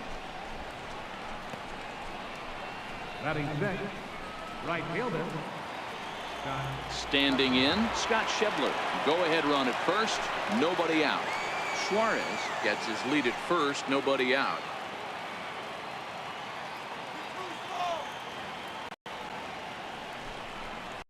That's a ball. Tries to change up on him there, but it's a ball. 2-1. exactly what you'd like as a pitcher. One of the keys is to minimize your pitches, attack the strike zone early, a lot of deep counts, and working himself into a lot of trouble.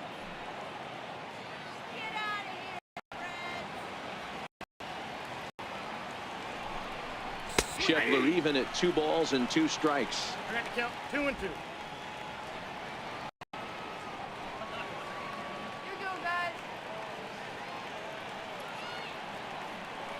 Here now the 2-2 is laid off and the count runs full.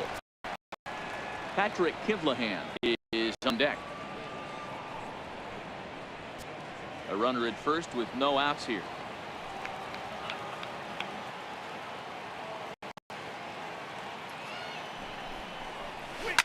Lifted the other way down the left field line, and that will end up a foul ball.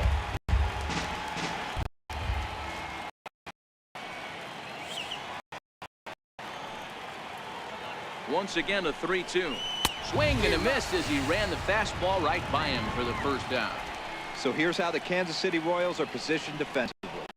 And I'd like to focus on Salvador Perez. The man dons the tools of ignorance behind the dish.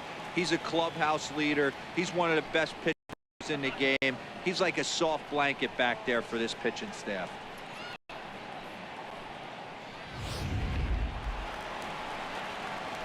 To the plate now is the designated hitter, Patrick Kivlahan. There's one away. The runner at first represents the potential go-ahead score. Double play is in order, however.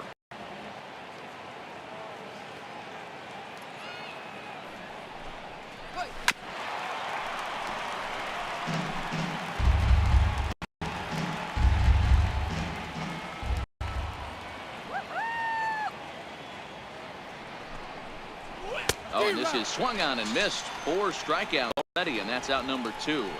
Well, that's just a quality pitch right there. The location was excellent because if it's put in play, there's a good chance it's on the ground for a double play. And, hey, a strikeout always works, too.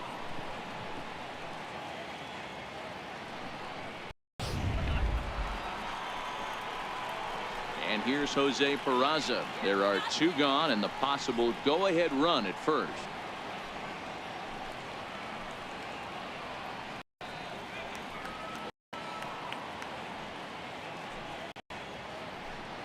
No score here as we play inning number 2.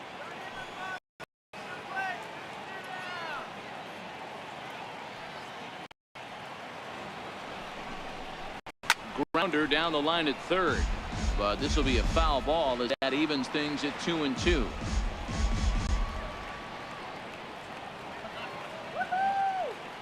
Here now the 2-2, and it's fouled away.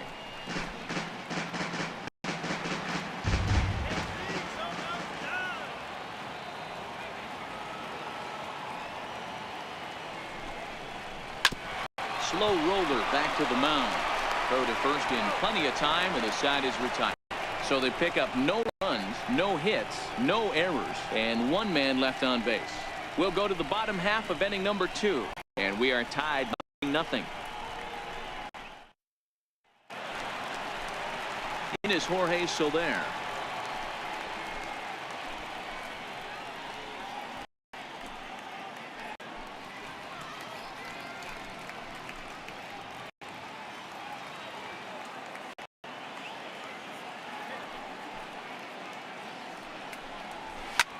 Hit on the ground out to short. Peraza fields it cleanly.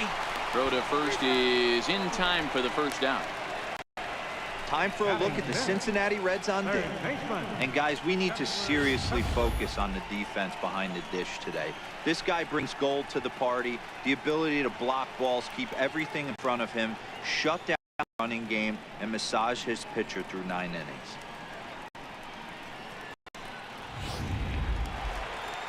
So next to the plate for the Royals, Chesler Cuthbert. He'll get to take his first cuts here. Let's go, KC!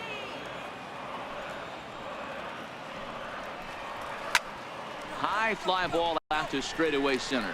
Hamilton is under it. 2 down. Batting 7, third baseman, Hunter. And that brings in Hunter Dozier.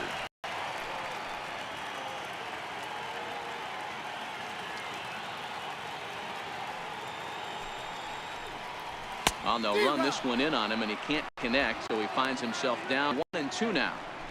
Two things pitchers really love: called strike threes and jamming hitters. How about that? Talk about that jam right there. That's about as good as it gets.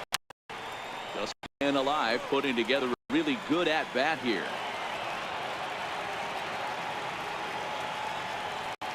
Here's another 1-2. Pulled high in the air out to left field. Duvall has a beat on it. No trouble with this one, and the inning is over. Can't ask for much more there out of Homer Bailey. Still 0-0.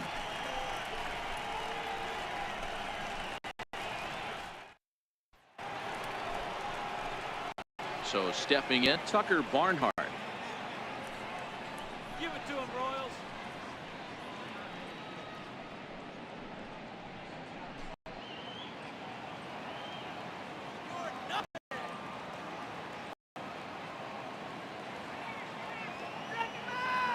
Now the 1-1 pitch is swung on and missed for strike number 2. 1 ball, 2 strikes.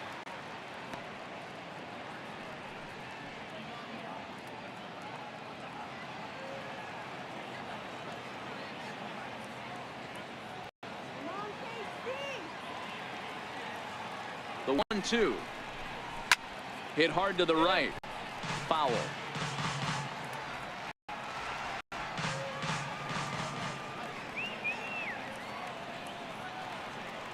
He'll try again. 1-2. Now a flare out toward right center. Merrifield ranging into the outfield. He's not going to get to it, so the leadoff guy's aboard with a base hit. Boy, so frustrating as a pitcher. You make a quality pitch on the inside half of the plate right there. Tries him in, and he fights it off the other way. Yeah, you tip your hat to the pitcher right there. He executed his pitch, but nice job by the offensive player. Fighting. It doesn't matter what it looks like. A knock's a knock. Into the box, Billy Hamilton. Fastball not close, and he runs it to 2 balls and a strike.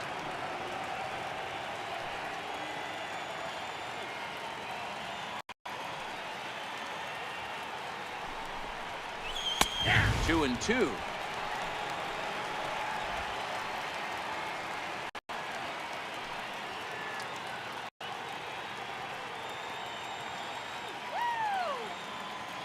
Here now the 2-2 is looked at. The count moves full. Scooter Gennett will be next.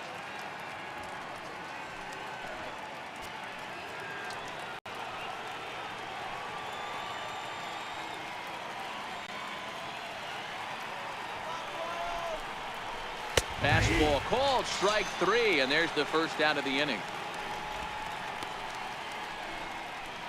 The batter number 3, second baseman. In now, Scooter Gennett. 0 for 1 for him here in this one.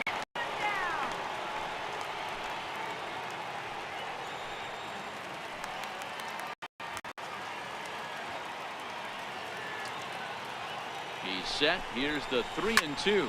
Lifted down the line in left. And signed up a foul ball.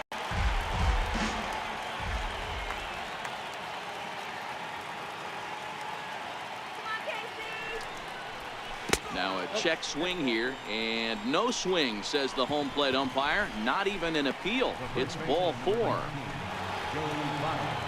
Coming to the plate now, Joe Votto, and he can give his guys an early lead if they come through here.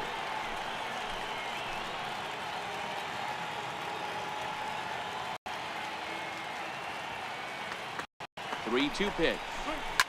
Down the left field line and deep.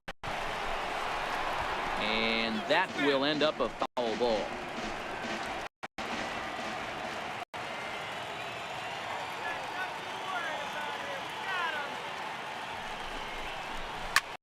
He pulls this one into right. It's in there, base set.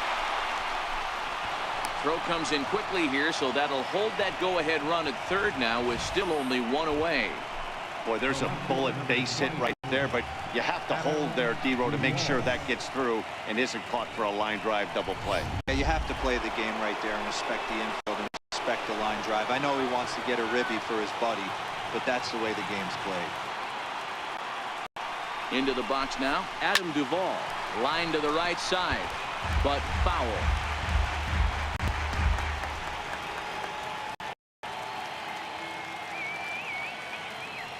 The 1-2. And another foul ball.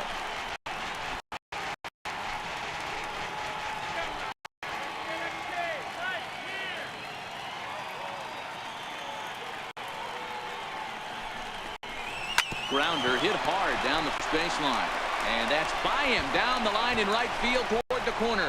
1 run is scored. On to second, but he's in safely as they take the lead with 2 runs scoring on the play. Yeah, with the bases loaded, he didn't walk the run in, so instead he makes the cardinal mistake of putting it right onto the plate. And when you do that, you're going to pay the price, and that's exactly what happens with a 2 RBI double.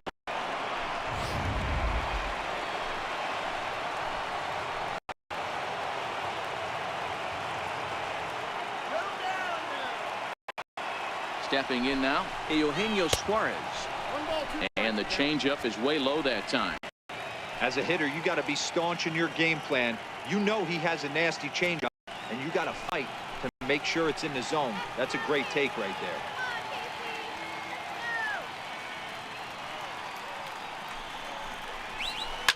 This is line to left. Catch made by Gordon. Here comes the runner for the plate. And he is safe at the plate, and the lead is now 3-0.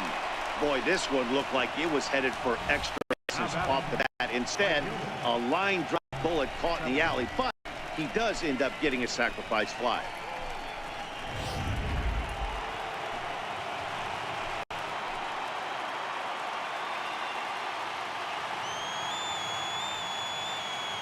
In Scott Schebler. A ball and 2 strikes now.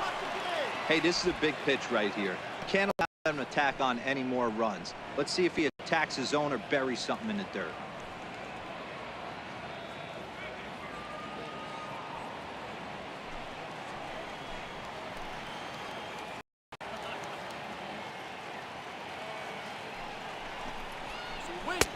One 2 pitch is a slider that misses. 2-2. He certainly has an open base down there, but you don't want your defender standing flat-footed for much longer.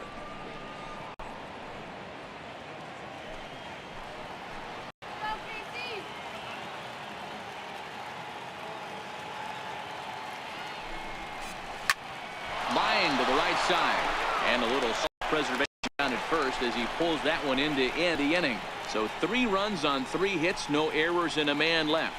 We'll move on to the bottom of inning number 3. It's the Reds 3 and the Royals nothing. Leading off the inning, Paulo Orlando, as they'll look to get something going here and even this game up.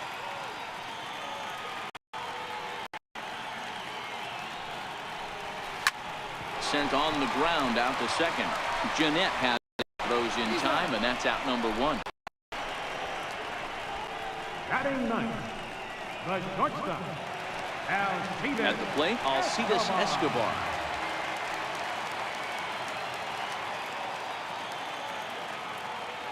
The 1-1 home is laid off for ball 2. 1 out, nobody on. Let's go. Wait for the pitch. Never tempted to swing at that ball down low. It's ball 3. It'd be great right here if he was able to work himself on base. You got the leadoff hitter on deck, and you know the middle of the order's coming up right behind him. Count to Alcides Escobar. Probably better that he let that pitch go anyway. After seeing a lively fastball on the pitch before, it's pretty hard to sit back enough on a well-thrown changeup. Bailey ready. Here's the 3. Popped him up. Jeanette ranging into the outfield. He gets there, and that's the 2nd out. the batter number 15, second baseman. Whitmerfield next to hit. And Ben, it seems like this starter is just dominating the game right now. Feels like we're seeing a lot of 3 up, 3 down innings. No doubt about that, Matt. Hey, I've enjoyed watching him go about his business, but I'm also interested to see if this offense can figure out a way to get a couple of cracks in his armor before it gets too late. Yeah, that remains to be seen. Case See down to their final strike in this one. And they'll try to get him fishing there, but won't offer in the dirt. And it's back to even at 2-2.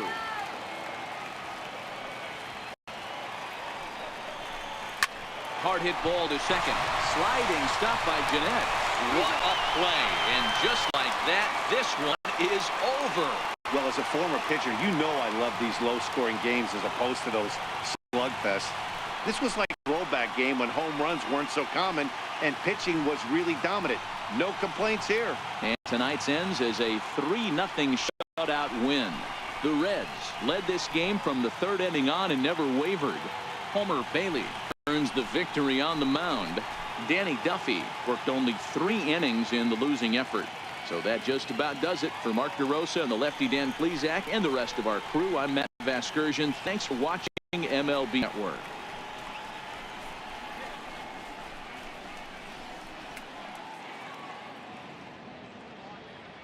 The final line score for our ball game tonight: for the victorious Cincinnati Reds, 3 runs, 4 hits, no errors.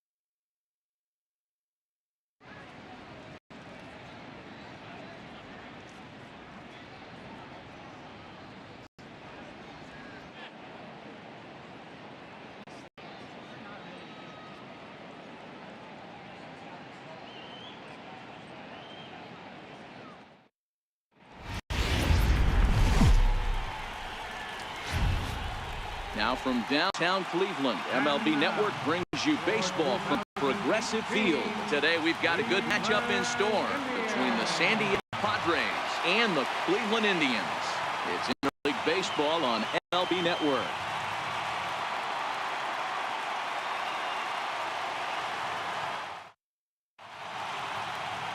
Corey Kluber, a right-hander from Alabama, gets the starting assignment. Dan, any thoughts? On comes former Cy Young Award winner Corey Kluber. Might have the best right-handed breaking ball in baseball. Great velocity, too. 94 to 96. And he'll throw that comebacker that he'll start at a left-hander's hip and bring it back over home plate. Big overhand breaking curveball. Not a true curveball, more of a slurve, but it's nasty. Does have a changeup. If he has all 3 of his pitches, he's nearly impossible to center. Turned on that one and crushed it. Just pulled it a little foul. A very fine afternoon for baseball. 67 degrees here at first pitch.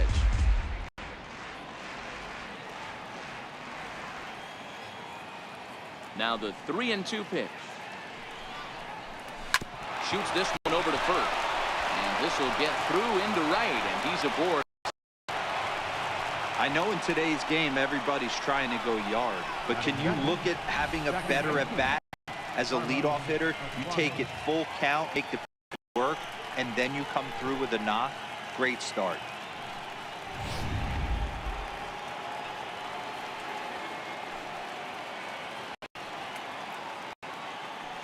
Into the box, Carlos Suarez. And it's 1-2. Hey, that was a nasty pitch right there. It's the depth of a sinker. Sometimes it's a matter of whether or not it's moving east-west, but that one right there had such good downward action. Great pitch. The 1-2 is a slider taken for a ball.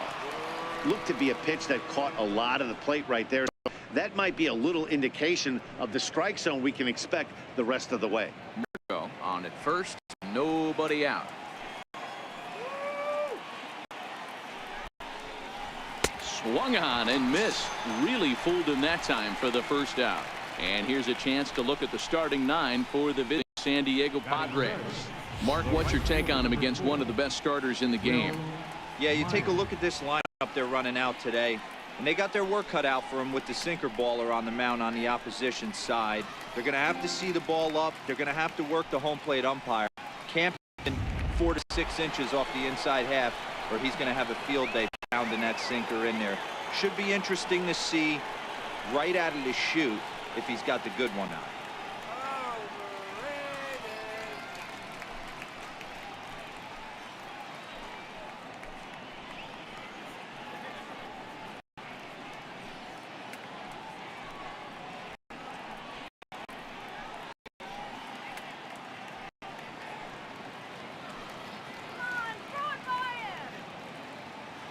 The 1-1.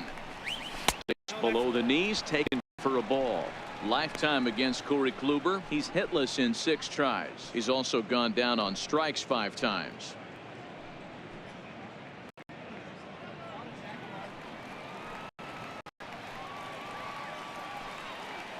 Now the 2-1 pitch. And he'll stay alive here, but just barely as this ball's chopped foul at the plate, and the count holds at 2-2.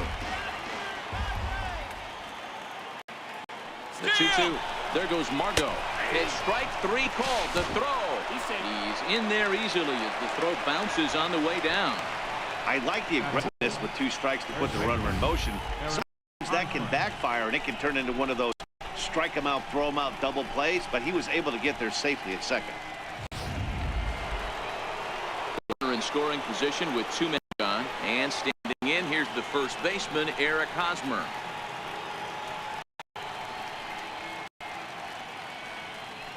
Two out here and a runner at second.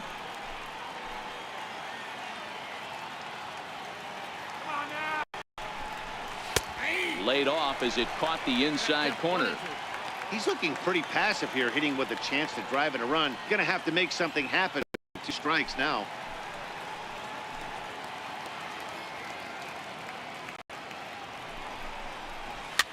Popped up. Ramirez on the move. He gets there to make the play, and that ends the inning. Padres lead 1. Now the Tribe will get their shot. Still scoreless.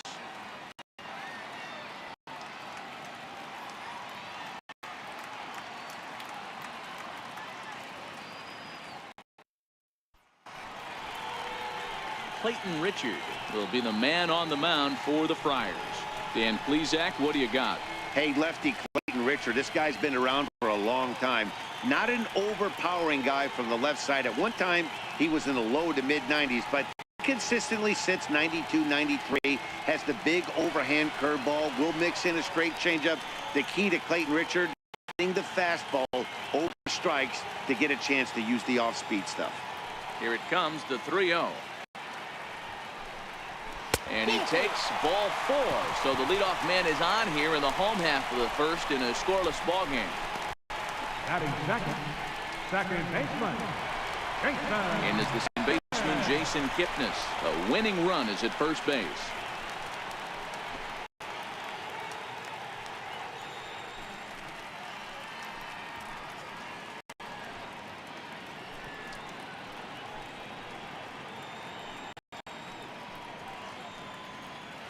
Nobody out, runner on first. Now we'll step off and fire to the bag. And a dive, but he's back in.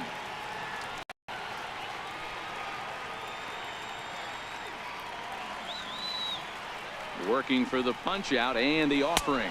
Swing and a miss as he couldn't connect on the 2 seamer, and that's out number 1.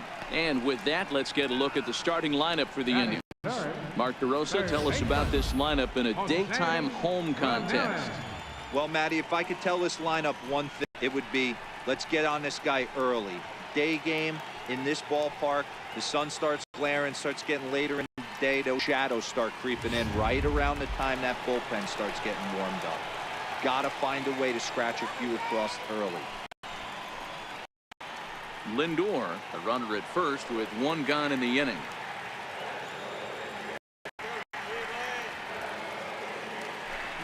Runner goes for second, down the left field line and deep. And that will end up a foul ball.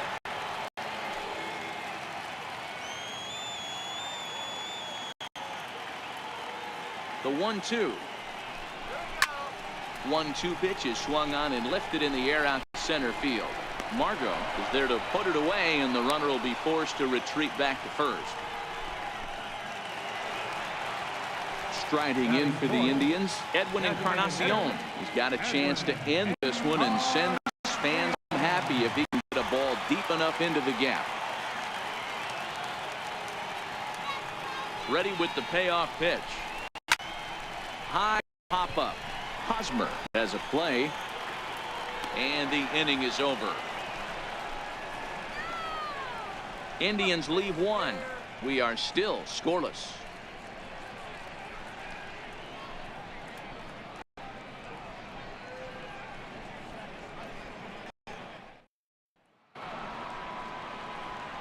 Next to the plate for the Padres, Hunter Renfroe to get things started for the Padres. Chase Headley behind him on deck.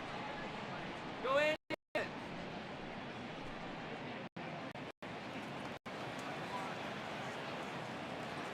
The 1-1.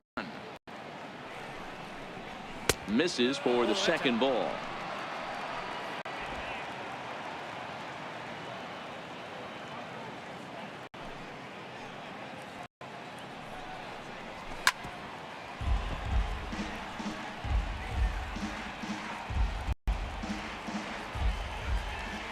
Here now the 2-2. Lifted in the air toward the line and right, but this will wind up being a foul ball.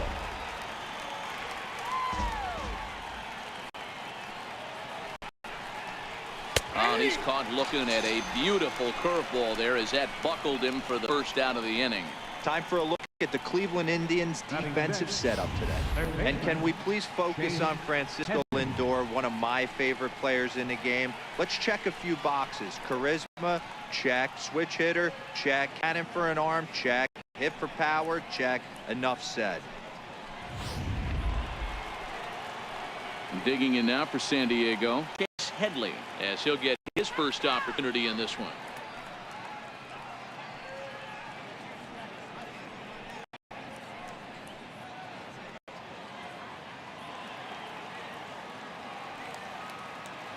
And the payoff pitch.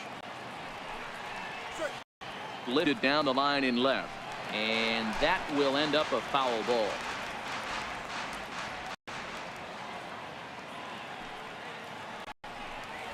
Oh, and this swung on and missed. 4 strikeouts already. That's out number 2. Well, I'm glad we get another look at that beauty of a pitch right there. You can't spot a sinker in a better location because even if you do get the bat on the ball, there's not a whole lot you can do with that. Textbook sinker. Standing in now, Alex Dickerson. Fouled off.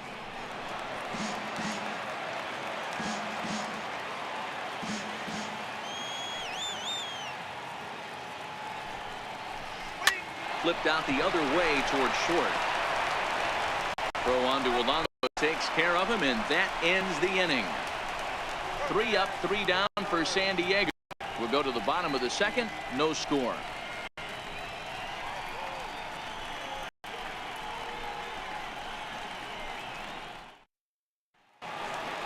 Here's Michael Brantley.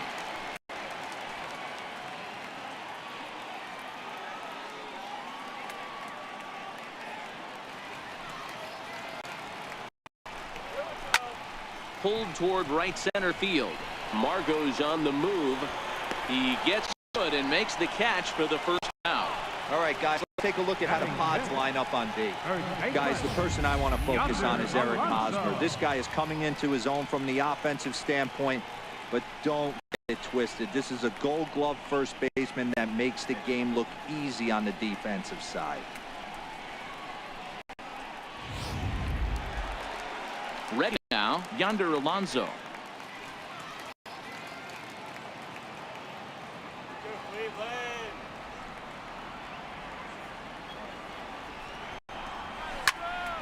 To 1-2 now.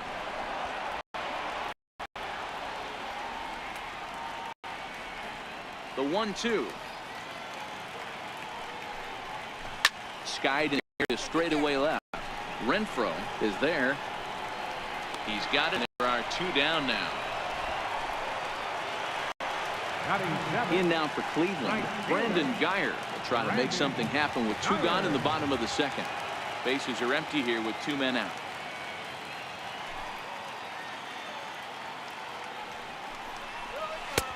Fastball just misses inside.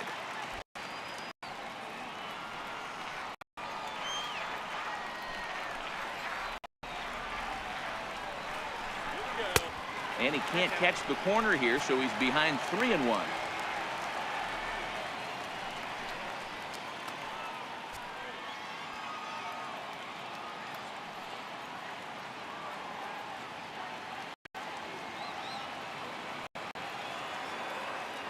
The 3-1. Now a swing and a third straight fly ball here should get out of the inning. 1-2-3. Margot is going to have room out there as he puts this away to retire the side. Down in order go the Tribe. We'll move to the third with no score. Back from Progress Field, we're set for the beginning of the third inning here on MLB Network. Standing in, Freddie Galvis, as we are all set to begin the third inning in this one.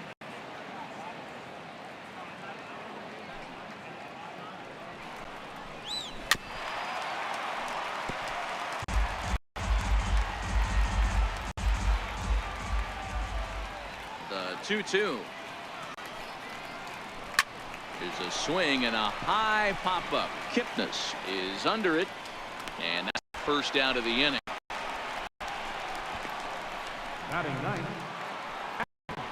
Stepping up now, Austin Hedges. He'll get to take his first cuts here. Bases are empty, 1 man out.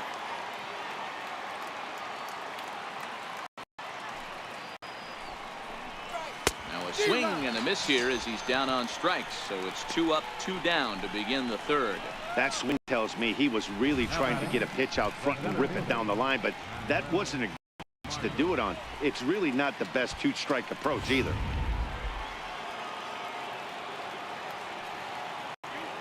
Into the box now, Manuel Margot. Popped him up. Alonso moving to his left, and that's the third out. Padres down in order. Home half of the third coming up. No score.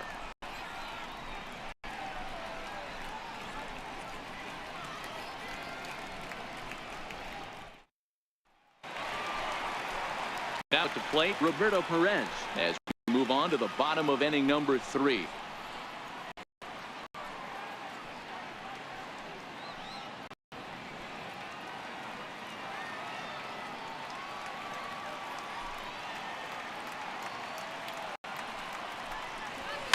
This is in the air out to straightaway center. Heading after it is Margot. 1 out. Digging in, Bradley Zimmer. Center fielder, Bradley Zimmer. Indians still in search of their first hit of the ball game.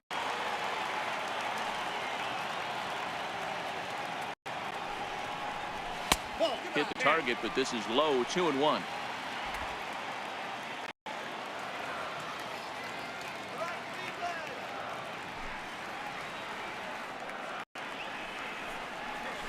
This is on the ground over to first. And he'll take it to the bag himself for the out. Now batting, shortstop, Francisco. So here's Francisco Lindor now. reached base via the walk in his first plate appearance.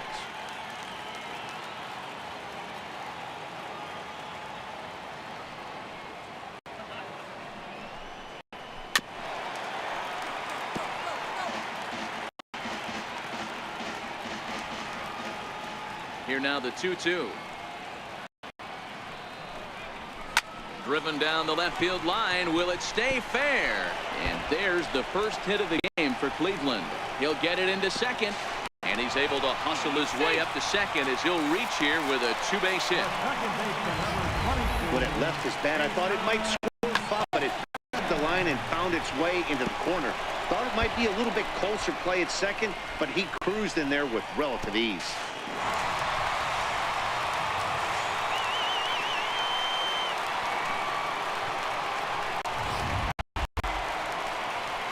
So striding forward now, Jason Kipnis, as he'll look to get the ball into the outfield and bring home what would be the winning run from second base. Lindor stands at second with 2 gone.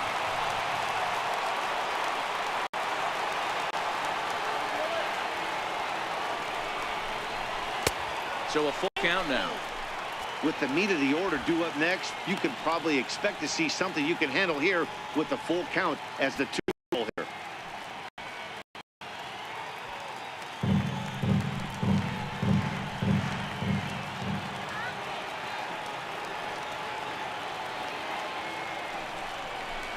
And this misses for ball 4. A second walk he surrendered here in the first 3 innings. Man, that's just painful for a pitcher right there. A 3-2 offering that was right on the corner, but he couldn't get him to chase, and he doesn't get the call. Can't beat yourself up about that too much.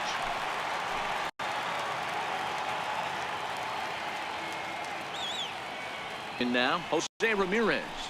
2-1 to Jose Ramirez. Boy, he better get it back together here quick because he's got 2 guys on already. Lose location of that strike zone. He's got to throw a strike right here.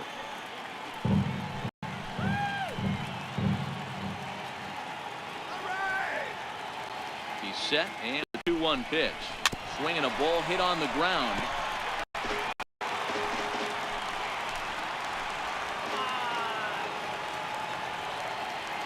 The 2-2.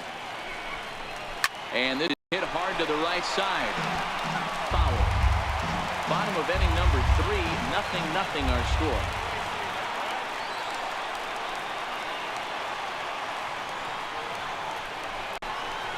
Hot shot on the ground short, fielded by Galvis, and the threat will not come to pass as the inning is over. Indians strand a couple. We'll head to the 4th, still scoreless.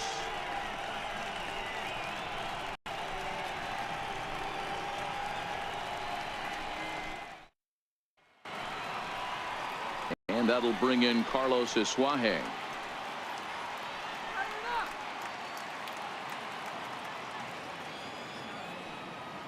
Now the 1 pitch. Sent on the ground out to second. Throw to first in time. 1 gone here in the 4th. Up next for the Padres, right fielder, Will Myers. Here's Will Myers. 0 for 1 after he took a look at strike 3 in his first plate appearance. Into his motion. Here comes the 3-1. Myers takes, and this winds up missing ball 4. The batter, first baseman, Eric Hosmer. First baseman Eric Hosmer is in. 1 away. The runner at first represents the potential go-ahead score. Double play is in order, however.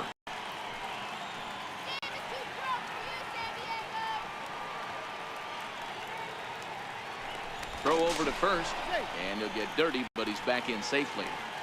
Just 1 hit apiece for both of these clubs.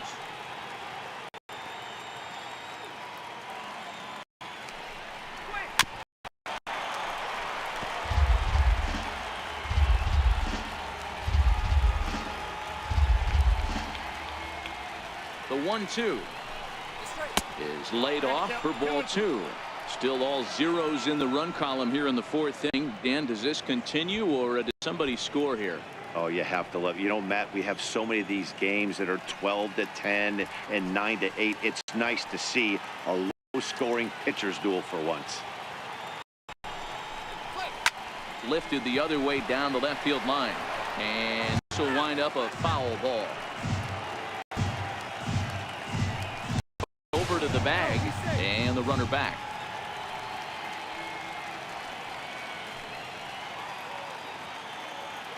Now another 2-2.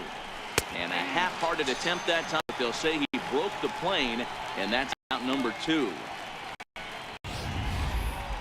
For me, check swings are right there next to bang-bang plays at first as the most difficult calls for an ump to make. Taking a look at show motion, the batter doesn't appear to hold up enough. I think the call was right. Stepping in now, Hunter Renfroe.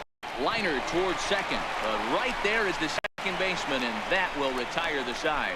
One left for San Diego. On to the bottom of the 4th now, still with no score.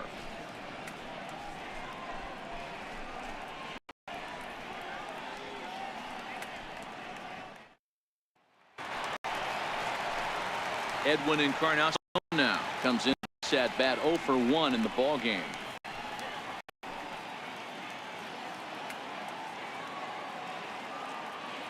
The 1-1 home. Swing and a little tapper, but that one rolls foul.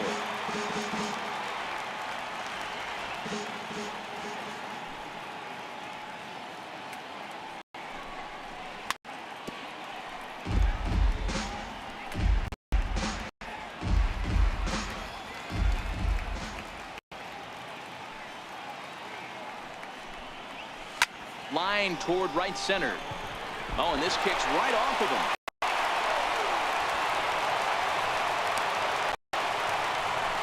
That's a nice piece of hitting right there, Dan. Heater up in the zone and then tried to drop the off speed, but he was on. Boy, Mark, that's the oldest trick in the book, right? You use one pitch to set up the other. This guy wasn't having any part of that.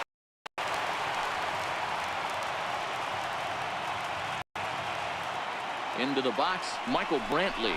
Sliced hard down the left field line. And this gets down. And with nobody out, will they push it? Yeah, they've been stymied so far on this one, but they've strung together a couple hits and are poised to finally break through. A base hit to the outfield, and we've got the makings of something special working here.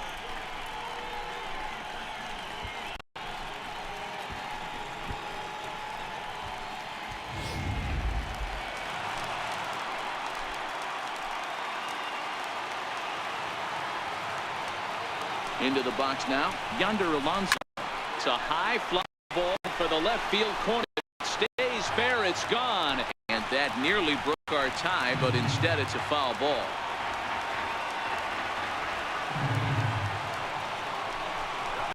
This is hit high in the air out toward left center. Margot's on the move, makes the catch, but the runner from third breaks for home. And the Indians walk off as winners.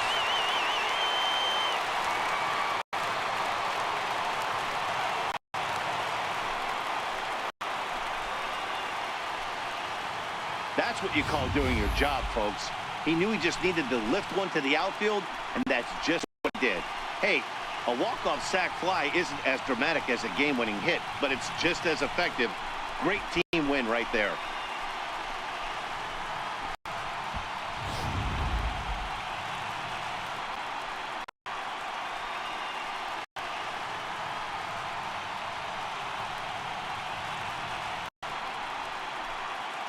And fellas, a very strong performance on that by the guy you see there. A worthy recipient, no doubt, of our Topps Player of the Game award.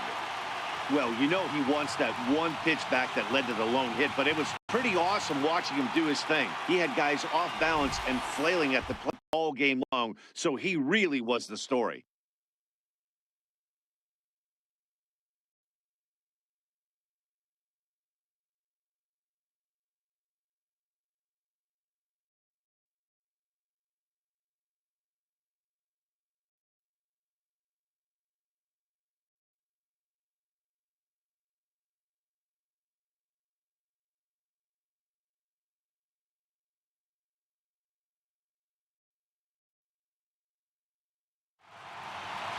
A single run good enough to do it today. 1-0 the final score. The Cleveland Indians took the lead in the fourth and held on until the end. Corey Kluber pitches well enough to get the W. Clayton Richard couldn't escape the fourth inning as he slapped with the loss.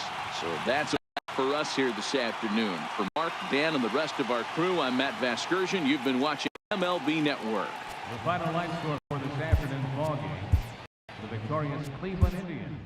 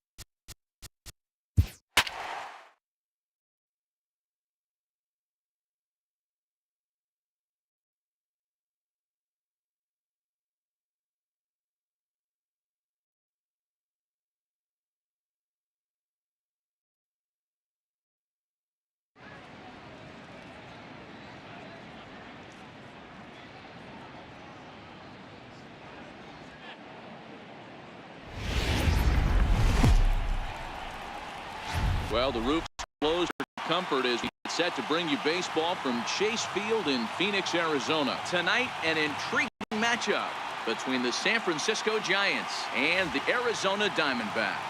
Bumgarner and Greinke duel on the mound. Next.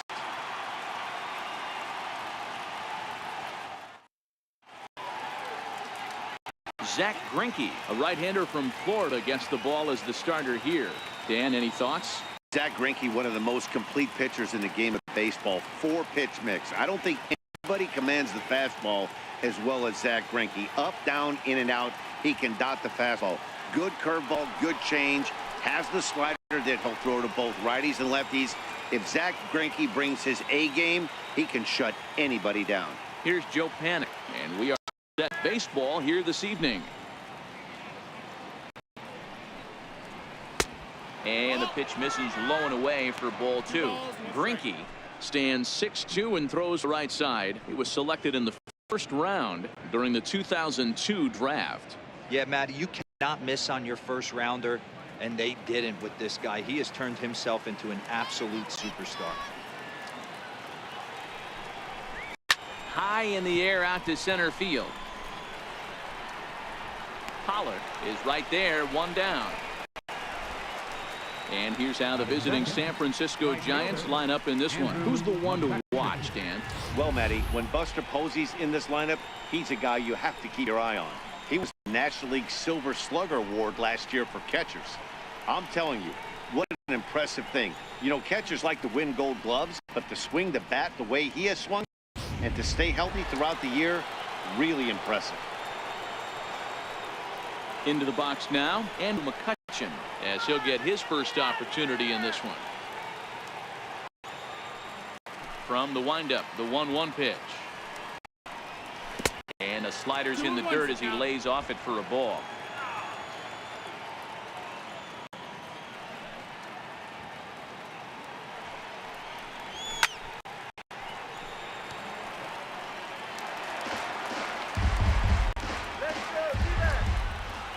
Here now the 2-2.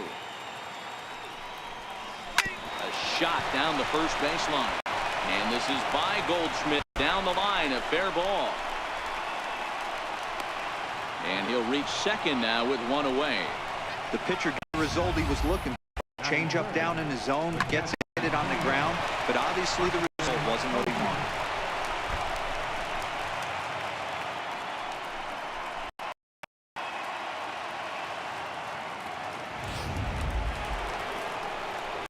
Here's Buster Posey now, and he could very well get the intentional pass here, as that would set up a potential double play ball that might keep the game tied.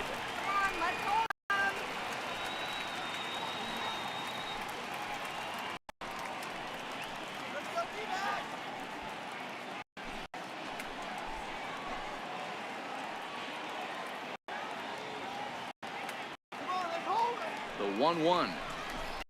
A little bouncer. That goes foul. 2 strikes on him now.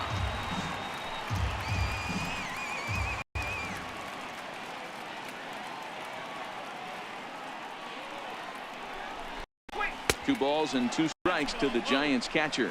And there are our umpires calling balls and strikes is Mr. Earl Hendricks. Hey, you know, Dero, the book kind of on Earl Hendricks is he likes one side of the plate or the other. Could it be where he sets up behind the catcher? Could be, Dan, but as a hitter, that's all you look for. I'll give you a little bit offside edge if you're going to be consistent with it.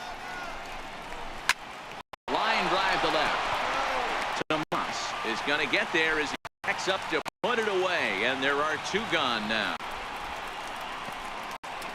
That is third baseman, Evan Longoria.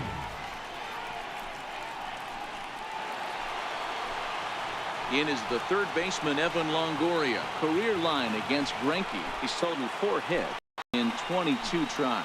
He's taken him deep once. Ready to deal. Here's the 1-1. A swing and a drive sent out toward the gap. Back goes Pollock at the track, but he won't have a play. This is down and into the gap. Already their second double of this first inning, guys. Yeah, he's not fooling anybody so far, Matt. Like you said, that's the second double he's given up here. And if he doesn't get things figured out, it's a real short outing.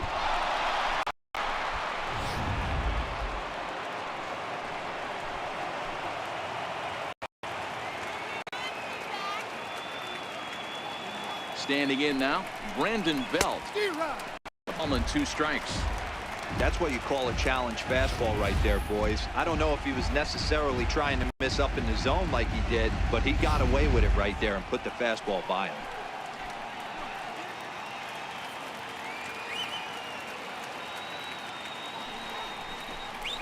And strike 3 called as he says, "You got to be kidding me," with the side retired. Giants get a run on the RBI double. Last chance coming up. Diamondbacks, and the Giants are off to an early 1-0 lead.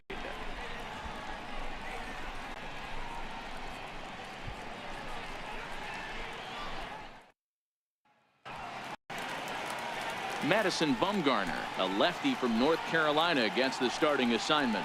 What do we need to know here, Danny?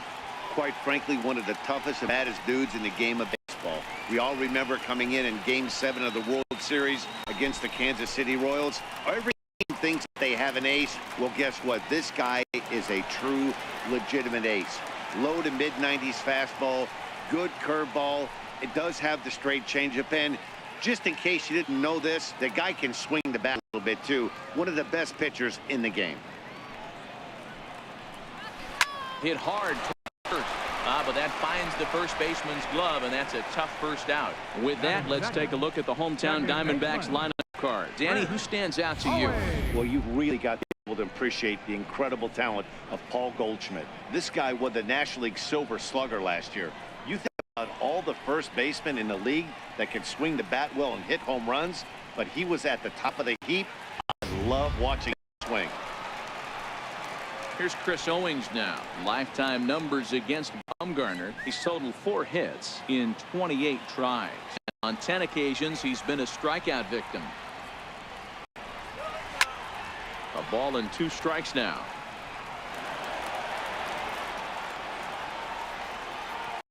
The 1-2. Misses, ball 2.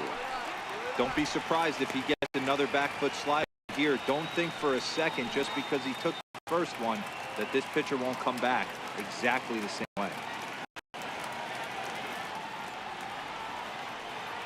The 2-2 is a swing and a miss. That's strike 3. Boy, that's the best pitch in baseball right there with 2 strikes. That elevated fastball. Every hitter thinks that, hey, they can do something with that, but most of the time you get the result that you saw right there. A big swing and a miss and another strikeout. In now, Paul Goldschmidt. Sent on the ground out to second. A dive, but he can't knock it down. It's through for a base hit. Hey, just a nice piece of hitting right there. He's able to keep his hands inside that ball, stay square as long as possible, and get it into the opposite field for a base hit.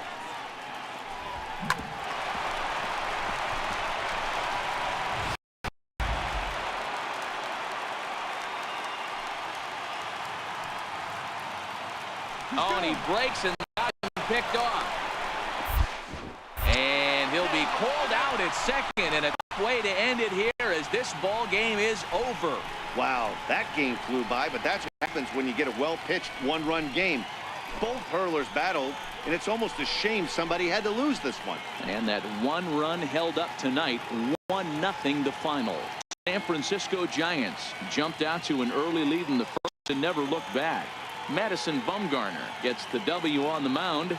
Zach Greinke was unable to work out of the second inning as he saddled with the loss.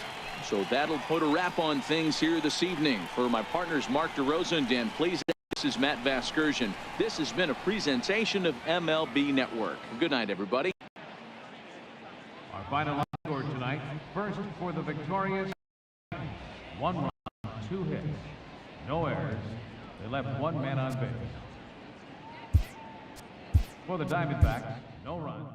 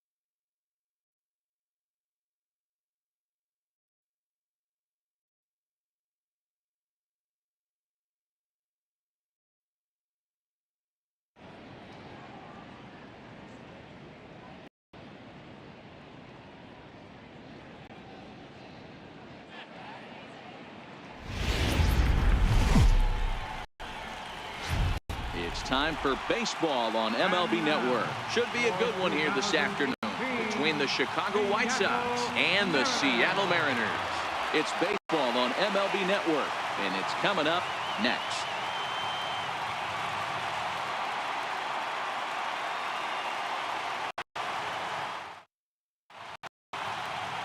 Felix Hernandez is ready to go as he'll be on the mound for the Mariners. Dan Plesac, what's the word on him? Well, here he is, King Felix, also known as the King. Arm, 5-pitch mix, mid to upper 90s fastball, slider, curve, changeup, and split. Some people think he throws too many pitches. Well, I know one thing, this guy's been a good pitcher for a long time, and he is one of the few aces in the game of baseball. Settling in now, Charlie Tilson, and we are ready for some daytime baseball. A very comfortable afternoon for baseball. 61 degrees our game time temperature.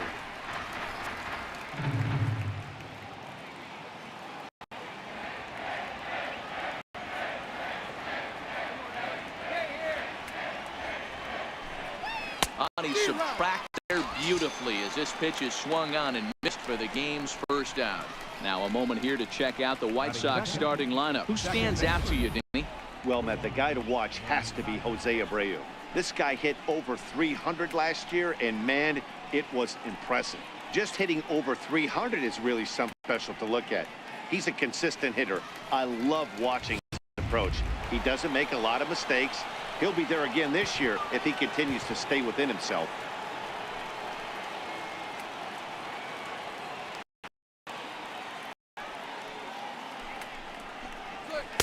Sinker misses that time, and it's 2-1. And set up behind the dish, Eric Summersgill, as you see the rest of the umpiring crew there.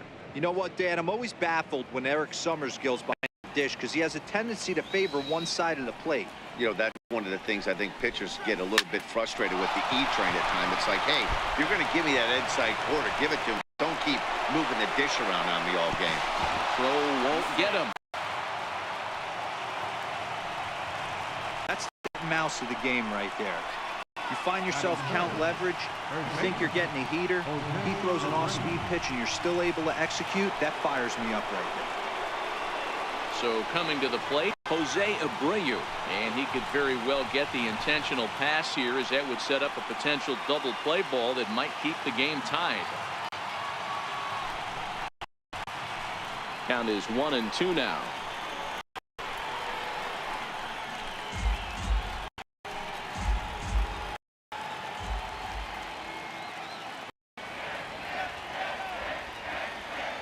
The 1-2 is laid off for ball 2. A lot of times you see guys in the middle of the get worked away, but not right here. They're keeping it inside on him. Is that an effort to keep him from getting extended, do you think? Yeah, I think that's the idea, Matt, but he might spin to win if he starts looking for it in there. And he looks at his sinker for a call. Third strike, and now there are 2 gone. Well, I'm glad we get another look at that beauty of a pitch.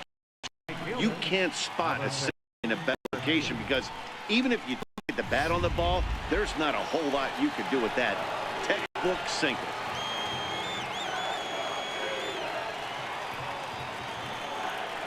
Stepping in now, Avisail Garcia. And the changeup is way low that time.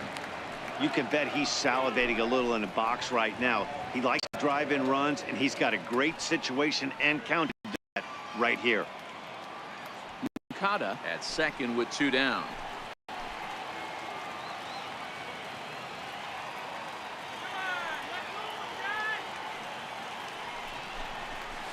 Shoots this one over to first. Motter takes it in, and he'll step on the bag himself, and the inning is over. White Sox leave 1, so now the Mariners offense gets to work for the first time. We've got no score.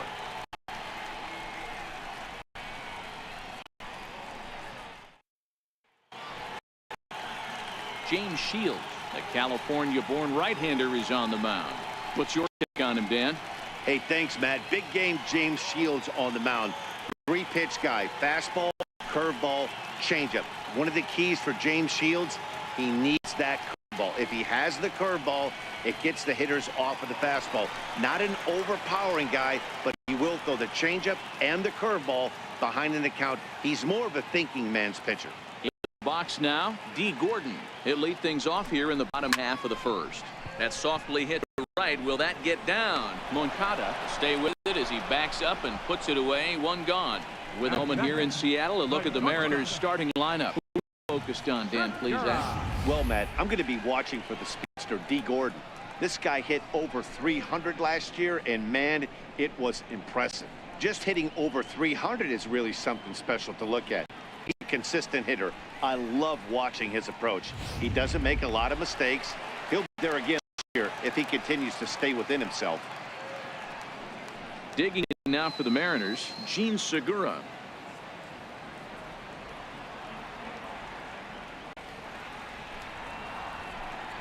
One and 2, the count to the Mariners shortstop.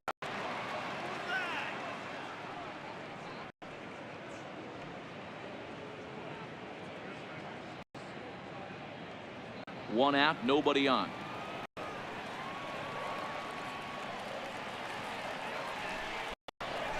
Swing and a liner. And this is down for extra bases.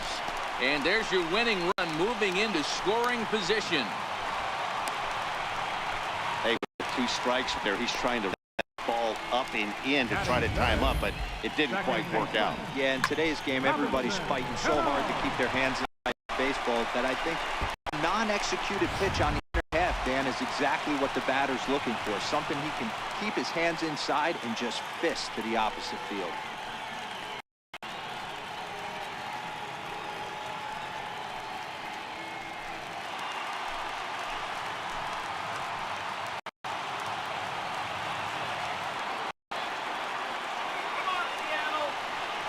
Now the 1-1 pitch.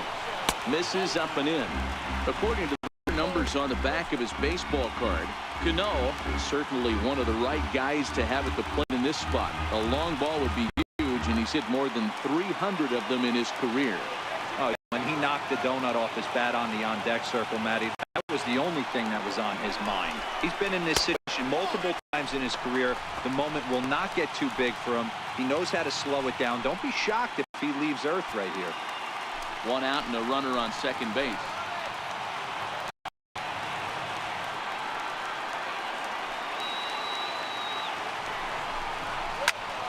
Popped him up. And he'll put this one away in foul territory for the second out. Batting fourth. Here's Nelson Cruz now, and he's got a chance to bring in the winning run. Question is whether they'll even pitch to him.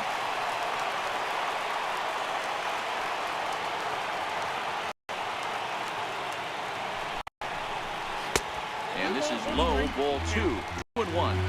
Runner in scoring position at second with 2 down.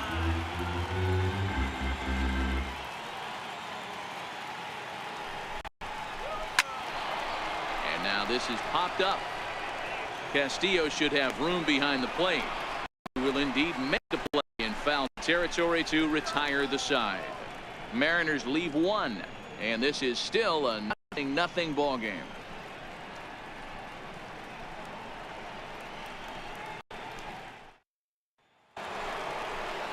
Here's the catcher, Wellington Castillo. He'll get us started in the top of the second.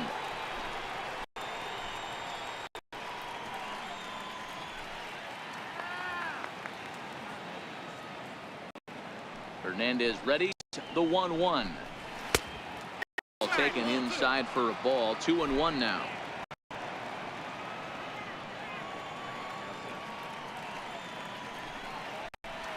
Three balls and a strike to the Chicago leadoff hitter. Well, there's a shot of King Court, the cheering section devoted, of course, to today's Mariners starter Felix Hernandez. Fans have a great time down there in the left field corner, and it's really become a staple here in Seattle. Yeah, it sure has, Matt. And what I love most is when these fans start chanting K, K, K, K with 2 strikes on the batter. It's awesome. They love King Felix here, and I don't blame them. Yeah, he's really meant a lot to this organization and this fan base over the years, so it's cool to see them support him in such a cool way.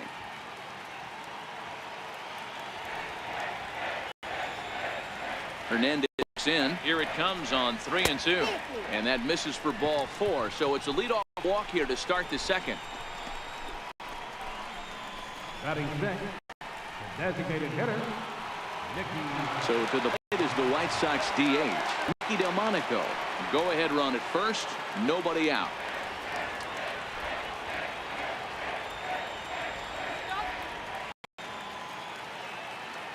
The 1-2 is a swing and a miss. That's strike 3. All right, guys, here's Seattle's defensive lineman. And let's focus on Kyle Seager right here. Former Gold Glove third baseman, plays a reliable third base. I think something that he does better than anybody is his ability to come in on those swinging bunts or guys trying to lay a bunt down on him. He has the ability to have such soft hands and make that off-balance throw to first base. And that'll bring up the shortstop, Tim Anderson. There's one away. The runner at first represents the potential go-ahead score. Double play is in order, however. The 2-1. Even count, 2 balls and 2 strikes. Castillo leads off first with 1 away.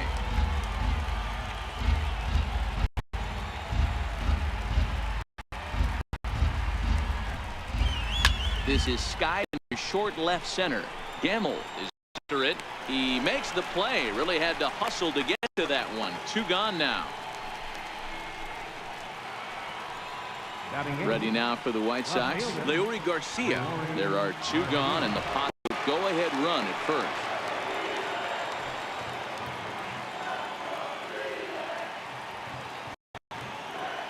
1-1. Ground right side. Throw in time and decided. A man left for the White Sox. We'll go to the bottom of the second. No more.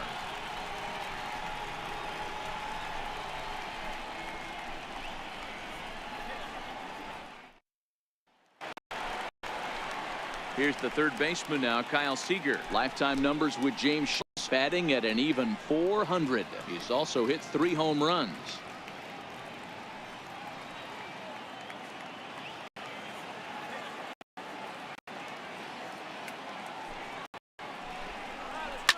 Here is a ground ball now for the shortstop to the right of second. And that's the first out. All right, guys, here's the defensive alignment for the Chicago White Sox. And let's take a look at catcher Wellington Castillo, putting the digits down, massaging this pitching staff through the game, and one of the above-average arms when guys try to steal on him.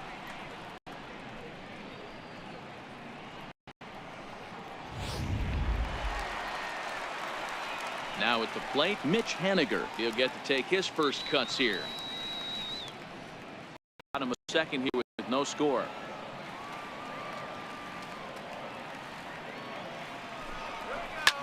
To right field. Garcia has a read on it. He's got it, and there are 2 down now. Here now is Mike Zunino trying to make something happen with 2 in the bottom of the second.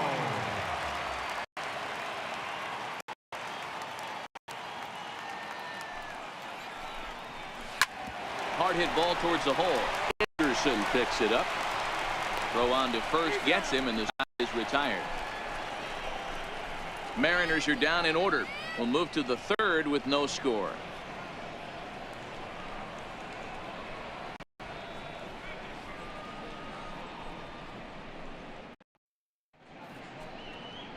A can't miss sight. Pike Place Market here in Seattle. Welcome back to MLB Network. Up next for Chicago, Yolmer Sanchez, as we are all set to begin the third inning in this one.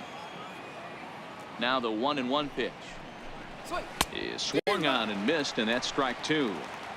That is such a tough pitch to lay off right there, but you have to find a way. There's nothing you're going to do with that low sinker except foul it into your shin or hit a ground ball to the left side. 2 balls and 2 strikes now. 2-2. Late on that one as it's fouled off to the left side. Set to deal on 2-2. And another foul ball.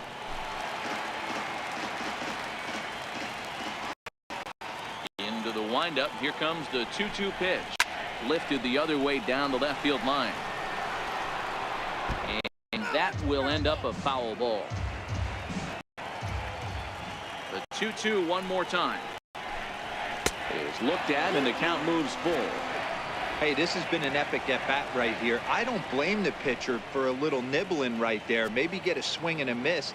He didn't bite on that one, so now we go full count. Locked in a good battle. Here comes another one. And he lets him off the hook there, as this isn't for ball 4. The batter, center fielder, Charlie Tilson. And Charlie Tilson now comes forward. 0 for 1 for him here in this one. Sanchez aboard here at first with nobody out.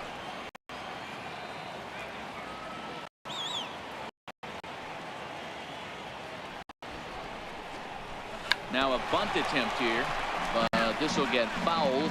It's a ball and 2 strikes.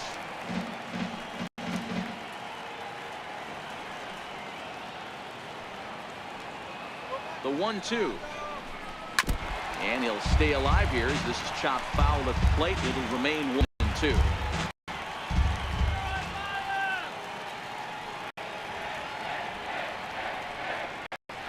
Looking for the strikeout here. 1-2. Soft liner to the left side. A leap, but he can't bring it down. Base hit. throw will hold him at second, but the go-ahead runs in scoring position now is still nobody out. That's the name of the game right there, boys. Get on base any way possible. They're not all going to be beauties, but that one falls in front of the left fielder for a base hit.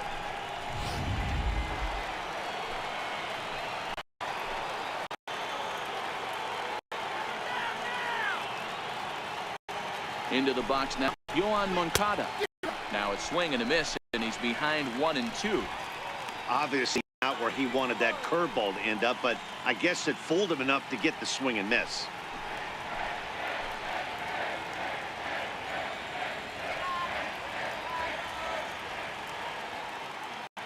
The 1-2. It's a low changeup that's laid off. That's a good but risky take there. On 0-2, some umpires have no problem ringing you up on a pitch that close.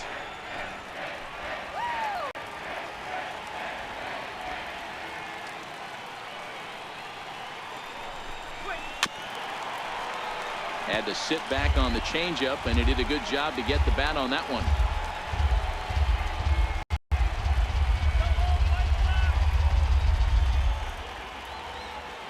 Two, here it is. And this is lined softly to the left side.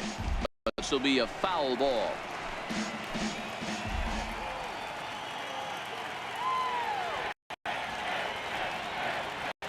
The 2-2 one more time. Lifted the other way to left center. Calling for it, Gamble. Looks it into his glove, and there's one gone.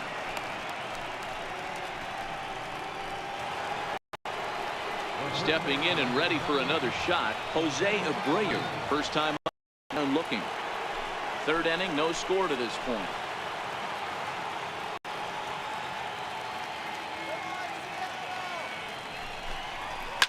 There's a ball ripped toward the gap in left center.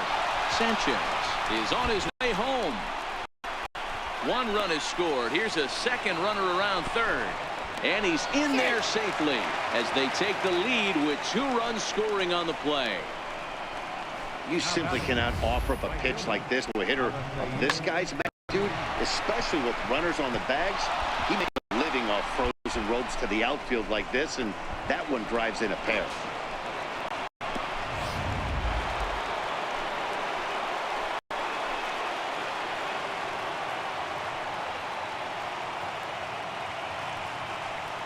Standing in now, Avisail Garcia.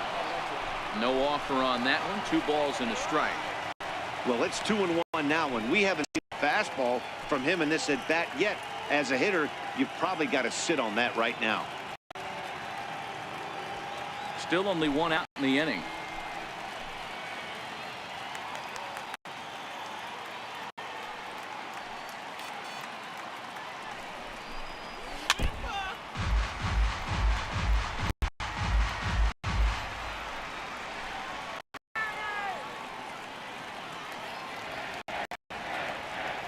Here now the 2-2. Doesn't get the zone. Count full now. For the guy on the mound, this is one of those innings where nothing comes easy. He's thrown a bunch of pitches, and this AB hasn't been any different. Definitely laboring at the moment.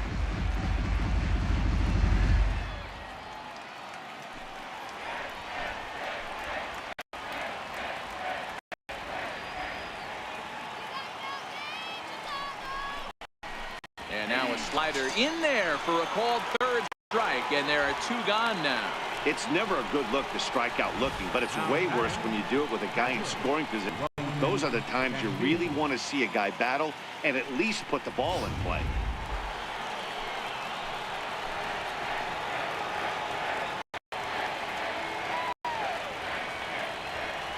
In now, Wellington Castillo. And an off-speed pitch on and missed, and with that, the side is retired. So it's 2 runs on 2 hits, no errors, and a runner left. We'll head now to the home half of inning number 3. It's the White Sox 2 and the Mariners nothing. For Seattle, Ben Gamble as we move on to the bottom of inning number 3.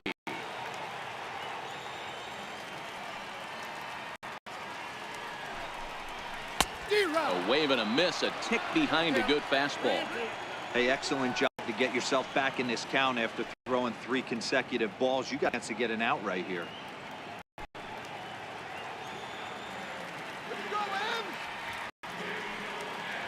full count. Here it comes. Count remains full.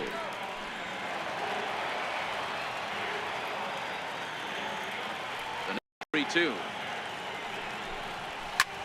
Heading out towards shallow right. This is gathered out there by Garcia for the first out. Batting ninth, first baseman, Taylor Motter steps in the box.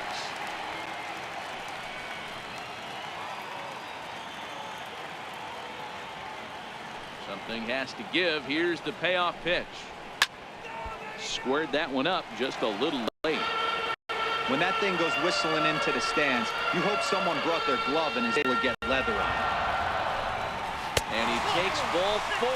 So a good job out of the 9-hole in getting on base as we go back to the top of the order.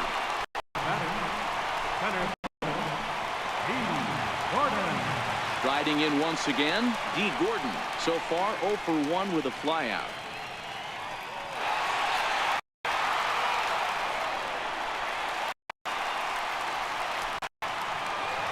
Motter, base runner at first with 1 out.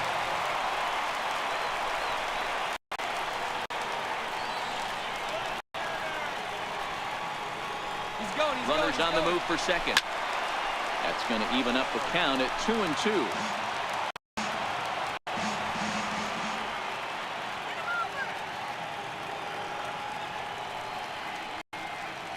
Hoping to send him packing. Pitch on its way. He pulls this one into right, and that'll get down for a base hit. And he is in there. I got to be honest, I'm shocked he went back to this pitch again. First one, he was on it and fouled it off. Second one, he did not miss.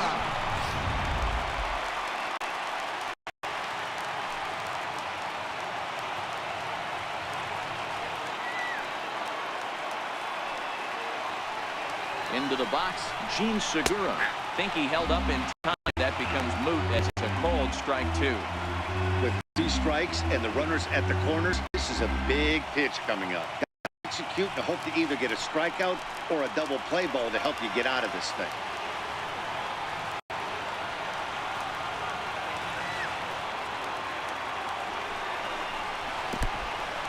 In the dirt and blocked behind the plate.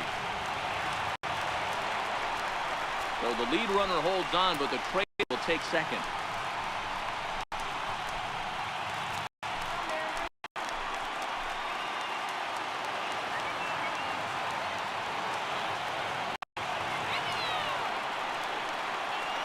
Here now the 2-2.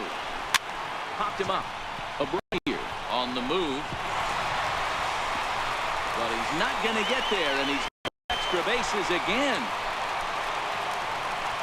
Wow, he must be living right because he gets absolutely jammed. Thought we were going to see the bat splintered. Instead, he moved the ball to right for a double. Might get some heckles from his teammates, but no doubt he'll take it.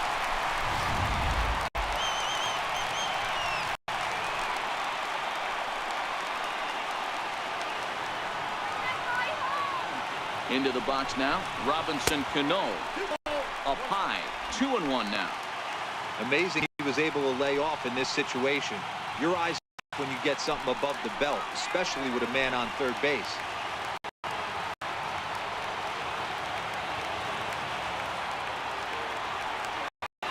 Cano awaiting the 2-1. And that one just missed outside. Definitely in a tough situation facing the 3-hitter. You can work around him and maybe walk him to load the bases, but that just sets up the cleanup guy with the bases loaded.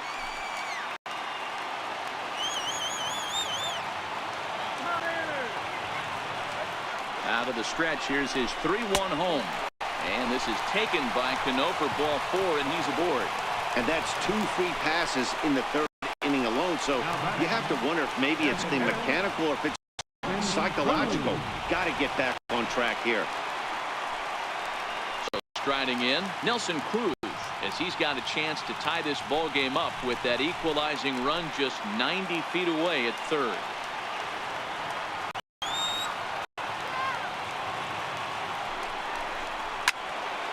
In corner and slicing foul.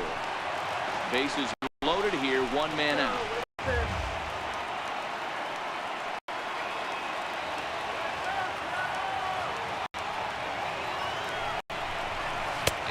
is swung on and missed a huge out there as the bases will stay loaded with 2 away now. Third baseman number 15, Kyle Seager. Here's the third baseman now, Kyle Seager. He's got the potential tying run at third, the winning run at second base.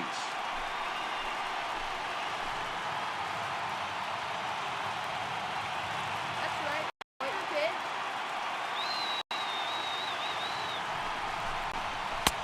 bit. Inside with the hard stuff, and it's 2-1 now. Well, things are bad enough as it is right now. 1 run in, bases juiced, and now he's falling behind the count. You could bet the guy at the plate is thinking about making this a 5-run inning and hurry.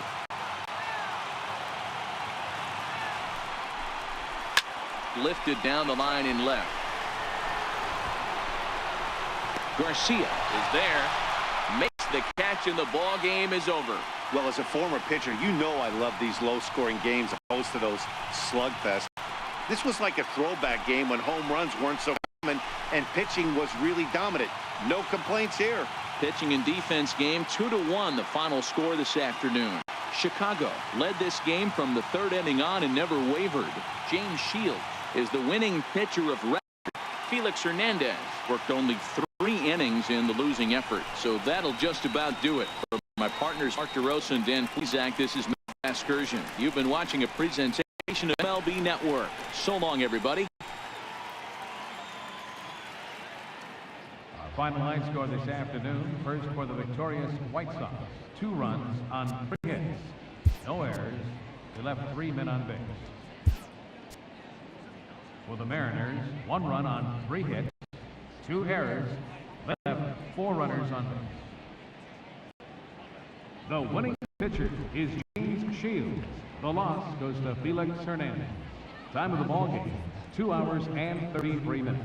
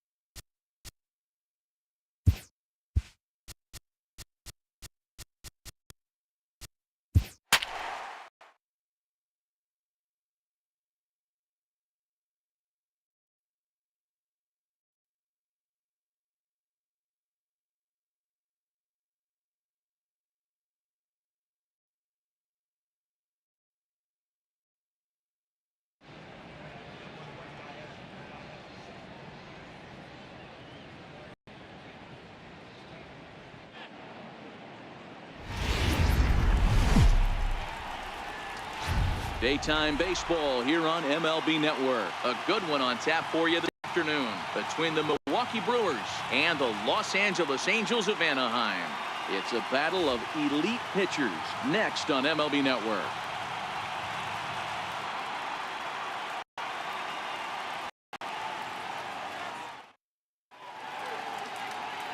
Shohei Ohtani gets the starting nod for the Halos.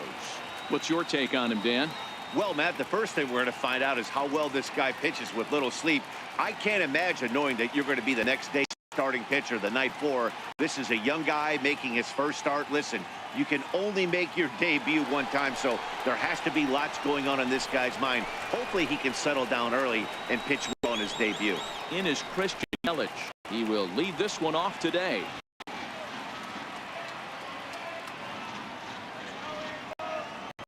Into the windup. Here comes the 0-2 pitch.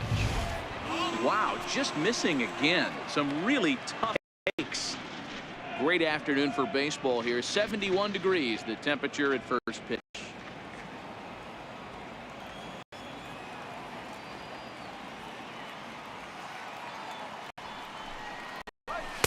Tough pitch lay off there, but he did, and it's even up at 2-2.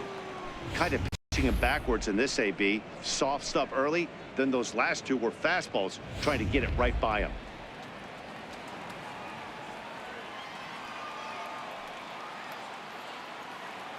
Here now the 2-2. Line to the right side. And that is through into right field for a single. So here in the first inning, the leadoff man's aboard to kick things off. Nice piece of hitting right there. When you're facing a young blood on the mound, young starting pitcher, you want to get him into the stretch as quick as possible. You want to see how he handles the moment. See if maybe you can run on him. A lot of things going to open up with this next at bat. Stepping in now, Lorenzo Cain on the ground for Kinsler. This could be two. Simmons on to first, but not in time as he's in there ahead of the throw. Batting third baseman, Travis. And that brings up the left-handed hitting Travis Shaw. It's one away. The runner at first represents the potential go-ahead score. Double play is in order, however. And a fastball blew it right by him, and they're two down. And a look now at the batting order for the visiting Milwaukee Brewers. Dan Plesac, who are you focused on? Out for Lorenzo Cain as this game moves along. This guy hit over 300 last year. Man, it was impressive. Just hitting over 300 is really something special to look at. He's a consistent hitter. I love watching his approach. He doesn't make a lot of mistakes. He'll be there again this year if he continues to stay within himself. Here's Ryan Braun now. There are two gone and the possible go-ahead run at first. Now the 3-2 pitch. Hit on the ground out to short. Throw in time and the side is retired. Milwaukee leaves one. Now the Angels will get their first crack at it. No score.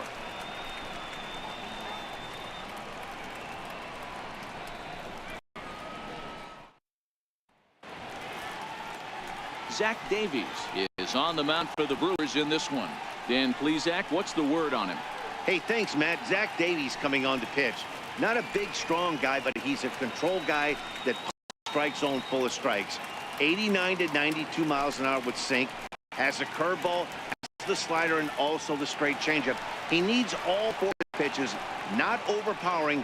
You'll know if he's on early, he'll be throwing a lot of ground balls. And striding in is the second baseman, Ian Kinsler, now to get things rolling in the home half of inning number one. In there, 1-2 now.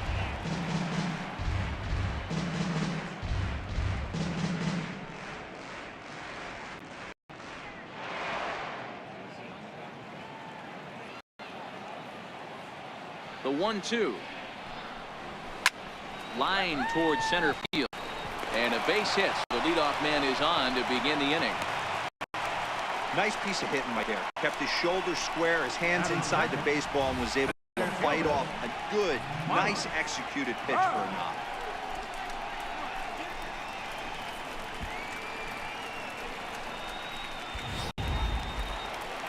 Here's the center fielder, Mike Trout. Head-to-head numbers against Zach Davies. He's 1 for 3.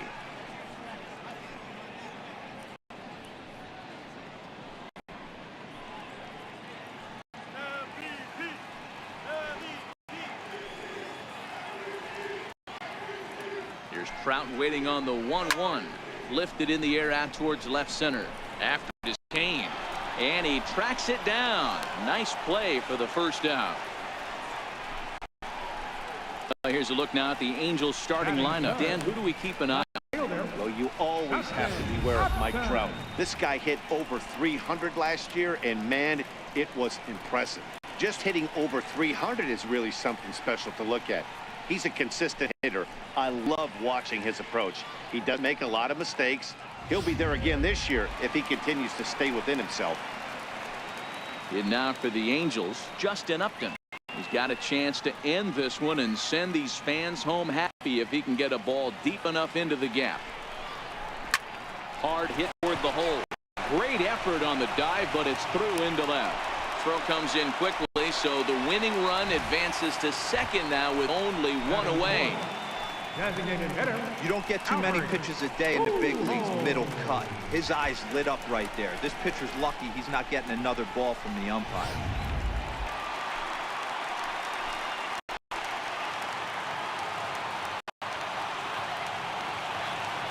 Standing in now, Albert Pujols. And he lost Houston here on 3-2 as that pitch misses. It's ball 4. He's definitely stumbled out of the starting blocks here in the first, giving up a couple of base knocks and that walk. First innings are often some of the toughest for a starting pitcher. Cole Calhoun will stand in now. Head-to-head numbers against Zach Davies. He's 1 for 2.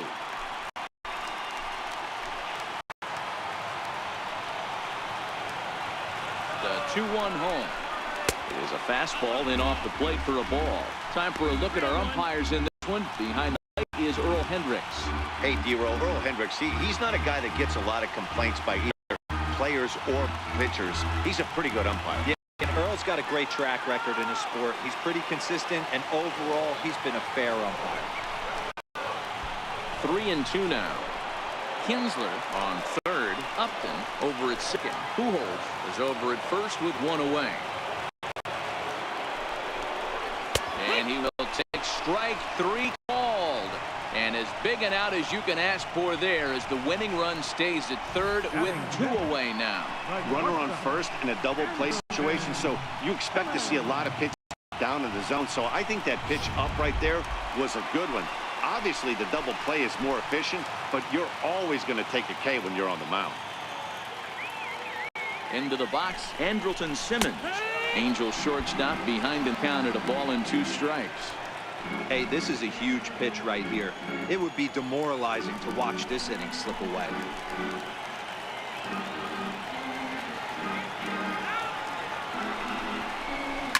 Here's one hit softly down the line and left, but this is going to get foul.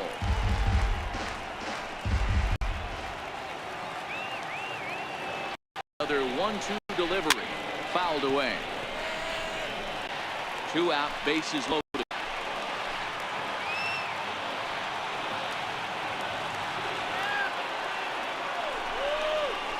Hit back up the middle. Garcia gloves it on second for the force out, and the side is retired. Angels threaten, but leave them loaded. Still no score.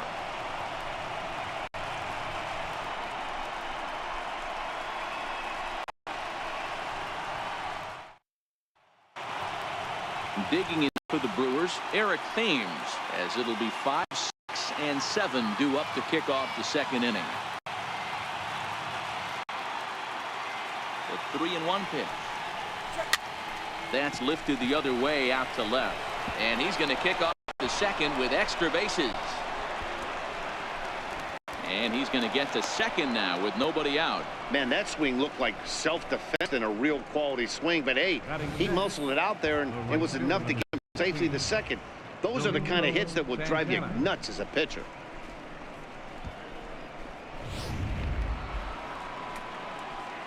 So digging in now, Domingo Santana, and he could very well get intentional pass here, as that would set up a potential double play ball that might keep the game tied.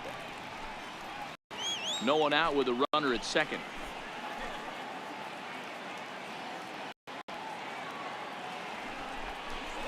That's right there at the belt. 1-2 now.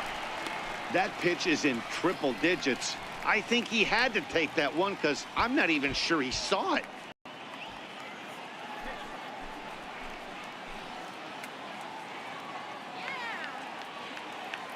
Working for the punch out and the offering. 2 balls, 2 strikes. He's off. 2-2 now.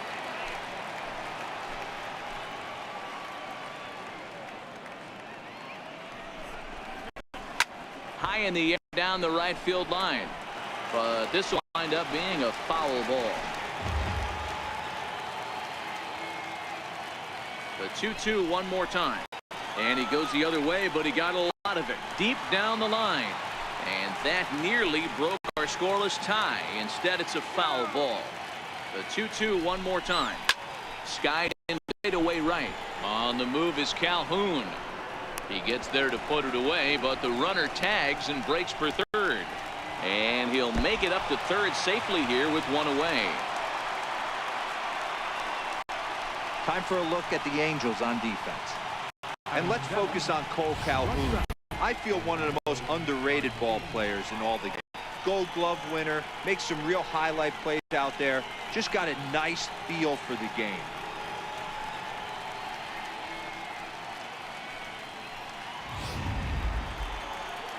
So striding forward now, Orlando Arcia, although there are a couple of bases open, and we'll see if they think about working around him. Now the 3-2 pitch is swung on and missed. He got him. Well, their chances of pushing across run took a pretty good hit after that strikeout. It's so much tougher to score a guy from third with 2 outs instead of 1. Basically, you need a hit or you need to get lucky with a wild pitch or a pass ball. So coming to the plate, Stephen Vogt, as he'll hit with the go-ahead run at third and 2 away. Here's the 3-0 pitch. That's down low. It's ball 4. And they're at the now with 2 away. Batting ninth, second baseman. Digging in the hitter, Jonathan Villar. And he bats in a big spot here. Go-ahead run at third, 2 men out.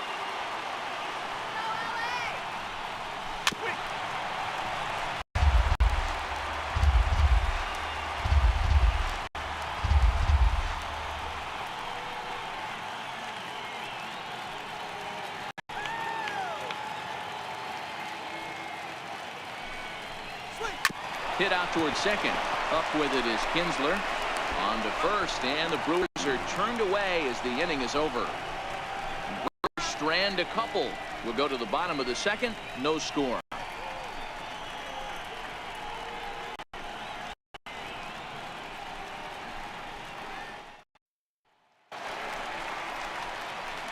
Striding in, Zach Cozart, as he'll get his first opportunity in this one.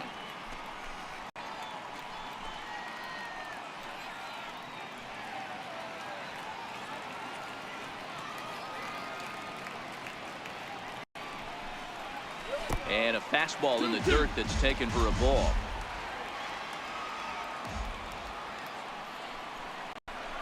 Hit hard on the ground towards second. Villar right there. And there's one down now. All right, guys, here's a defensive alignment for the Milwaukee Brewers. And, guys, what I want you to focus on today is this is one of the new age teams in the game that really rely on statistics and the numbers. And the numbers tell them that they're a better team defensively, moving guys around and shifting as much as they can. Now to the plate, Luis Valbuena.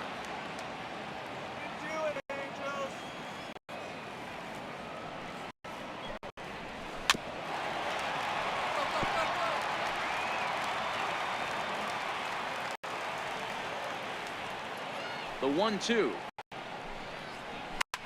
Hit sharply on the ground.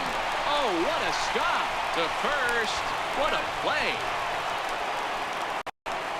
Batting ninth, catcher, Martin Maldonado. Ready now for L.A., Martin Maldonado. He'll get to take his first cuts here.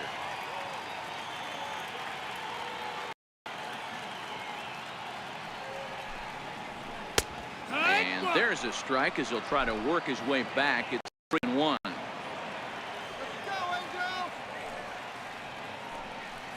And he takes ball 4. So a good job out of the 9-hole in getting on base as we go back to the top of the order. We knew coming into this game that this guy has a tendency to give up a lot of free passes, and history repeats itself as he's already given up 2 walks here. I'll tell you, effectively wild is a pretty tough thing to be. So a runner at first with 2 away, and that'll bring in the second baseman, Ian Kinsler.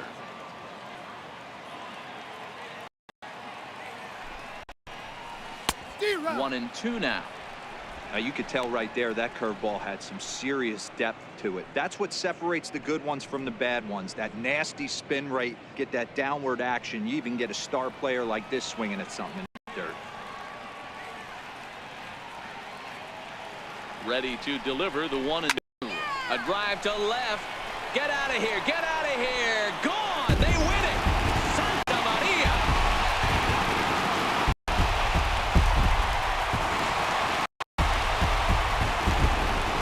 It's a 2-1 shot to straightaway left. With one swing of the bat, this ball game is over. Well, the way things unfolded, you kind of had a sense that this thing was going to end in dramatic fashion, and that's exactly what happened. A walk-off for the win. Wow.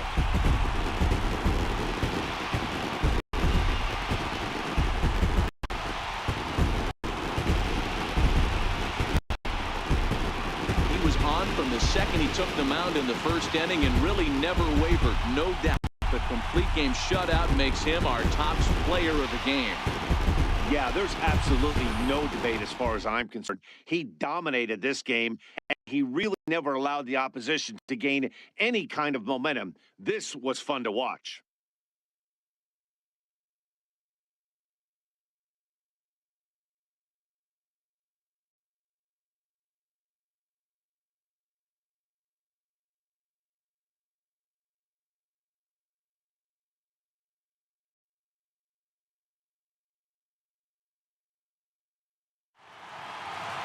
A 2-0 finish today. The Angels took the lead in the second inning and rode that until the very end.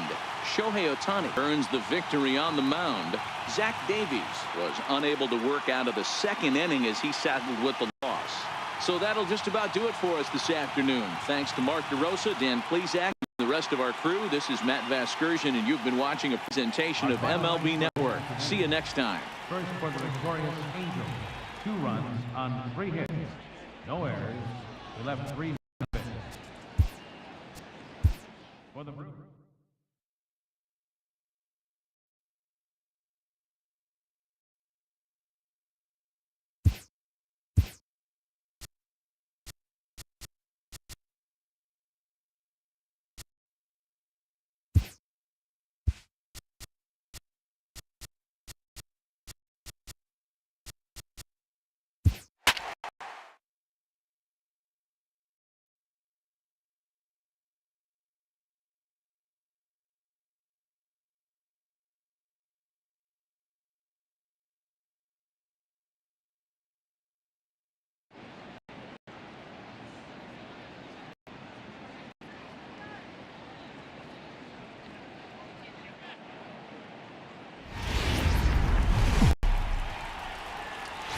We are under the lights this evening as we get you set for another edition of baseball on MLB Network. Tonight, we've got a good matchup in store between the Los Angeles Angels of Anaheim and the Oakland A's. Major League Baseball on MLB Network is next.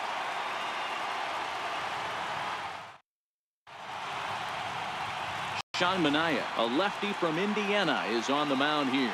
Dan, any thoughts? Hey, on the mound now is Sean Manaea, the pride and joy of Indiana State University.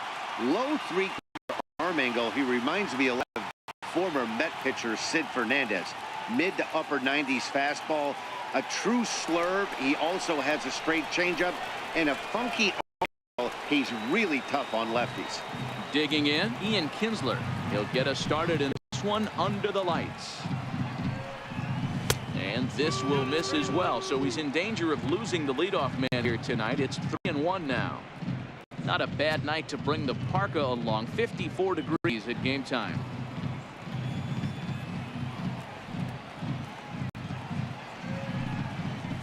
Lofted in the air out toward right center. Piscotty's there for it. And he hauls it in for the first out of the inning. And with that, let's take a look at the Angels starting lineup. What's the key for them tonight, Hero? Well, Matty, this lineup's going to have to find a way to score early. Get this pitcher uncomfortable, stay on the attack, get into the bullpen. That's the name of the game. They let this guy settle in, he'll breeze through 7 strong. Here's the center fielder, Mike Trout. His career numbers against Manaea, he's had some success, 5 for 11. 2 of those hits were for home runs.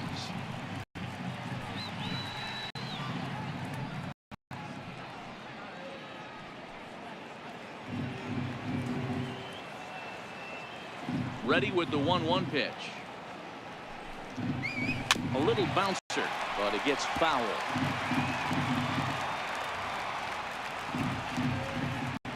One-two. Hard liner center field, and Trout has himself a base hit. No mistake what he was sitting on. Fastball middle of the plate, kept his hands out, stayed through the baseball, and delivers a hard hit line drive.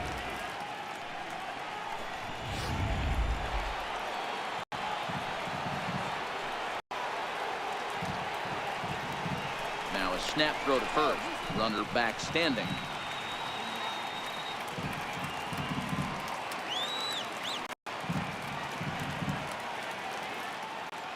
Into the box, Justin Upton. Oh, and he can't catch up to the fastball as he swings and misses for the second out.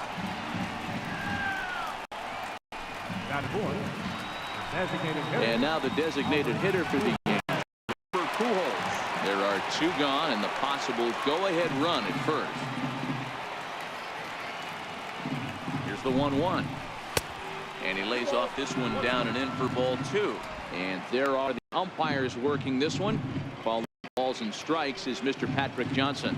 You know, D-Roll, Patty Johnson, decent strike zone isn't always super consistent. I think that's one of the things that irritates players and pitchers. Yeah, you're going to see a few glares, not only from the offensive guys, but maybe the guy on the mound as well. He needs to be a little bit more consistent. Trout first with 2 gone.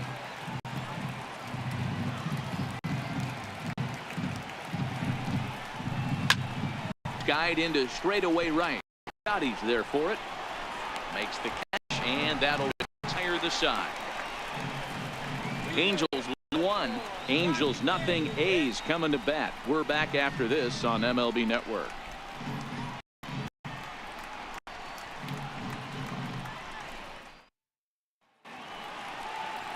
Shohei Ohtani gets the starting nod for the Halos. What do you have for us on him, Danny? Well, Matt, the first thing we're going to find out is how well this guy pitches with little sleep. I can't imagine knowing that you're going to be the next day starting pitcher the night before. This is a young guy making his start.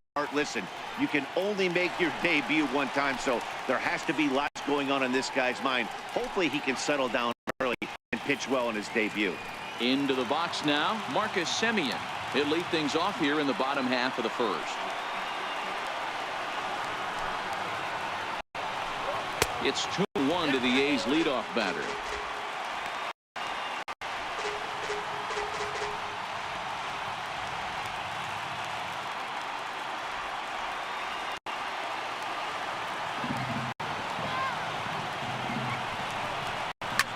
Swing, high drive, left field and deep, but it bends just foul into the second deck.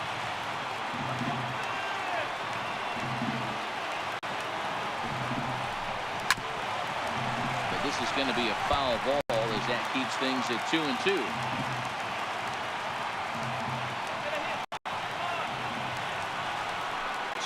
One more time. This is hit softly to third, and this will be gobbled up fairly easily down there at third for the first out. Time now for a glance at Bob Melvin's starting lineup. What's the key for a home victory tonight, D-Row? Matty, this lineup's got to be willing to adjust. They cannot stay staunch and try and pull everything, or there will be a ton of ground ball and weak fly ball contact. They have to be willing to use line to line to get this done today. Now in the box, Matt Joyce, as he'll get his first opportunity in this one.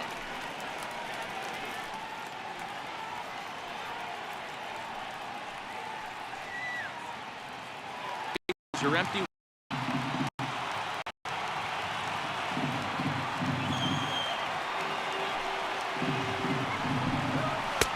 Missed with a slider.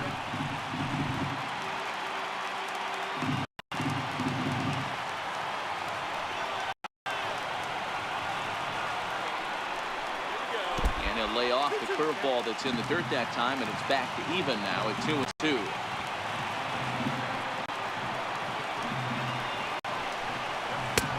Fastball didn't miss by much, and it's a full count now, 3-2.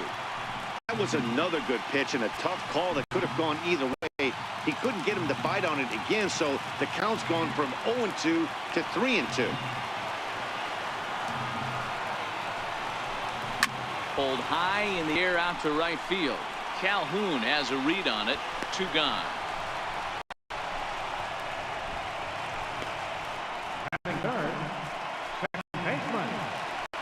Digging in now, Jed Lowry. First cuts for him here with the bases open and 2 away.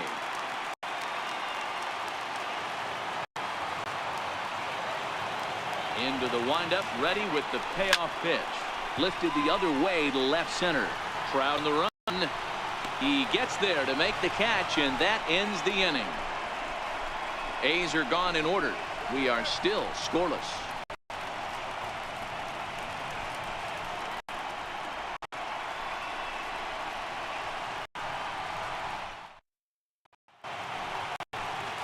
Cole Calhoun will stand in now. His career numbers against Minaya. He carries a .308 batting average.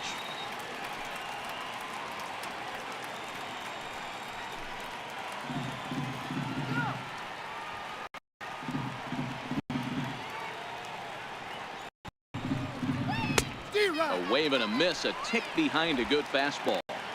If you catch up to a high fastball like that, it's all about getting that front foot down in enough time to allow your hands to start moving forward. He was way too late there.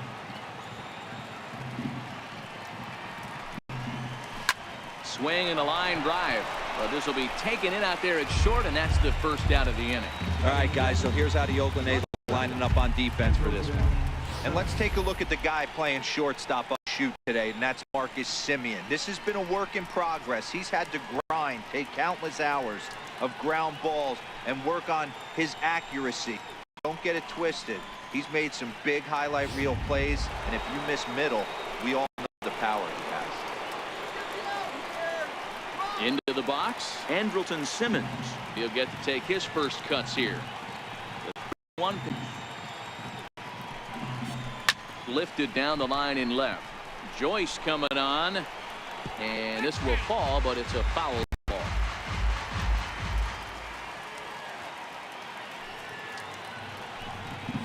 And a fastball swung on and hit to second. And there's out 2.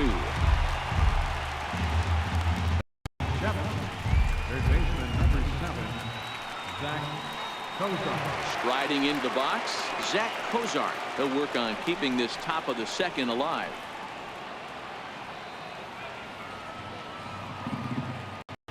Now the 2-1. Line towards center field. That gets down, and the inning continues. Nice piece of hitting right there. Kept his shoulders square, his hands inside the baseball, and was able to fight off a good, nice executed pitch for a knock.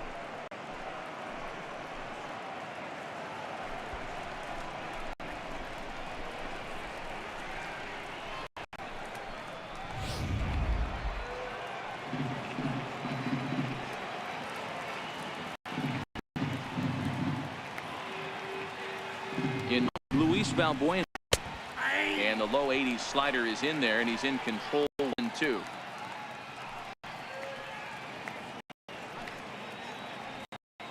Kozar leads off first with a pair of outs in the inning.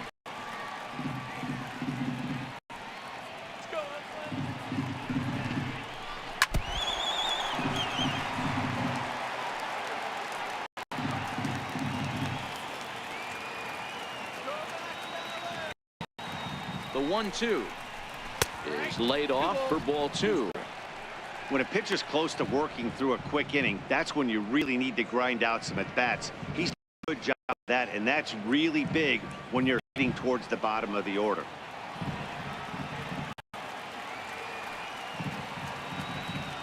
The 2-2 is offered at and missed. He chased it for strike 3. Angels strand 1. We'll go to the bottom of the second. No score.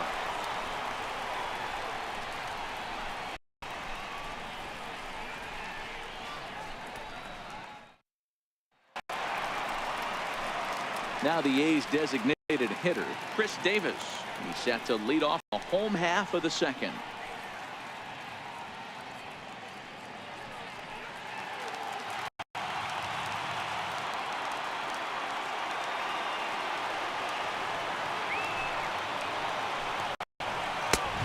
And that fastball's too much for him there. 1-2. Well, based on that swing, I'd say this guy's got his A-game fastball working right now. The only way you're going to get to that pitch is you got to make an adjustment and get that front foot down a little. 2 balls and 2 strikes to count to Chris Davis. I think if he executes that pitch on the corner instead of off of it, he probably gets some pretty weak contact, if any. He jammed him pretty hard on the previous pitch, so my bet he was going to try to cheat on the inside part, thinking it might be coming again. Into the windup. Here comes the 2-2 pitch. Never tempted to swing at that ball down low. It's ball 3. Well, that sets up a big pitch right here. because you don't want to lose the leadoff guy in a scoreless game. It's tough to work around a leadoff walk. Something has to give. Here's the pitch. Just staying alive, putting together a really good at-bat here.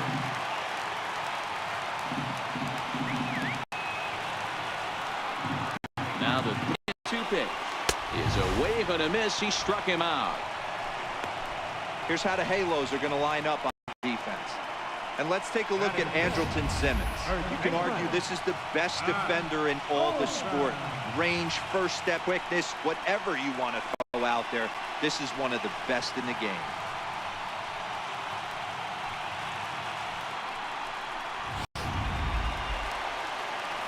Coming to the plate now, Matt Olson.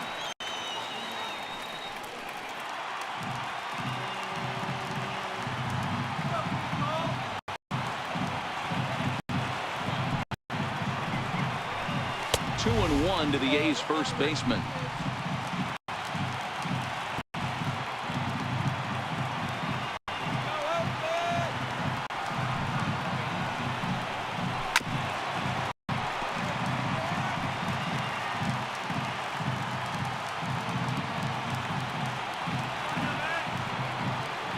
Ready on 2 balls and 2 strikes. Here it comes. Tapper down the first baseline. Valbuena scoops it up, and he'll take it to the bag himself for the out. Batting sixth, right fielder. Now batting, Stephen Piscotty will try to make something happen with 2 gone in the bottom of the second.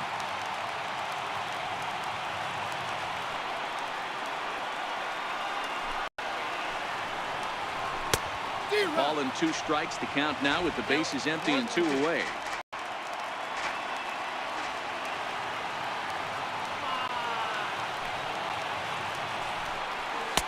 Two and 2.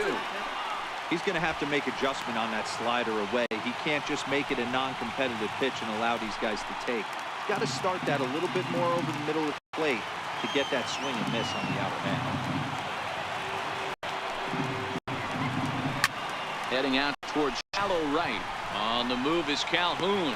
He makes the play, and that'll end the inning. 1, 2, 3 go the A's. We'll move to the 3rd with no score.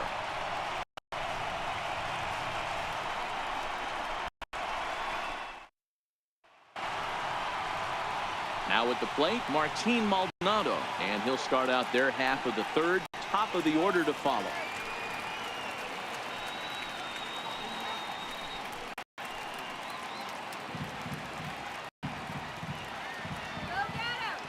The 1-1 is taken for ball 2.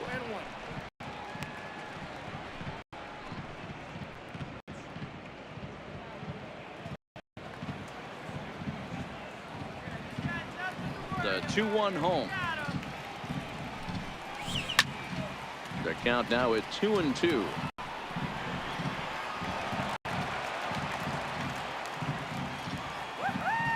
Here's the pitch.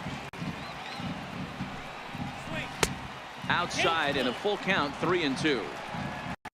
In the on deck circle, Ian Kinsler. He'll hit next.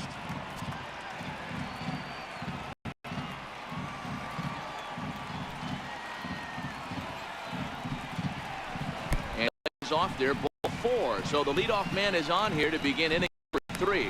Well, when you go with the slider there in a full count, you're hoping that the hitter is fastball and swings through it. Didn't work out that way, though. He lays off and gets the free pass. Ready for another chance. Ian Kinsler. Go ahead run at first. Nobody out.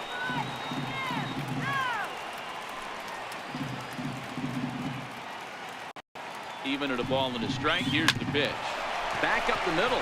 And that finds its way through for a base hit. Nice execution right there, Dan. Kept his front shoulder in, kept his hands inside the baseball, and ripped the base hit up the middle. And if you're a pitcher right there, you can't get discouraged. Sometimes, even when you make a good pitch, the ball can find a hole somewhere. That one right up the middle.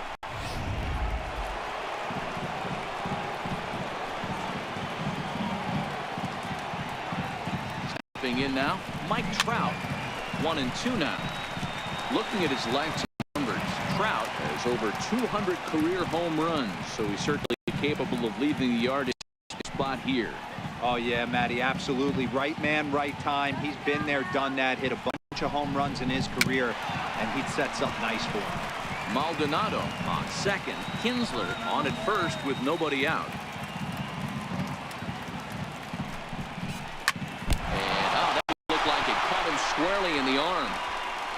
No chance to recover, and let hope he's okay out there. The run comes across to score, and they jump ahead 1-0. Boy, that has to feel good as a hitter, D-Roy. You get that base hit to give your team the lead. You have to feel good when you get down to first base. Yeah, it's just a nice approach. You see him turn to his boys right there and get fired up with the dugout. 100%, not trying to do too much, able to quiet the moment down, center himself, and come through in a big spot. Standing in now, Justin up right there at the belt. 1-2 now.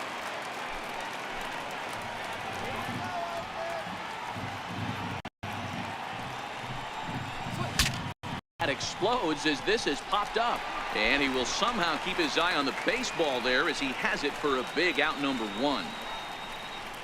The batter, number 5. Designated third. So there's the first out here in the Angels' third, and standing in, trouble now in the person of Albert Pujols.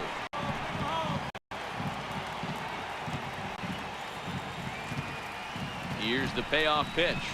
Swing and a miss on the fastball that time. Out number 2. Yeah, as they say, there's a hole in his in that location, so a good job there of exploiting that. That can be real hard for some guys to overcome when teams start figuring out what locations you just can't handle.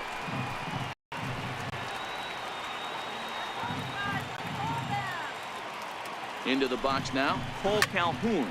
Now here's the ball hit high and deep to straightaway right field. And he will get there to make the running play, and that will end the inning. 1 in the inning here for the Angels on a couple of hits.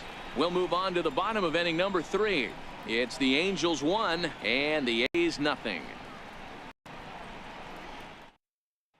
So that brings up the always intense Matt Chapman. 7, 8, and 9 to start the home third. Not much going on offensively so far for these guys. 6 up, 6 down. We'll see if the bottom part of the lineup can get something going. Well, the home crowd seems a little restless, so I'm sure they appreciate it.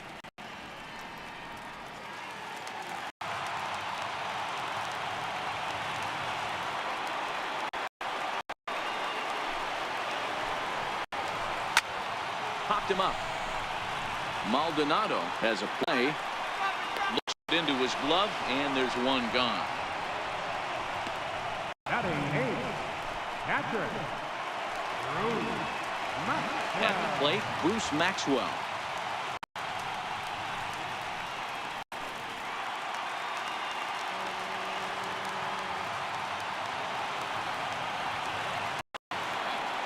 The 1-1 home.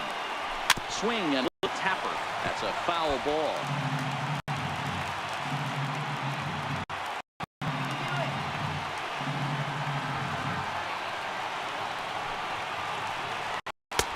Now a fastball taken outside here as it moves it to 2-2 now.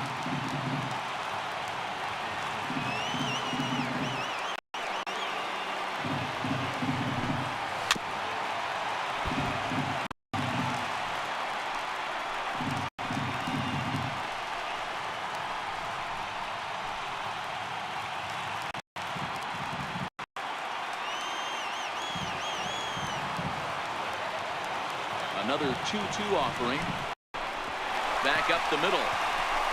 And there's the first hit of the game for the A's. Sometimes you got to tip your cap. The pitcher spotted his pitch down in the zone right there below the knee. Offensive player rolled. Digging in, Luke Powell. He'll be looking for something he could drive into the gap and drive home that tying run from first.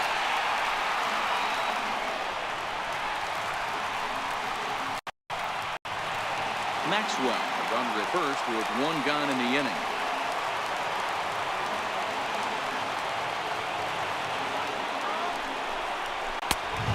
Swing and a miss way behind the big fastball.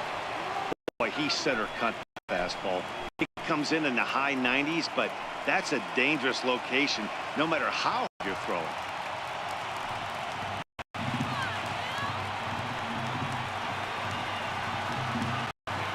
Here now the 2-2. That's him looking at the knees for the strikeout. Flat out locked him up with a changeup right there. Usually you're trying for a swing and miss when you throw that pitch in a 2-strike count, but clearly he wasn't looking for it, so it's a backwards kick for him. In to try it again. Mark Semien hit it hard but lined out in his first at bat. A runner on first with 2 away.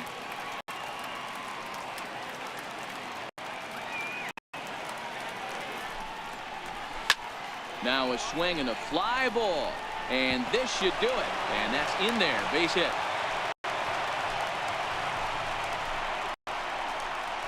The left fielder, number 3, Matt Joyce. So stepping in, Matt Joyce, and he'll look to bring home that tying run from second with a base hit into the outfield.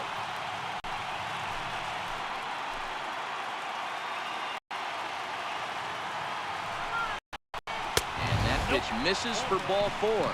So some intrigue now as the bases are loaded here with 2 away. That's a big no-no. He obviously had to work carefully with 2 men on, but he did not want to walk to load the bases. Now he's really got his work cut out for him. We'll see how he fares here.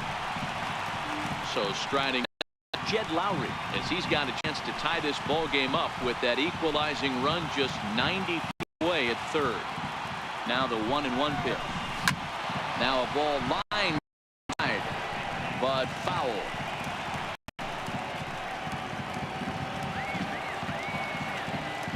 Last strike now for Oakland. Struck him out. So a great job of working out of certain danger as he strands the possible tying and winning runs on base. And the ball game is over.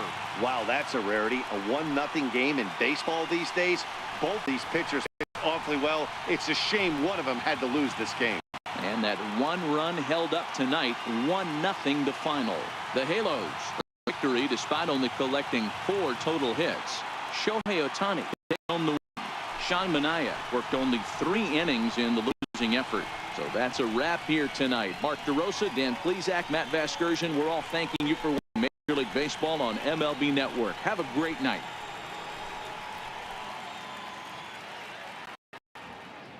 Our final line score tonight, first for the victorious Angels. 1 run, 4 hits, no errors. They left 4 men on base. For the Athletics, no runs on only 2 hits, no errors. They left 3 men on base. Time of the ball game, 2 hours and 20 minutes.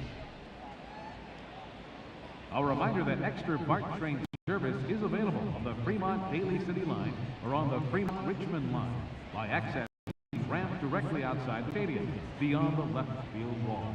AC Transit will also be available.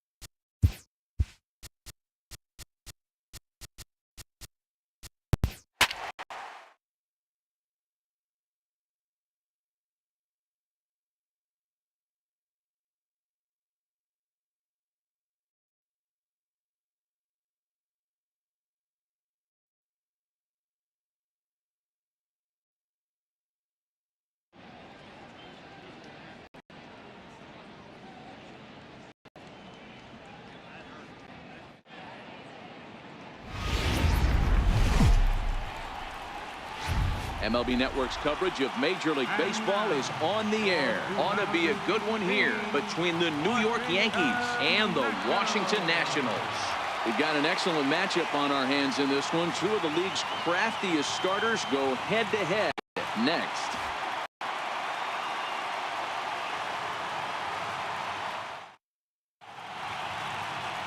Max Scherzer, a Missouri-born right-hander, gets the job of starting pitcher here. What's your take on him, Dan? Max Scherzer. Hello, Chief. It's Max. And at not age at 99, this is one of the best pitchers in the game of baseball. Upper to mid-90s fastball, powerhouse slider, and a great changeup. If he brings his A game, it's lights out for the opposing team. Standing in, Brett Gardner. And we are set for baseball here this evening. Here's Scherzer now 1-1. High in the air down the right field line. Harper on the run. 1 out. With that, here's a look at the Yankees starting lineup. Dan, who do we keep an eye on? Matt, I can't wait to see what Aaron Judge has in store. He won the home run derby last year, and if you're worried about his power, all you have to do is go back and look at that video he put on a display, so we know he has monster power. I just hope he runs into one today. Digging in now for the Yankees, Aaron Judge, as he'll get his first opportunity in this one.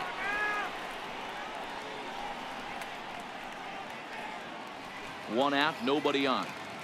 My kids play better than you, Yankees.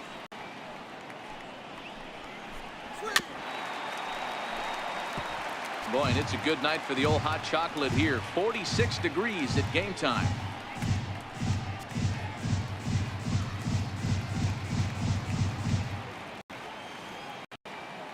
Here's the pitch. Hit hard to the right, but foul. So we'll see if he can straighten that out.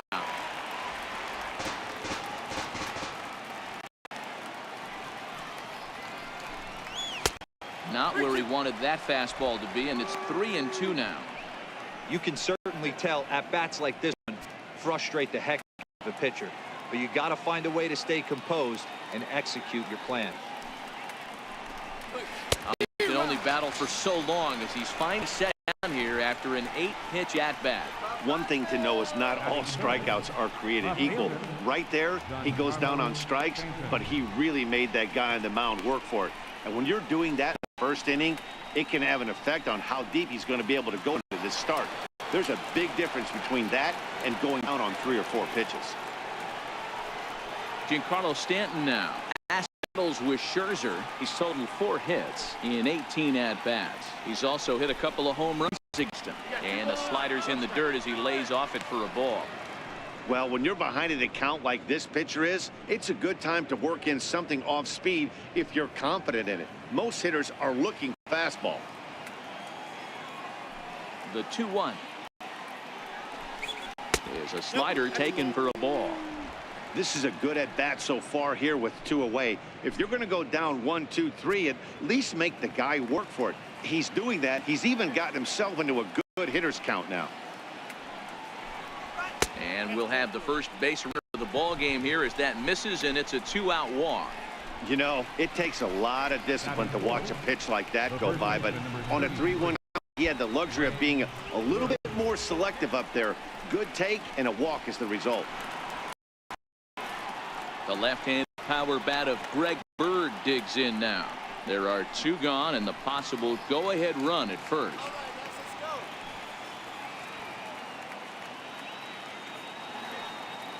The 2-1. Bird swings, and this one is crushed out to right field. Oh, and it's off the foul ball in right for a home run.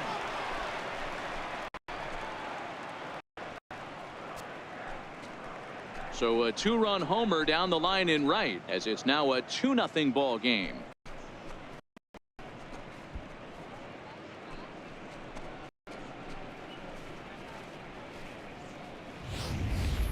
Well, he thought he was just about out of this inning. Then the ball leaves the bat, and he's thinking, please go foul. But no such luck. Right foul pole for a 2-run homer. Sometimes this sport just isn't fair. In now, Gary Sanchez. And he fouls this one off.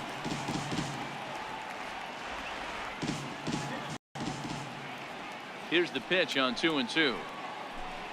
Now a fastball swung on and missed, and that is number 3. Yankees get a couple on the 2-run home run. Last chance For the Nationals. It's now 2-0 New York.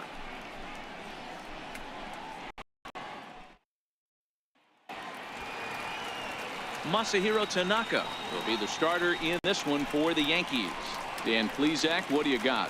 Well, this guy's kind of unique. How about a 5-pitch repertoire that he has? That gives him a lot of options for both righties and lefties. And if he's on, he could be really tough to hit. On his way to the plate is the center fielder Adam Eaton to get things here in the home half of the first.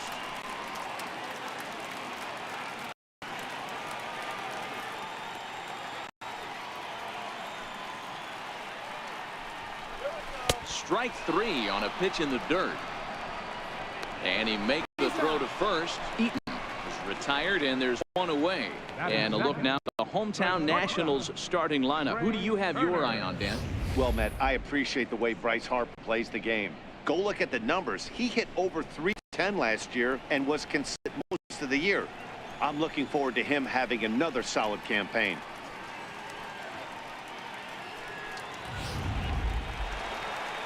Striding in now for the Nats, Trey Turner. He'll get to take his first cuts here. Here it comes on 0-2. 2-strike pitch is chopped foul at the plate, and we'll do it again.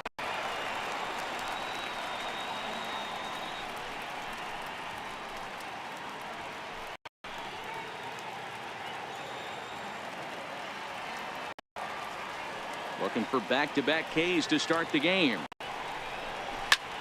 Ground ball back up the middle. Gregorius is there in time to first, and there are 2 away. Batting third, right fielder, Bryce Harper. Bryce Harper now.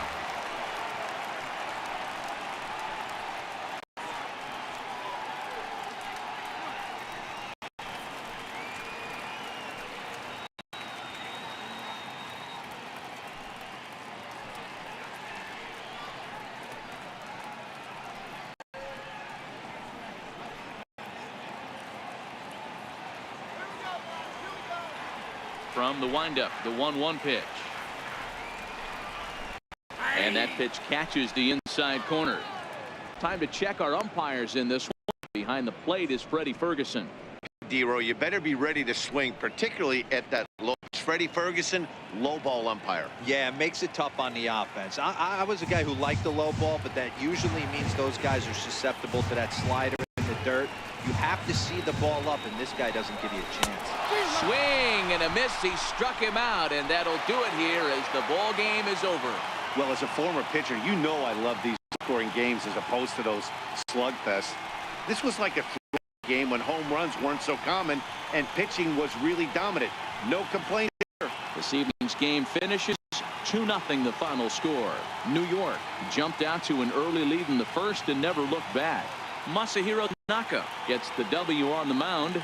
Max Scherzer lasted only an inning in the losing effort. So that's a wrap for us here tonight. For my partners in the booth, Mark DeRosa and Dan Plesac, and the entire crew, I'm Matt Vasgersian. You've been watching MLB Network. Have a good night, everybody. Our final line score tonight, first for the victorious Yankees. 2 runs on just 1 base hit. No errors. They left 4 runners on base. For the Nationals, no runs on no hits. No errors. They left no runners on base.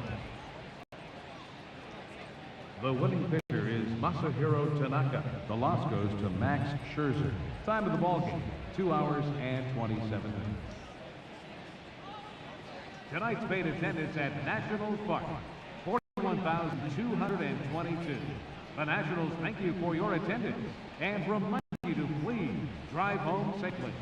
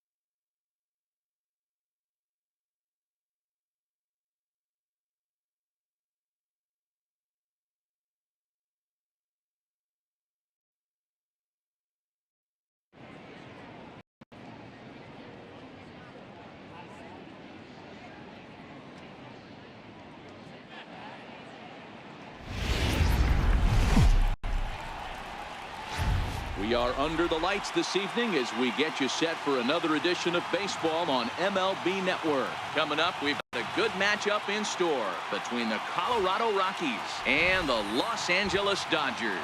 Two great hitters lead their teams to battle next on MLB Network.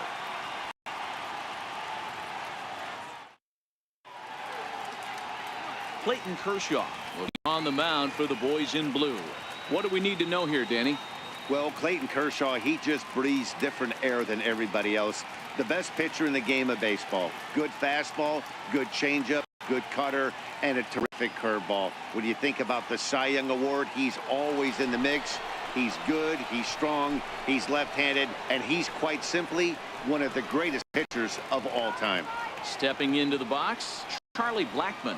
He'll get us started in this one under the lights. And he's a little too high with that one. 2 balls and a strike. Kershaw has finished off more than 1,900 career innings during his time in the big leagues. An ERA just under 2.5. That's allowing just over 2 runs per 9 innings of work. The 2-1. And this will miss as well. So he's in danger of losing the leadoff man here tonight. It's 3-1 now. His lifetime numbers against Kershaw comes in with 15 hits in 48 ABs. He also has 1 home run. Full count, 3-2.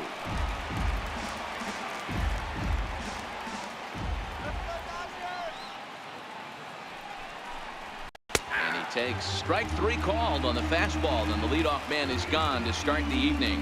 And a moment now to peek at the Rockies starting line. Focused on Dan, please, Zach. Yeah, keep an eye on Charlie Blackmon. He hit over 330 last year. That basically means every third at bat he's getting a hit. Pitchers fear him because he can flat out rake.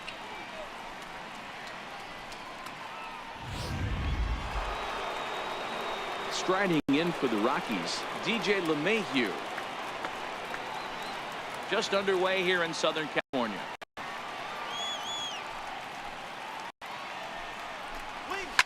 Line toward right center, and that's into the outfield for a 1-out base hit. I know this guy isn't known for his hitting prowess, but that's a nice job right there. Getting a single on a 3-2 pitch in the middle of the zone. Grab your glove and flash some leather.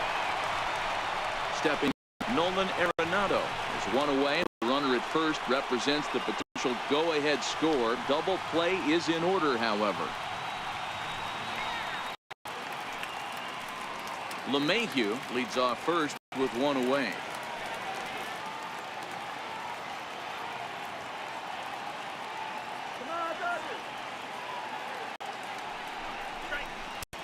And he misses there. 1-2. Tried to get him to chase that 0-2 curveball there, but he wasn't biting. Very well could see it again here, though.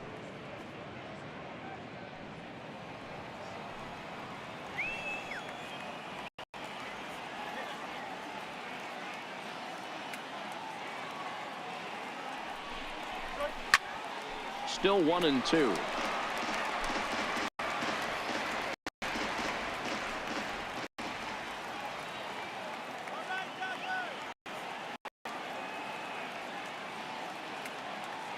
Again, a 1-2. Swing and a miss on the changeup, and there are 2 gone. Well, that's just a quality pitch right there. The location was excellent because if it's put in play, there's a good chance it's on the ground for a double play. And, hey, a strikeout always works, too.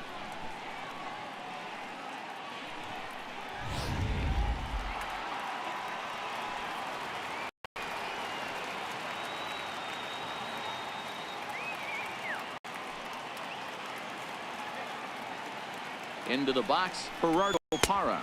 2-1 to Gerardo Parra.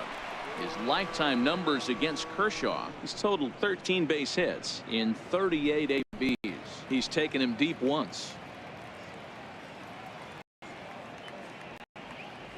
2 out with the man at first.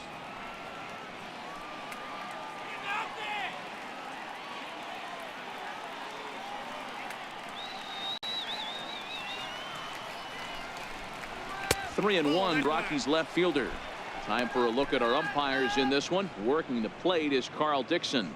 Hey, D-Row, one of the things you have to be aware of as a hitter from Carl He'll call that high strike. Yeah, he will. So you better be on top of your game with 2 strikes, because if they elevate, good chance Carl Dixon's punching your ticket.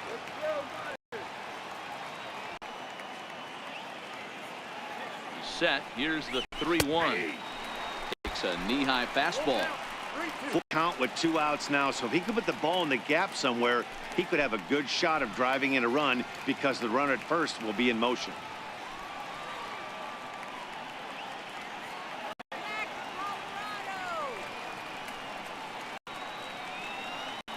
The 3-2 pitch. And this pitch misses for ball 4. So that's going to move a runner into scoring position now with 2 away. That was a great battle right there. He tried to get him to chase, but he laid off some really tough pitches and got a walk. Got to tip the cap to the batter that time. In now for Colorado, Trevor Story. Great chance to drive in a run here in the early going.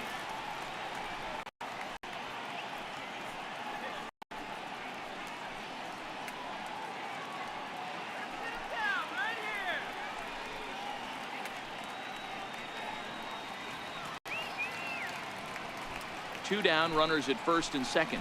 All right, Dodgers.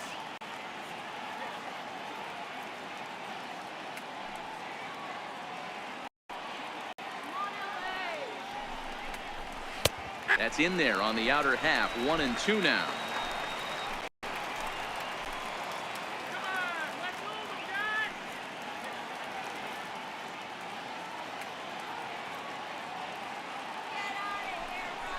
He got him, and the go-ahead run will be left stranded at second base. 2 left for Colorado, and now the Dodgers get a crack at it. No score.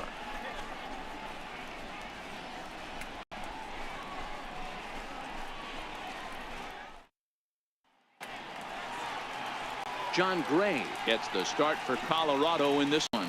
Dan Plesac, what's the word on him? Hey, the pride and joy of the Oklahoma Sooners. Former first-round draft pick by the Colorado Rockies. Big, strong guy, John Gray. 96 to up at 100 miles an hour.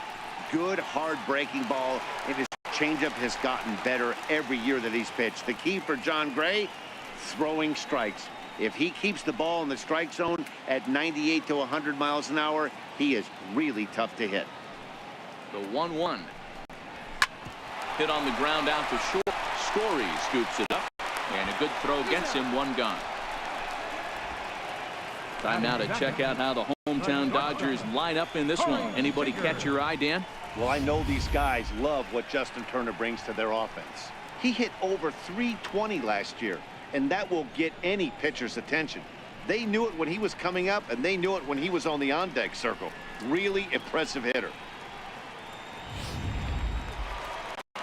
Here's Corey Seager. Individual matchup numbers against John Gray. He's batting at a .385 clip. He also has 1 home run. Fastball called strike. 1-2. Well, clearly this guy doesn't need many warm-up pitches because he's 98 miles an hour in the first inning. Newsflash to the offense, they better get it going. And a fastball swung on and missed as he just reared back there. Away. Good job of making him chase a pitch for the strikeout there. Yeah, Matt, that's the advantage of getting ahead in the count. You can really force hitters to expand their zone and protect. And when they're in that mode, getting them to go after a pitch they can't do much with becomes a lot easier.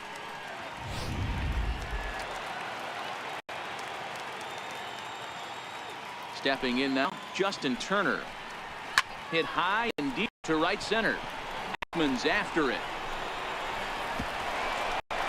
But he can't make a play on it, and it hops into the stands to boot for a ground rule double.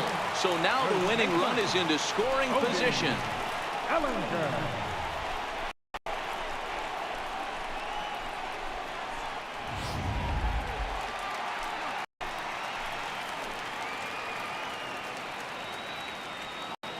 Let's go. Wait for the pitch. Into the box now, Cody Bellinger. Count moves to a ball and 2 strikes now.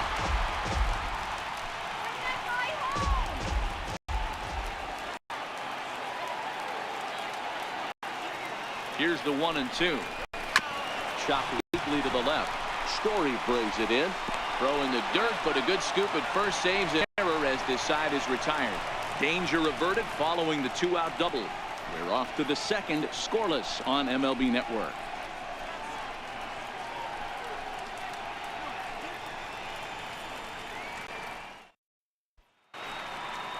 Stepping in, Ian Desmond. His lifetime numbers against Kershaw. He's got 5 base hits in 37 tries. And additionally, he's gone down on strikes 13 times. Lays off the slider that time, 2-1.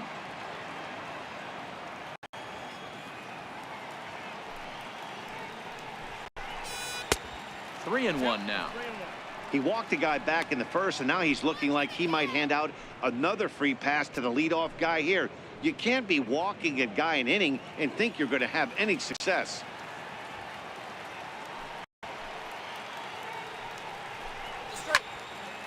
Into the corner and slicing foul. Full count, here it comes. In the air, down the line in left. And that will end up a foul ball. The 3-2 one more time. Pitch is popped up. Turner over to his left. He's got it one away. Hey, let's take a look at the Dodgers on defense. The guy I want to spot shadow today is Cody Bellinger. Versatility is his game. The bat plays no matter where he hits in the lineup, but a guy who can play goal glove first base and move to the outfield.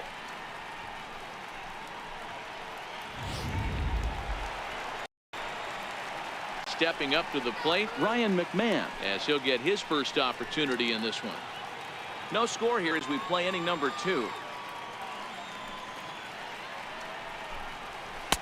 Missed with a slider. Well, that's a good pitch, but you have to get a little bit closer to the plate than that. That's that big sweeping slider. If it was a little closer, you might get a swing. Kershaw looks in. One on its way. Down the first baseline. But this will wind up a foul ball. 2-2. Back-to-back breaking balls. He just missed that one right there, fouling it away. Do not expect a third. And another foul ball. Bases are empty, one man out.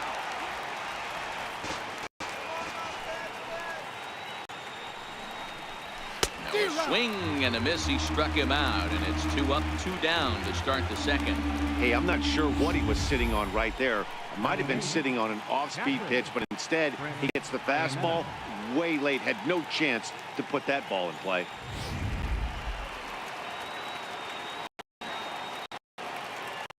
Standing in now, Chris Iannetta. Can't find the zone there, and it's 3-1.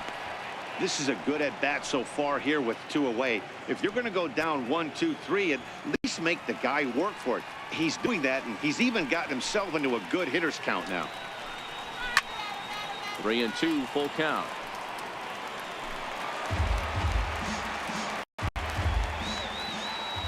Now the 3-2 pitch. Is swung on and missed. He got him. 1, 2, 3 go the Rockies. We'll go to the bottom of the second. No score.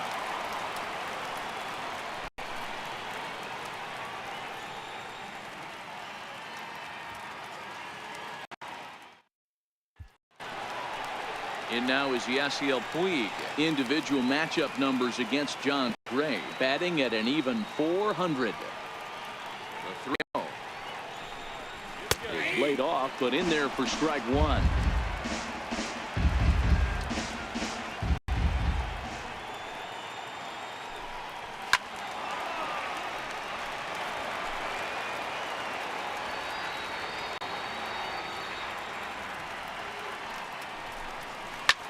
Skied into straightaway right. Moving under it, Para. He's got it 1 away. Guys, so here's how the Colorado Rockies set up defensively.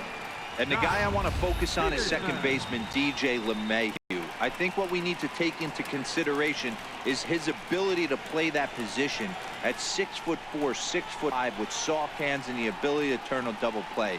We already know he's an offensive force. Next for the Dodgers, Jock Peterson.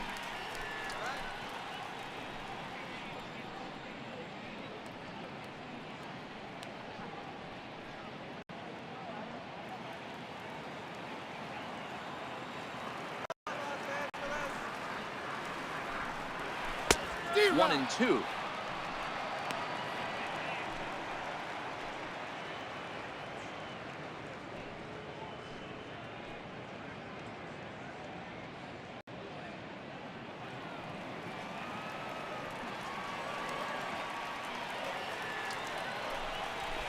To 2 balls and 2 strikes now.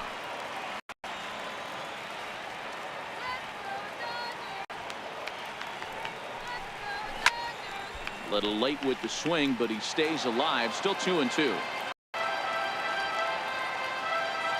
The 2-2 one more time. Swung on and missed. He got him on strikes. Another strikeout for him on the mound, and boy, is it fun to watch him go about his business. No doubt, Matty. He's one of my favorites, mostly because of his stuff. You know, he can absolutely dominate on any given day because of what he offers up there. It's just nasty. There aren't many hitters that like to see this guy on the mound. Into the box, Yasmani Grandal.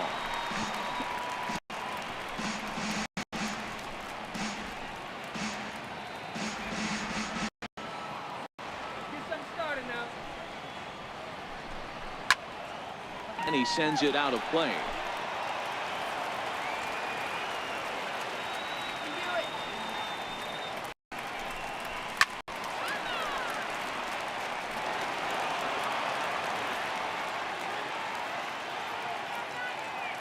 The 3-2 one more time. Is a swing and a miss. That's strike 3.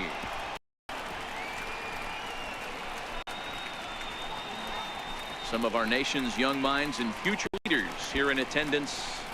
Yikes. Don't touch that remote. More on MLB Network right after this. David Dahl will grab a bat and hit for the pitcher here. Colorado, number 26, David Dahl.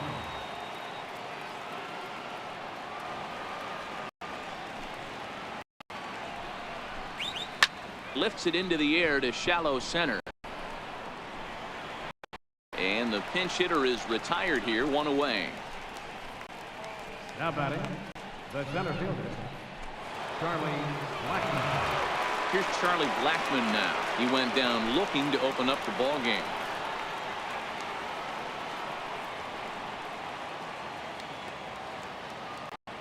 Kershaw gets the sign. Here's the 0-2. And this will be fouled away.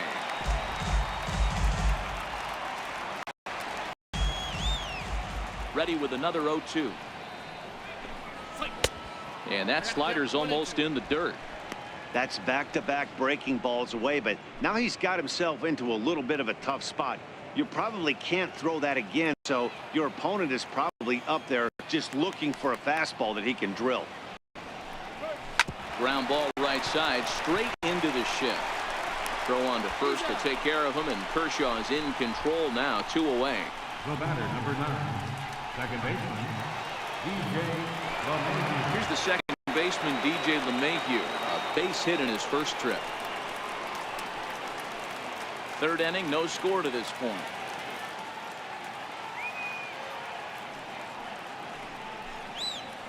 Right side, hit hard. And this will get through into right, and he's aboard with a single. A potentially big 2-out hit as it brings up Nolan Arenado next. Dan, count goes out the window with this batter right here. It doesn't matter if it's 0-2, 2-0. He's locked. He has great bat-to-ball skills. There are some guys that just have the knack, D-Row, of being able to get the barrel to the ball, and this is one of those guys. Stepping into the box, Nolan Arenado. There are 2 gone and the possible go-ahead run at first.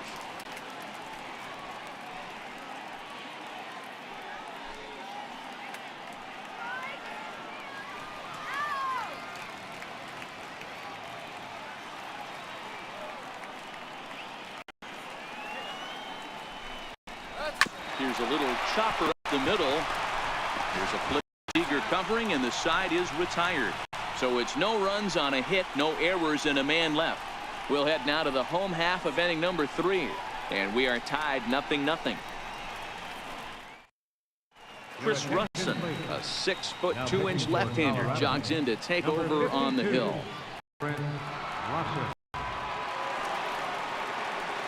Next up for Los Angeles, Logan Forsythe. He'll get to take his first cuts here.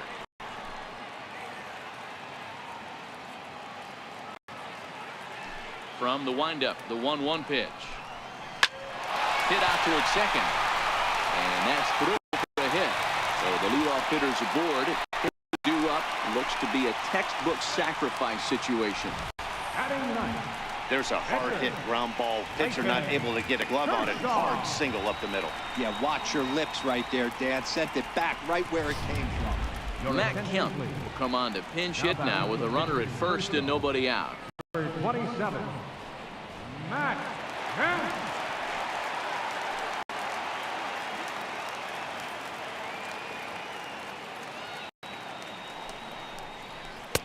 And he missed with it. It's 1-2.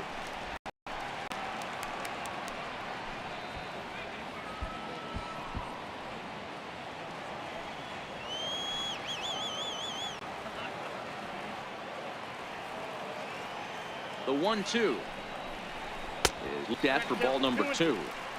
Hey, I don't mind those pitches down below the zone trying to go for the strikeout right there. But you find yourself in a 2-2 count right here. Interested to see what he goes to.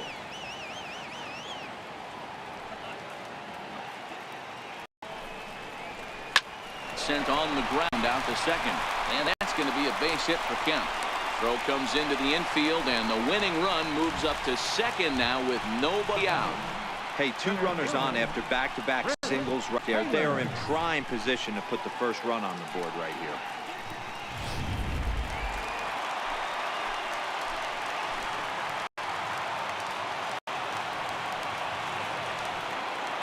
Stepping in, Chris Taylor. Now a line drive into right field. It's a base hit. Forsythe rounds third and is digging for the plate. And there we go. Joy in Tinseltown. The Dodgers are going to walk off winners. Hey, this game looked like it was going to be one of those wild ones right from the beginning. But when you could win this thing in walk-off fashion, what a way to win a ball game. A walk-off win?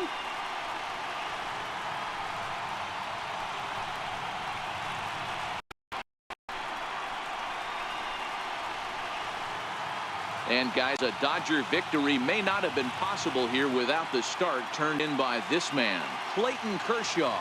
Picture perfect there. He's our top player of the game. Yeah, I thought he pitched really well. He wasn't necessarily dominant, but turned in a good, solid effort and definitely was a factor in the win here.